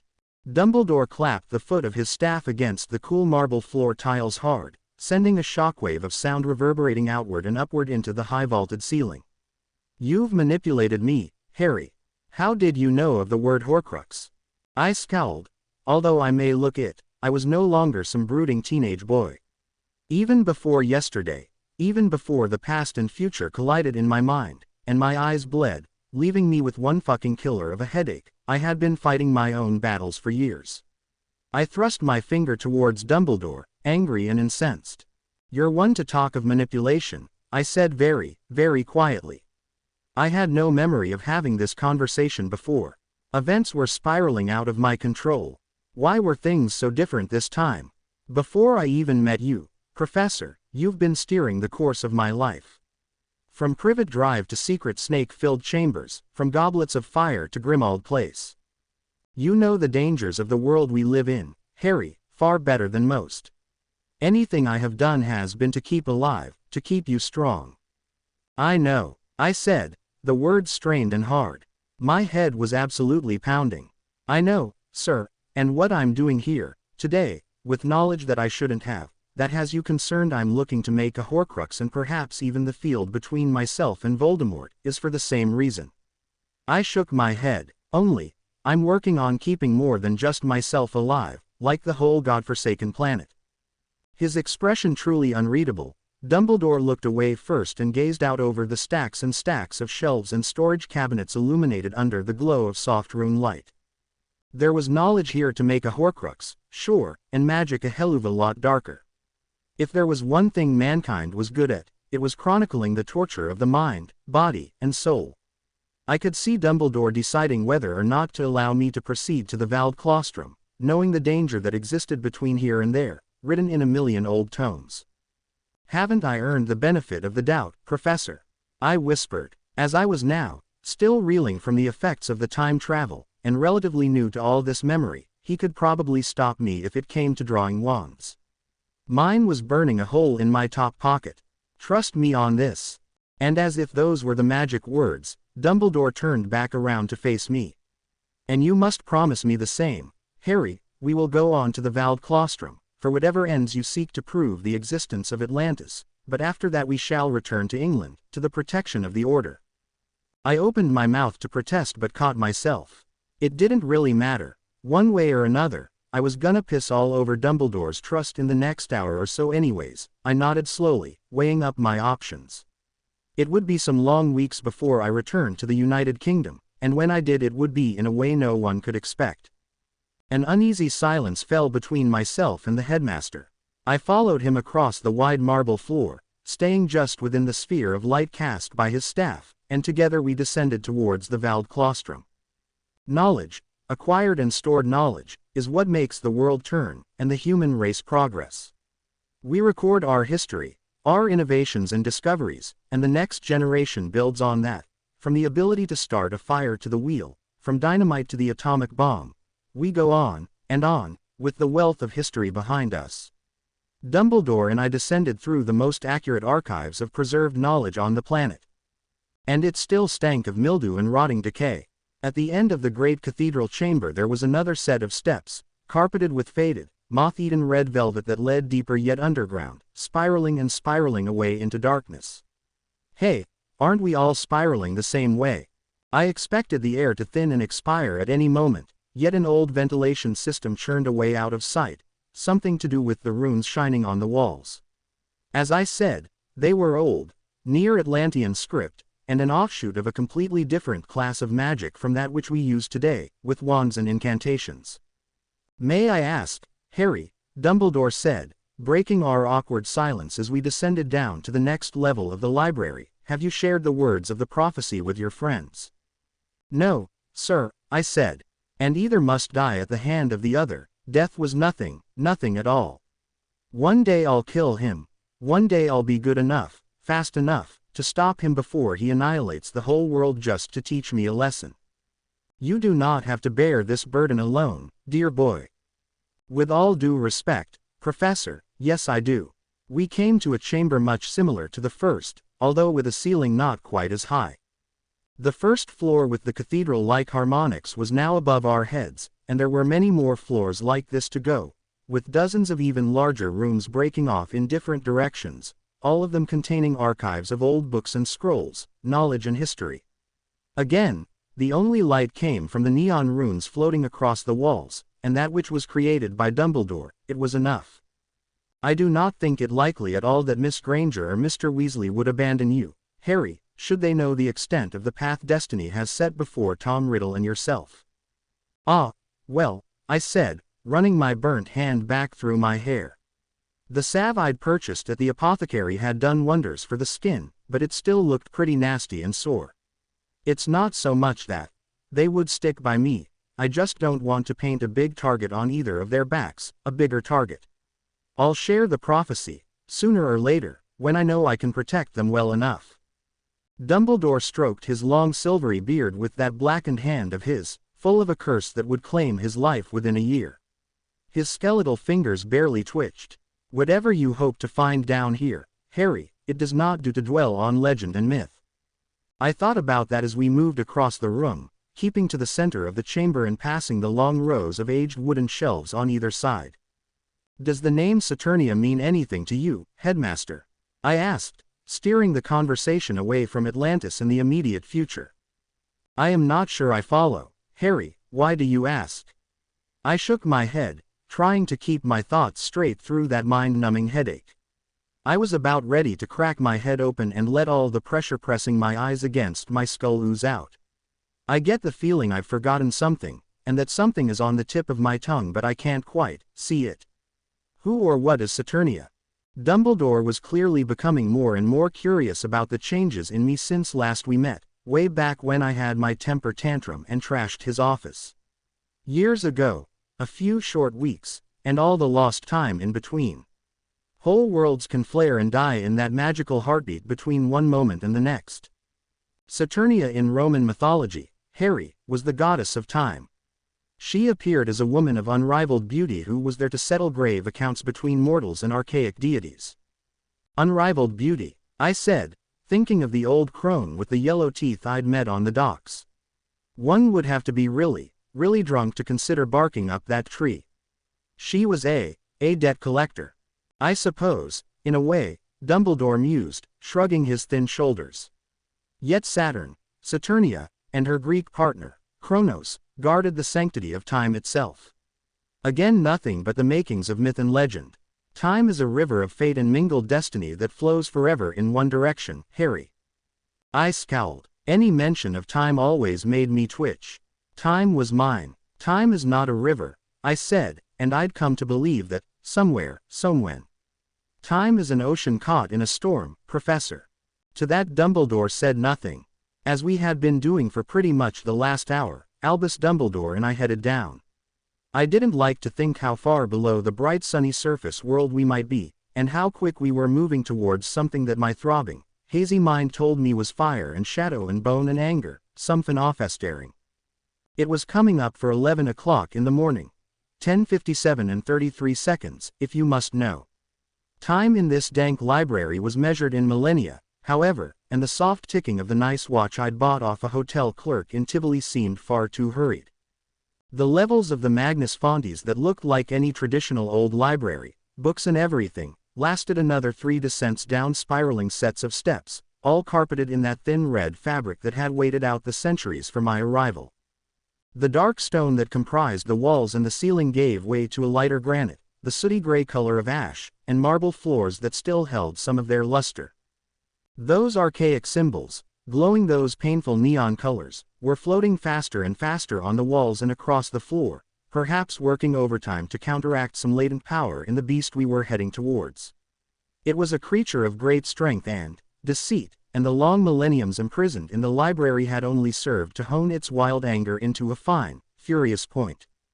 "The Hall of the Dream Wind," Dumbledore said, beaming excitedly. There was more in the greatest library on the planet than just rotting old parchment. Dumbledore and I entered the first chamber made of the new lighter stone, and in our ears the tunes of 1,000 forgotten melodies swam for the first time in a long time. "Nice," I whispered. An invisible breeze blew my hair back from my forehead, fresh and cool, and fell in waves over ancient instruments and music boxes of ages gone by. Wind chimes and flutes, old bells and finely strung guitars, the wind pounded on drums, plucked at wooden lutes and whistled through the grooves and gaps of harps and trumpets in wondrous fashion. All the instruments stretched on across the length and breadth of the chamber, some of them disappearing into darkness in the far corners. It was the largest orchestra in the world, played by a single gust of perpetual wind. "Music," Dumbledore said, smiling fondly. "Ah, sweet music. The power in words, Harry, in the naming of things is tremendous. Music is the very soul of magic." "Yeah," I said, it was a big ol' orgasm of sound. "I wanna get lost in the rock and roll and drift away, too, but the world needs saving."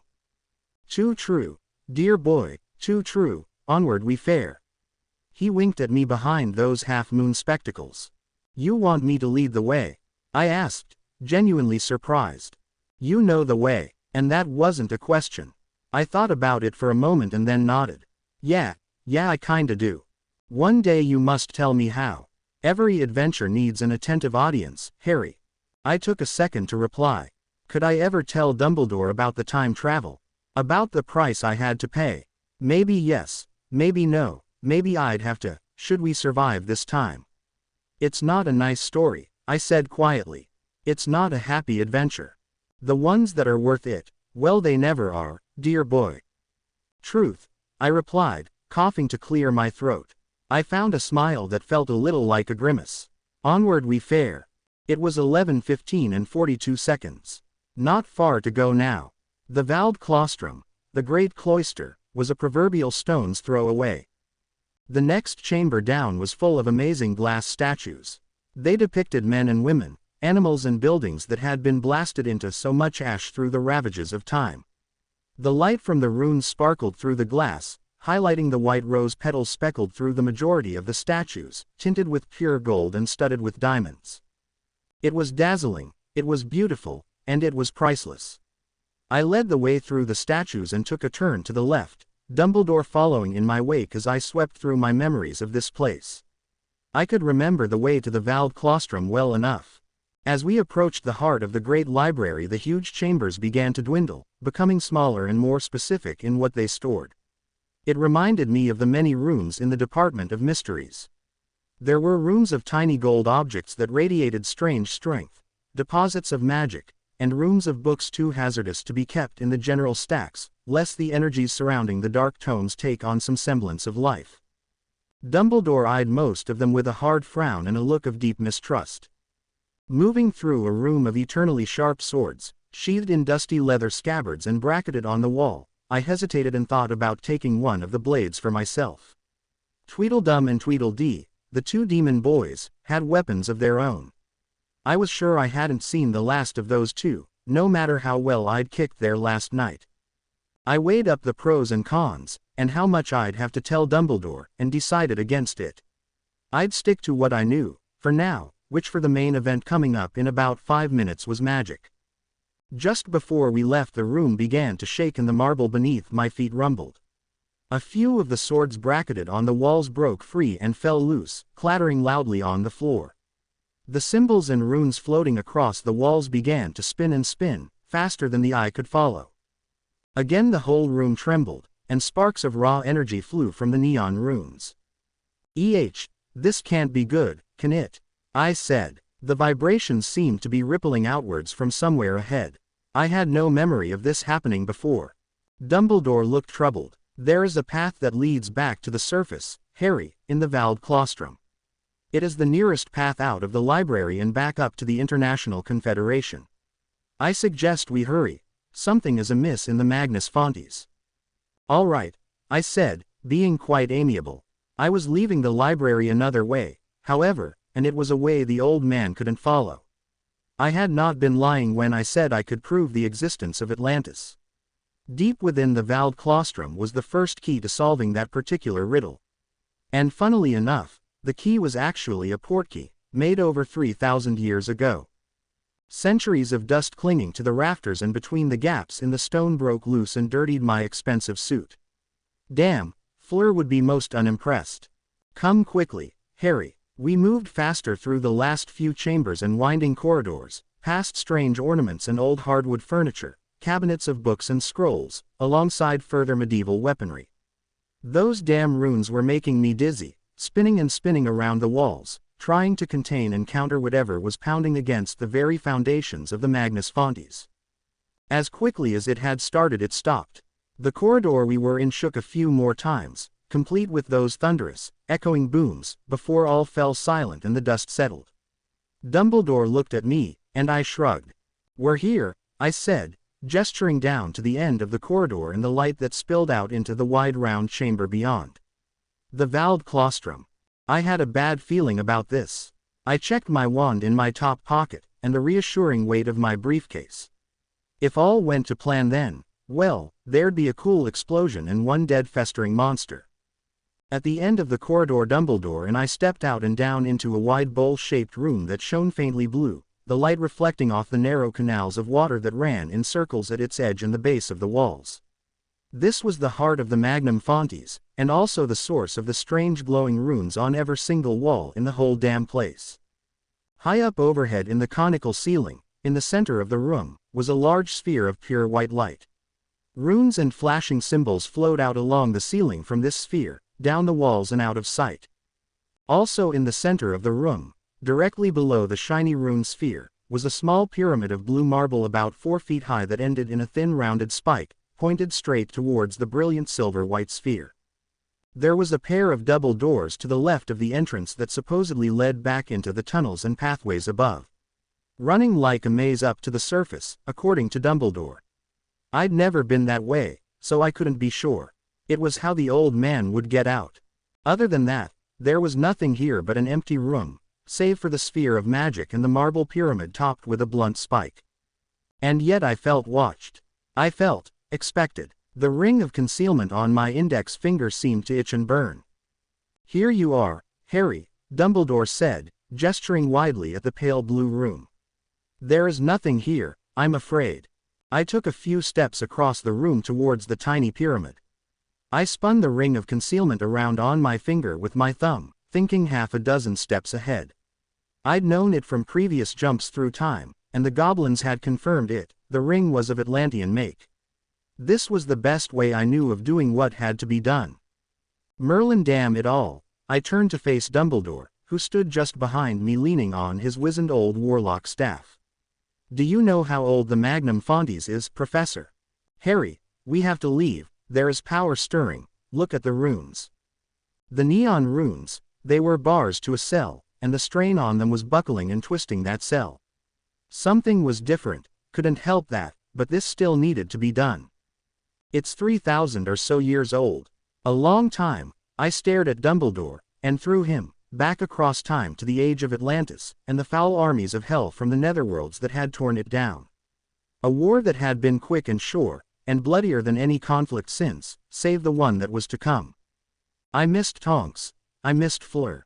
In my throbbing head I cared for them both more than worlds and time and tearing Atlantis from Voldemort's grasp.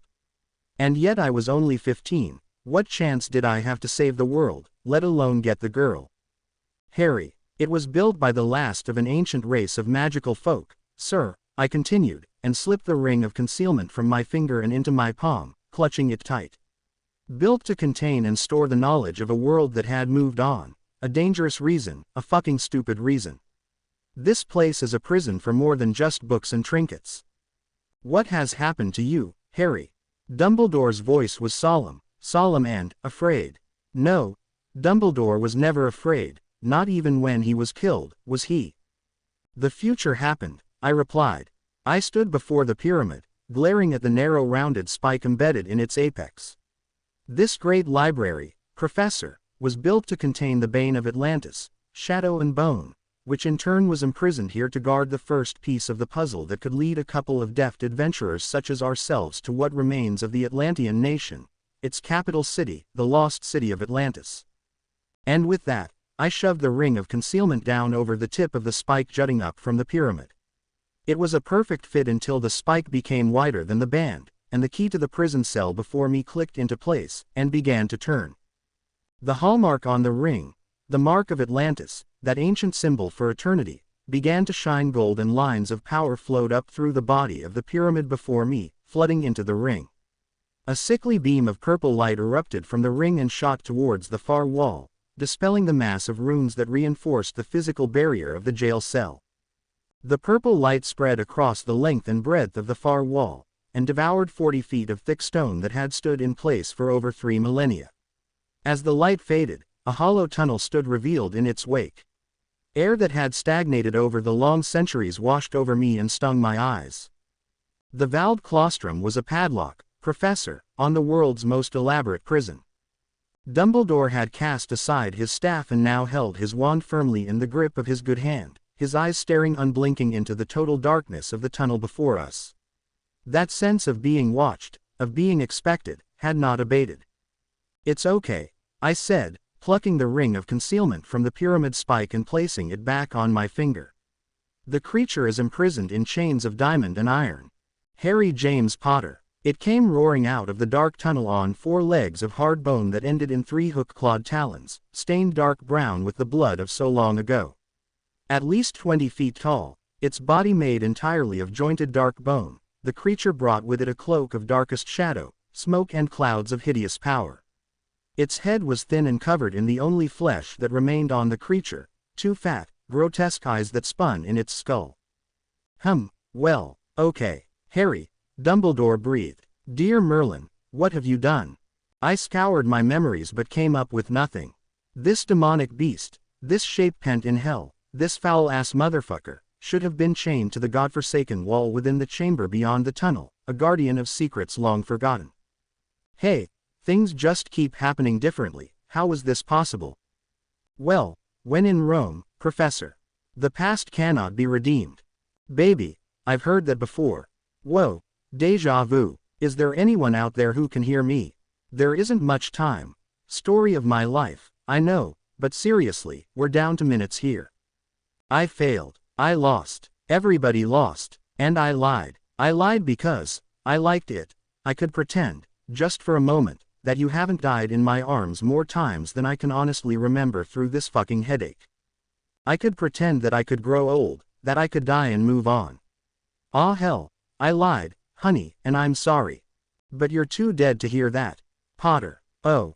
Shit. The voice was low and sinuous, as penetrating as it was terrifying. Potter. The creature spat, its voice grating and bouncing around inside my skull. That's me, I said, inclining my head. A pleasure to meet you. The beast stood just in the darkness of the tunnel across the chamber. Thick shadow encased most of its form. I placed my briefcase against the side of the pyramid and undid the clasp, making sure the item I'd purchased at the Via Magica that morning was well within reach. The demon snarled. Time warrior. The stink of Atlantis mars your very soul. Arrogant enough to free me, and it will be your unmaking. Free you? Oh, I don't know about that, ugly, I said, drawing my wand and flexing my arm. You see, I'm the best that's ever been. You're toast, mate, burnt toast. I'm simply the best. Set your watch and warrant on it. The monster roared. The fetid stink of its breath, even from across the chamber, was nearly enough to knock me out, and charged toward us, the fury and fires of hell itself dancing within the emotionless black orbs of its eyes. It tore up the marble and stone beneath it as it cut the distance, flinging chunks of rock to all sides. Professor, I cried, taking big leaps away from Dumbledore. Fire. Use fire. Lots and lots of fire. Incendio. A coil of flame as hot and as pure as I could make it whipped out of my wand and sucked up all the oxygen in the air between myself and the rampaging shadow demon thing. It had a name, a proper name, but I couldn't remember. It was fast, and its reflexes hadn't been dulled at all from 3,000 years spent imprisoned half a dozen miles below the ground. Still, I was fast too, and my jet of super-hot flame took it in the chest, slamming through the clouds of dark shadow that surrounded the beast and penetrating its bony hide. The flame knocked the demon back, sent it off course and reeling into the wall, buying me a few precious seconds to assess this all too fucked up situation. I'd faced this monster before, yet it had always been chained and imprisoned. It didn't have much room to maneuver in the Valde Claustrum. I could be faster and more agile. In order to get the kill shot in, I'd have to work fast. A thick column of flame rushed past me, the heat incredible and otherworldly. It slammed into the demon just as it rose to its full height and roared challenge and fury down upon me. The fire knocked it back into the wall, creating a plume of shadow and dust, and I followed the column of flame back to its source. I laughed wildly, rubbing at my forehead with my sore hand. I think you singed my eyebrows, Professor. I called over the demon's continued bellows of rage. Dumbledore did not spare a moment to offer an apology. I rushed back over to the small pyramid and dug down into my briefcase, shuffling through the folds of the invisibility cloak and drawing from the bottom of the case the warm glass sphere that had cost me near 300 galleons just an hour or two ago. I tucked it carefully under my arm as Dumbledore's stream of fire ran out, and turned back to face the demon. Scorched and smoking, stinking of charred bone and inhuman fury, I caught it staring right at me. I smiled and winked. Brought you a little present, ugly. I shouted, and raised the glass sphere over my head. Dumbledore gasped. Harry, is that a... You're damn right it is. Wordlessly, using non-verbal magic I didn't know I knew, I took a hold of the glass sphere with a levitation charm and fired it like a cannonball straight at the demon's head. Harry, no, the dragon's fire will. The demon snapped its head forward and closed its jaws around the sphere, snarling and growling. Its long fang teeth crunched and shattered the crystal ball, unleashing the power in its core. There was a long drawn-out second in which I stood with my teeth bared, scowling at the creature of bone and shadow. Then Dumbledore's good hand came down on my shoulder, pulling me back behind the mini-pyramid in an attempt to shield. The demon's head exploded in a wave of solid blue flame, and a good chunk of the wall and ceiling went with it. Super hot fire, the kind that burns in the belly of a dragon, blossomed outwards from its mouth in a star of destructive heat, searing away most of its bony form and sending splinters of marble, rock and bone, complete in a cloud of dust, shooting across the valved claustrum. The demon crumpled, defeated before it could really stretch its legs. Dumbledore and I were crouched down on the safe side of the pyramid in the heart of the chamber, and we were enveloped in the cloud of hot dust. I closed my eyes tight and covered my face with my arm, waiting for it to settle. Flecks of marble and bone stung and drew blood from my exposed skin. Well, that didn't take long, I said, digging the dust out of my ears and wondering how long it would take for the ringing to disappear. I stood and offered Dumbledore my hand. Dragon's fire, Harry. I shrugged. Had a feeling I'd be needing some. The glass sphere that had contained the dragon's fire wasn't overly fragile. Magical folk used them all the time as a source of heat, to warm a home in winter, and keep the water hot. They last ages, years before being depleted. It took a lot to shatter one. Like the awesome power in the jaws of a shadow demon, and the release of that much heat energy all at once could be devastating, much like an explosion of gas. Can't say it didn't get the job done. The dust had settled on what remained of the shadow demon, which amounted to less than a pile of bones. One hooked claw pointed towards me defiantly from under a mass of rock that had been part of the ceiling and far wall. Did not understand who it was fucking with. This was reckless, Harry, Dumbledore said, and no longer was he grandfatherly or kind. There were chips of marble in his beard, and a curtain of dust covered his sweeping robes. He was barely concealing his anger. Reckless as reckless does, sir. I'm alive, you're alive, monster is dead. We can call it a win. You know what it was. I nodded. Merlin was the last to see one of its kind, back in Avalon some 6 centuries ago. This guy was just a foot soldier compared to the nightmare Merlin defeated. It was creatures like this, and their masters, that annihilated the Atlantean nation. Goblins call them the Scourge. I can't remember what they call themselves. Where does it come from? I shrugged my shoulders and let out a deep breath. Long ago, I said. Can't say for sure. I was told once that they come from the space between worlds, between life and death, through gates that lead into a void. I laughed, bitter and beyond my years. It's easier just to say hell, really, than the space between worlds. I left Dumbledore pondering that, his face grim and strangely determined, and collected my briefcase. The fine leather had been scratched and marred by the dust and debris from the explosion. I shook it clean as best I could and headed for the tunnel that the demon had emerged from, all shadowy and evil. It was dark and stank of things that were best left unmentioned. I raised my wand and muttered a small charm, wondering on the non-verbal casting I'd managed in the heat of the moment. I'd have to practice that. Once things calmed down a little, Fleur had invited me back Thursday, might be something to have a look at then. Harry, Dumbledore called to me from the valved claustrum. The tunnel was short and ended in a small round chamber that held the remains of the bonds that had imprisoned the creature so far below the earth for centuries. Chains of diamond and iron, forged in magical fire, could not have been broken by this demon alone. It had to be magic, could only be magic, that had eaten through the chains. But who had been down here before me? My future memories were disturbingly silent. I wondered upon Tweedledum and Tweedledee, but this wasn't their style, really. The old woman Saturnia, she was a new factor as well. Who was the asshole that had set the demon upon me?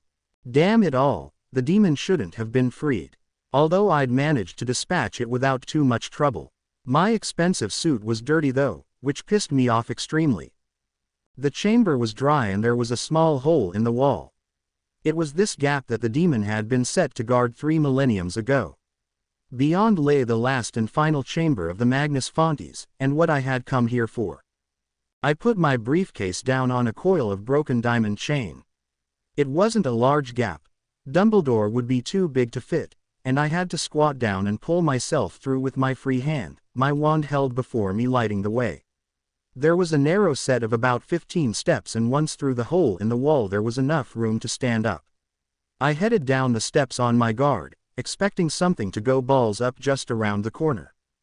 There was no fancy marble or stone walls reinforced with magical neon runes down here. This chamber was a natural cave within the earth, small and cramped and dripping dirty water from the ceiling. Stalactites formed over the centuries forced me to duck more than once, and the air was thin and stale. It was only about 40 feet deep as well before the walls narrowed abruptly to a point, a dead end. The pale light from my wand fell on something at the base of the rocky cavern wall. The small chest embedded into the rock at my feet was what I had come for. It was arguably the most important thing concealed within the depths of the Magnus Fontes. The first clue, for those dumb and brave enough to bother, that led to Atlantis. I knelt down and lifted the lid off, tossing it aside and shining my wand light down into the shallow chest. There were 2 items, and one of them was not what I was expecting. A nervous shudder rushed right through me and I looked back over my shoulder, expecting a surprise attack. There was nothing but darkness and the slow drip drip drip of water that would never see daylight. I removed the item I had been expecting, that had been placed here 3,000 years ago by a man who had designed the maze of riddles and traps, of clues and false trails, that led to the lost city. On a strong chain of white gold, suspended in a small gyroscope, was a tiny golden hourglass that sparkled in the light.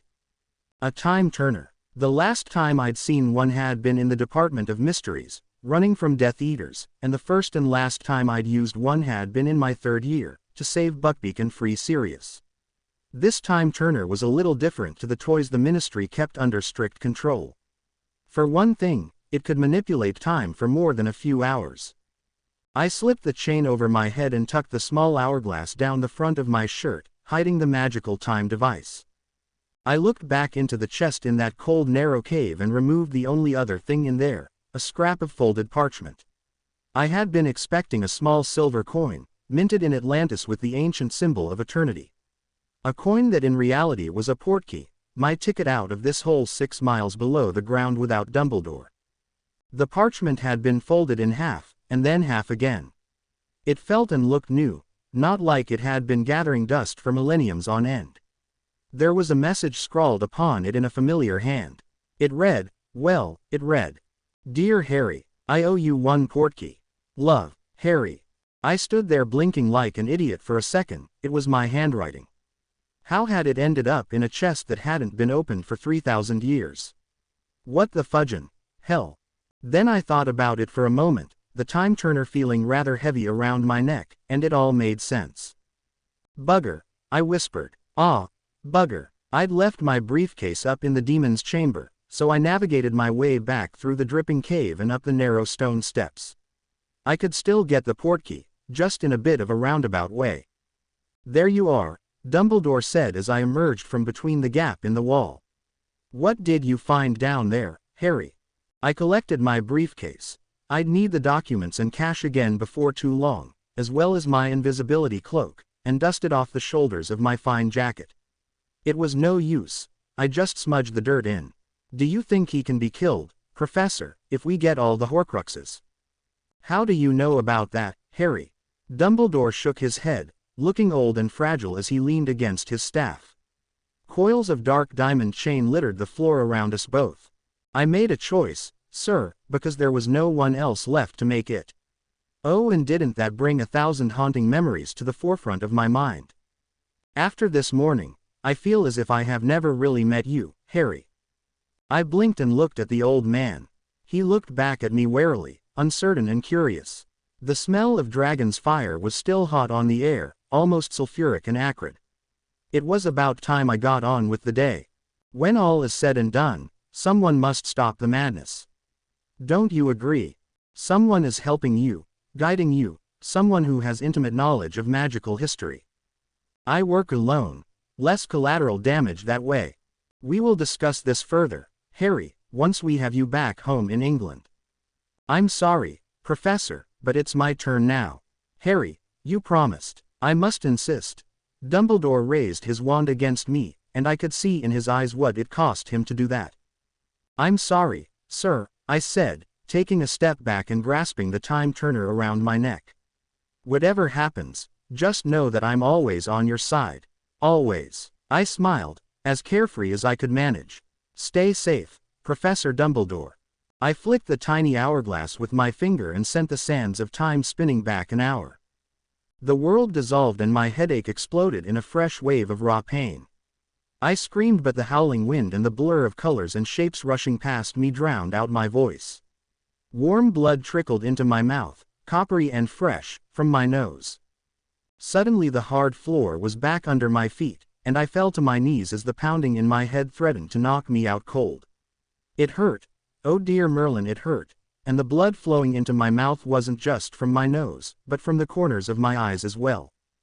Ah, time travel, she was a harsh mistress. A deep growl brought me back to my senses, and I looked up from my position on the ground, as all at once I realized what I'd done. I found my feet and took a few hurried steps back. I was staring into the lifeless eyes of the demon I'd just killed. Only it wasn't 100% dead anymore. Fuck. Round 2 so soon. At least the time turner had done its job and taken me back an hour. The demon was stirring. It was chained to the wall. Thank Merlin for small favors, yet the shadow smoke had begun to form and swirl around the thick heavy bones that made up its hide. Those dead eyes of lifeless black light began to swivel, and the low growl became a snarl as it realized I was here. Hey there, big guy, I said, checking to see that the chains of diamond and iron were firmly in place. Time warrior, the creature said, possibly the first words it had spoken in 3,000 years. They got into my head and made my eye twitch. That's me, I said. Harry James Potter, Lord of Time. Release me. I felt the wave of compulsion wash over me and sink its claws into my mind. The demon was in my head, convincing me to set it free. I blocked its attempt with the same ease that had allowed me to shake off the imperious curse. Release me. It was more insistent this time and less persuasive. No. Only I must do, I thought. I was an hour in the past. Dumbledore and I would still be navigating our way through the 7 barriers that guarded the main entrance to the Magnus Fontes. Yet somehow when we arrive in the Vald Claustrum and I open the secret passage with the ring of concealment, the demon is free. Flexing the chains as far as it could, the demon leaned forward only a few inches and screamed at me, a wave of that fetid breath threatening to hammer me down into the ground. Time has marked you, boy. It stains your very soul. You should not be this side of the gate, amongst the mortal realms of the living. I'm here for Atlantis, ugly. At the mention of the lost city the creature roared again and threw itself against the thick bands of diamond chain that held it prisoner against the wall in a fury, struggling to reach me. Thick foam gushed from between the demon's fangs. It was drooling in its anger and lust to destroy me. Had it really only been 24 hours since I'd been cruising down an old French canal with Fleur Delacour, sipping white wine and eating fine pasta. You will release me. I needed to get past the demon and through the gap in the wall that led down to the chest where I'd found the time turner and the note from myself. It all made sense now. The portkey would still be there, because I'd jumped an hour into the past to give Dumbledore the slip. I'd use the portkey before I arrived in about an hour and killed this bastard, and leave myself a little IOU. Not too confusing. Damn time travel. It hurt like all hell these days, and made my eyes bleed. There were thick chains blocking the hole in the wall down into the cave, pulled taut across the entrance. The demon's bonds blocked the hole completely. The only way through would be to blast through the chains. Ah, okay. Well, I'd finally caught up. In about an hour I'm going to kill you, big fella, I said to the demon. You've been waiting 3,000 years, another 60 or so minutes shouldn't faze you. I will remember your face, time warrior, and when I am free you will be hunted. My brethren will return and we will quench our thirst with the blood of humanity. I done told you once, you son of a bitch, I'm the best that's ever been. I laughed. Devil Went Down to Georgia, you know it. It's a fucking classic. Incendio's Grotto. I sent a raw blast of fire magic at the diamond chains and broke the iron links between them, simultaneously freeing the monster and clearing the path down into the cave. Fool! I took a running leap and dived at the gap between the chains, and the demon writhed and snapped the remainder of its weakened bonds, using the broken ends of its chains like a whip to cut me in half. The fiery red chains missed me by an inch and I tumbled down through the gap in the wall, landing hard on my shoulder and going head over heels into the wall. I bounced off it none too gently and continued my descent before collapsing in a sore and tired heap at the base of the steps. Ow! I managed, chuckling and groaning. Ow! I took a breath, shaking away the pain. Hey, I'm the asshole that freed the demon. Good luck, Harry. Up above the demon roared and sent a single talon searching into the wall, clawing for me. A tremendous boom shook the whole cave, followed by another and another as the demon tried to get at me, pounding against the walls of its cell. Given enough time, it would probably break free. Yet I was on my way to take care of that, as well. Back down at the end of the cave I opened the chest again and looked inside. There was the time turner and what I'd been hoping to see an hour from now, a small silver coin marked with the symbol for Atlantis. The portkey. I left the time turner where it was so that Harry an hour from now could come back and free the demon. I reached for the portkey coin. Just before I touched it I pulled my hand back. I thought of a good idea, a funny way to screw with myself. From within my briefcase I withdrew a scrap of parchment and a ballpoint pen, and wrote myself a note. Dear Harry, I owe you one portkey. Love, Harry. I folded it in half and then half again, and placed it down next to the time turner in the chest. I'd find it soon enough. I levitated the portkey out of the chest so I could put the lid firmly back in place, and then made sure I had all my bits and pieces, briefcase, the time turner around my neck, ring of concealment. Good to go. Without any further ado I picked up the small silver coin and felt that old familiar tug behind my navel. Onward I fared. Time. 5 minutes before tomorrow. 5 minutes past yesterday. Is it beer o'clock yet? Truer words of wisdom never spoken. Let it be, let it be. You should know something before we continue. You have a right to know, after all. I'm not a good guy. Far from it. I'm not innocent, I'm guilty. And whilst that may not be a good thing, it is a necessary thing. Terrible, yet necessary, because only the truly guilty understand what it means to wield true power. People call me a hero, perhaps you do as well, yet what is a hero? Someone who acts when all else turns to dust. Someone that you hang your last scraps of hope to and pray that they don't buckle. Someone to fight the monsters and make the bad men go away. I'm not a hero. I don't have the defiance, or the soul, or a cool mythical sword. No, I'm not a hero. But I do fight the monsters, because I detest them, and hate that they exist. And what do I have to show for it? For lives spent and spent again battling the worst this world can throw at me. A bastard of a headache, and that's about it. Hey, I can hear the gentle whining of 1,000 violins. Ah hell. It's 5 o'clock somewhere. I appeared on my knees in a courtyard of stone beneath a roof of sparkling starlight. I let out a small groan as the old magic in the portkey spat me out halfway across the world and aching from head to toe. The small silver coin, minted in Atlantis, had been gathering dust deep beneath Rome for 3,000 years. Even for magic as simple as a portkey, that was a long time. It had made for a bumpy ride, as the enchantment on the coin had faded over time, and the world had moved on in the 3 millennia since the map to Atlantis was set. A few more centuries and the map would have been lost forever, yet that wasn't meant to be. I gained my feet and looked about myself, standing ragged in my torn suit and straightening my glasses across the bridge of my nose. Just where in the world was I now? I knew all too well, unfortunately. I was in the heart of Mt. Everest, buried deep within thousands and thousands of tons of earth, rock and ice. Yeah, I know, groovy. Whisked away from one underground tomb in the Magnus Fontes and straight into another. I hadn't been lying when I said there were secrets buried in the lost, deep places of the world. Most of them led to one end, and that end was Atlantis. A greater mind than I, the last mind of the Atlantean nation, had developed this ancient, buried road long before the foundations of Hogwarts had been laid.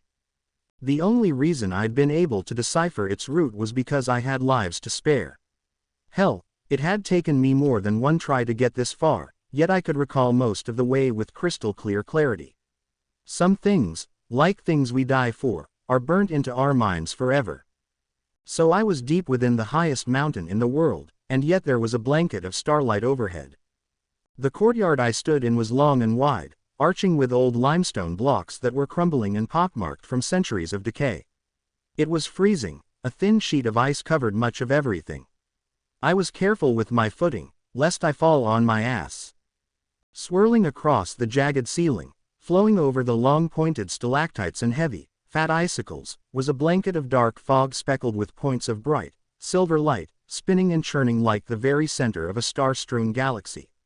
Constellations of starlight and dust surged like waves on an unruly sea, washing up on the clustered sands of time. It was eerily beautiful, a sight one could get lost in, as it stretched for a good quarter-mile in all directions. I stood staring at it for about 5 minutes before I noticed my teeth chattering, and my hands going slowly numb. It was pretty damn cold. I pulled my eyes back down to the matter at hand. Now, I suppose you could call this little exploration of mine a quest. In fact, it's been specifically designed so that I have to overcome various challenges of increasing and complex difficulty, which is in part the definition of quest. A quest, a journey through time itself. Hey, sounds impressive, doesn't it? A journey through time itself, meaningless drivel, really. We're all of us journeying through time, some of us just do it in both directions. The only light in this underground chamber came from the artificial night sky overhead, in the mist and the starlight. In that dim light, across the length of the cave and the smooth, icy ground, a set of stone steps rose to a single pedestal. A particularly strong shaft of silver light shone down in a singular beam upon this pedestal, pretty much showing me where I needed to go. It was only about 100 meters away, in the center of the cavern. A clue to the lost city called to me like the blowing of a horn at sunrise. I braced myself before taking a step forward. However, the pedestal and what it held was what I had come for, yet there was a challenge to be passed, and it was a one. If I could have apparated across the cavern I would have, but ancient magic swirled overhead, magic of Atlantis, of the before folk, the old ones, the Fae, forbidding such tricks as apparition. Just get it over with, Potter, I whispered, glancing up at the roiling fog coating the ceiling. The specks of starlight blinked down at me, malevolent and cold, malicious and unforgiving. Still, I hesitated. This was the Hall of Illusion, after all. You're Harry fucking Potter, I said, clenching my hand around the handle of my briefcase. And you've been through this before. The only way back is forward, my traveling alter ego said. According to my fraudulent passport, his name was Ethan Rafe. Do you wonder if Fleur's thinking about you right now? Nymphadora, menage a trios, Harry. Dirty bastard, pot, kettle, black, no sense delaying the inevitable. I took that first step forward and the starlit mist descended like a cloak of the deepest, darkest midnight, drenching me in my worst memories and the ghosts of my past, present, and future. The fog fell before my eyes, dimming all light and concealing the nearby pedestal from view. It might as well have been 1,000 miles away, for all the good it was to me now. I was surrounded by nothing but black night, and the small pinpricks of light that belonged to magic long since passed from the world.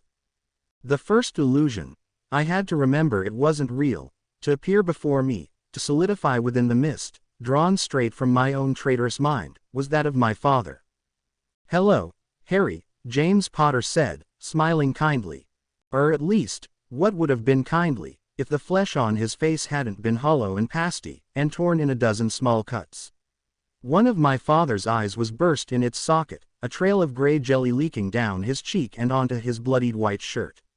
His unruly black hair hung matted with blood, flat against his head. There were 6 festering burns and oozing gashes crisscrossing his body. He looked as he did when he died, like he'd just gone 10 rounds with a certain Dark Lord. Hi, Dad, I said, letting out a long slow breath and hating my hands for shaking. You'd think I'd be used to this sort of mindfuck by now. After seeing civilization fall apart, I'm back again. You've stumbled upon the road to lost treasures, and the challenges that await you will not be kind. Yeah, I know, you may turn aside thrice and once only, yet the only way back is forward. It was like a recorded message, I suppose, using one of the harshest memories the starlight magic in the fog could pull from my mind. No doubt it was cruel, yet to safeguard Atlantis from the unworthy, the architect of the map had put a lot of effort into making it hard. And once upon a time, a lifetime ago, Voldemort had tortured me with his memory of the night I'd nearly destroyed him, in Godric's Hollow. For months on end he had abused the link that connected us, sending me visions of my parents' murder. This was really what my father had looked like when he died. Yeah, Voldemort's a wanker. One for the ages. Let's hurry this up, Dad, I said. There's never enough time. We know that better than most, don't we? Walk with me, James Potter said, dying and dead. He turned and stepped through the mist and I dutifully followed, gritting my teeth and bearing it. He's just an illusion, I thought, and on the heels of that, this is how he died for you. You fail to understand what it is you truly seek, Harry. We've been through all this before, I replied, waving my burnt hand through the mist and grasping one of the dots of starlight. It was cold, and slipped right through my closed fist. You're about to tell me that time encompasses space, and Atlantis is hidden in time. I already know, old man. The illusion of my father frowned, and a particularly vicious gout of blood gushed from his ruined eye socket. Atlantis is time encompassed in space, he said, and I waved him along. To seek that which is hidden you must journey through the regret of Atlantia, and the bane of our world. Will you turn aside? No, James Potter laughed. That counts for one, Harry. The mist swirled and my father disintegrated before my eyes. My jacket billowed around me as the starlight spun faster and faster, revolving into another familiar figure, the next harsh illusion to guide me on my way. Harry Potter, the boy who lived. Hey, Voldemort, you're looking. I stumbled for the right word, spinning my hand around as if attempting to snatch it out of the air. Splendid. Lord Voldemort, the bane of my world, stood before me tall and imposing against the darkness of the fog. The starlight seemed to fail about his form, dim and lifeless. His narrow snake-like face festered, brilliant intelligence and a cold, hungry thirst for my blood. Your mind is a terrifying place, Harry Potter. It holds many horrors, myself almost least of all. And yet you're in and out of it all the time, I said. Come on then. Gimme the chance to turn aside from this foolish quest that will undoubtedly rob me of my sanity and my life. The journey to Atlantis will lead to the wealth and knowledge of the Seven Lands, yet you risk your mind and your life for our folly. Regret will seal your fate. Bothersome, that. Will you turn aside? No, never in life. Voldemort's crimson eyes burned with the fury of my continued existence. That counts for two, Harry. Come quickly, listen close, I'm going to share one of life's great secrets. Yes, a secret. And like most dark, hidden things in this world, it is a secret with teeth. It is something we all learn, that we let children discover for themselves, and that haunts us to our grave, and for all I know, beyond. It is something we work to forget, something that can be forgotten, if we fill our days with enough activity that we're left no time to be alone with our thoughts. You don't have to hear this, just block your ears and turn away. Last chance, are you sure? Very well. Regrets are forever. How many regrets do you have? 1, 2, a few, enough to fill a lifetime. Regrets are forever. Wounds heal, bones mend. Regrets are forever. Regrets don't heal. They whisper and dig deep into our souls. The starlit fog churned around me, spinning like a whirlpool faster and sweeping up the edge of my torn suit jacket. The illusion stolen from my head of Voldemort faded, only to be replaced by a third and more horrifying figure. My sweet Ari, what has become of you now? Precious Fleur Delacour, ah hell, sometimes it's Tonks I see at this stage. The nightmares in my head of a time that has not come to pass yet were perfect fodder for this dark magic of illusion. You're not real, I said, betrayed only by the shake in my voice. It was real enough that I could smell the burnt flesh that covered most of Fleur's beautiful body. Fleur stood before me in ragged blue robes, dirtied and bloodied, that barely clung to her frail form. Her gorgeous blonde hair had been scorched from her skull, and her silky smooth skin was rough and abrasive, bruised and swollen. One of her eyes bulged, threatening to burst, and half the teeth in her gums had been blasted out of her mouth by the heat that had claimed her life. Once upon a time, this horror had been real. Fleur had died in my arms as I held her in the smoldering pit of fire that Voldemort had made of those who had dared to stand against him, my friends, my allies, my lover. I held her and burned alive. 3 guesses what caused the greater pain, but you'll only need one. My, Ari, you are blushing. My face was red with raw anger. Anger at Voldemort, at myself, at the future memories, at this fucking mind fog. Speak your piece and ask me to turn aside, I snarled. You are angry. I care for you, and this is what happens. I destroy your life. I paused. This isn't real. You don't have to justify yourself to an illusion, it's only responding to your emotion. And yet, I keep coming back, don't ask me why. I'm young and selfish. The magic in this hall of illusions didn't know how to respond to that, so it continued its spiel to get me to turn aside. I suppose this was like one of those tests that judge me pure of heart or some such shit. There is naught but regret in the heart of Atlantis, traveler, and the folly of greed and arrogance. Regret is forever. Now that was a truth I'd learned before. I know, sweet Fleur, yet Voldemort is already well on his way there, whether he knows it or not, thanks to a loophole in the whole, pure, soul thing, so I have to go again. Harry Potter, will you turn aside? No, Fleur smiled. It was terrible. That counts for 3, once more for all. I sighed as she disintegrated into so much ash and dust in the mist.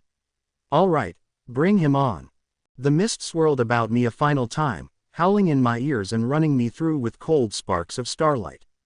It had shown me nightmares of my past, my present, and mayhap all wrapped up in a glimpse of the future, what could be left. A pale figure emerged from the dark fog, whole and unharmed, eyes burning with small sparks of red light and an enigmatic grin plastered all over his handsome face. Hey, Harry, I said, looking at my reflection that wasn't quite right. His suit was immaculate, his unruly black hair stylish. Hello, Harry replied. He was calm and unflappable, yet his eyes were cold. You about to tell me that hate leads to the dark side? Atlantis is a fool's quest, Harry said to me, and his tone was sad. He knew what I was going to do, what I had done, yet those cold eyes danced with barely suppressed mirth. Why the cool special effects to dissuade me? I said, addressing the sparkling mist as a whole and not just my near mirror image. You want me to reclaim the lost city and tear it from the clutches of the Dark Lord before he unwittingly unleashes Hell's armies. Trust me, I know. No turning aside now. Harry tilted his head and gazed at me without blinking. It was more than a little unnerving, but hell, what wasn't in my life? Those small pinpricks of crimson light burning deep within my counterpart's eyes only added to the discomfort. I wasn't as far gone as that. You will be, Harry said to me. You know it, you've felt it before. The lust for power. You could own the world yourself, if not for the Dark Lord. It is a stain on your mind and your soul. Get out of my head, I said, and quite reasonably I thought. Turn aside, Harry, the illusion said, near begging me. Yet his damned eyes still laughed through the frost. He wasn't asking me, he was telling me. Turn aside. And then what? I asked, almost genuinely curious. There was no turning aside, no going back, not even into death. Not now, not ever. Harry shrugged, avoiding my eyes. This doesn't have to be your world. Time was you. Time, don't speak to me of time. Hurry it along. I have places to be. Very well, on your head be it.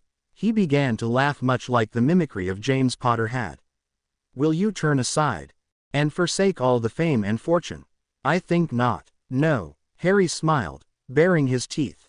4 times and be damned to you, Harry Potter. And you handsome devil.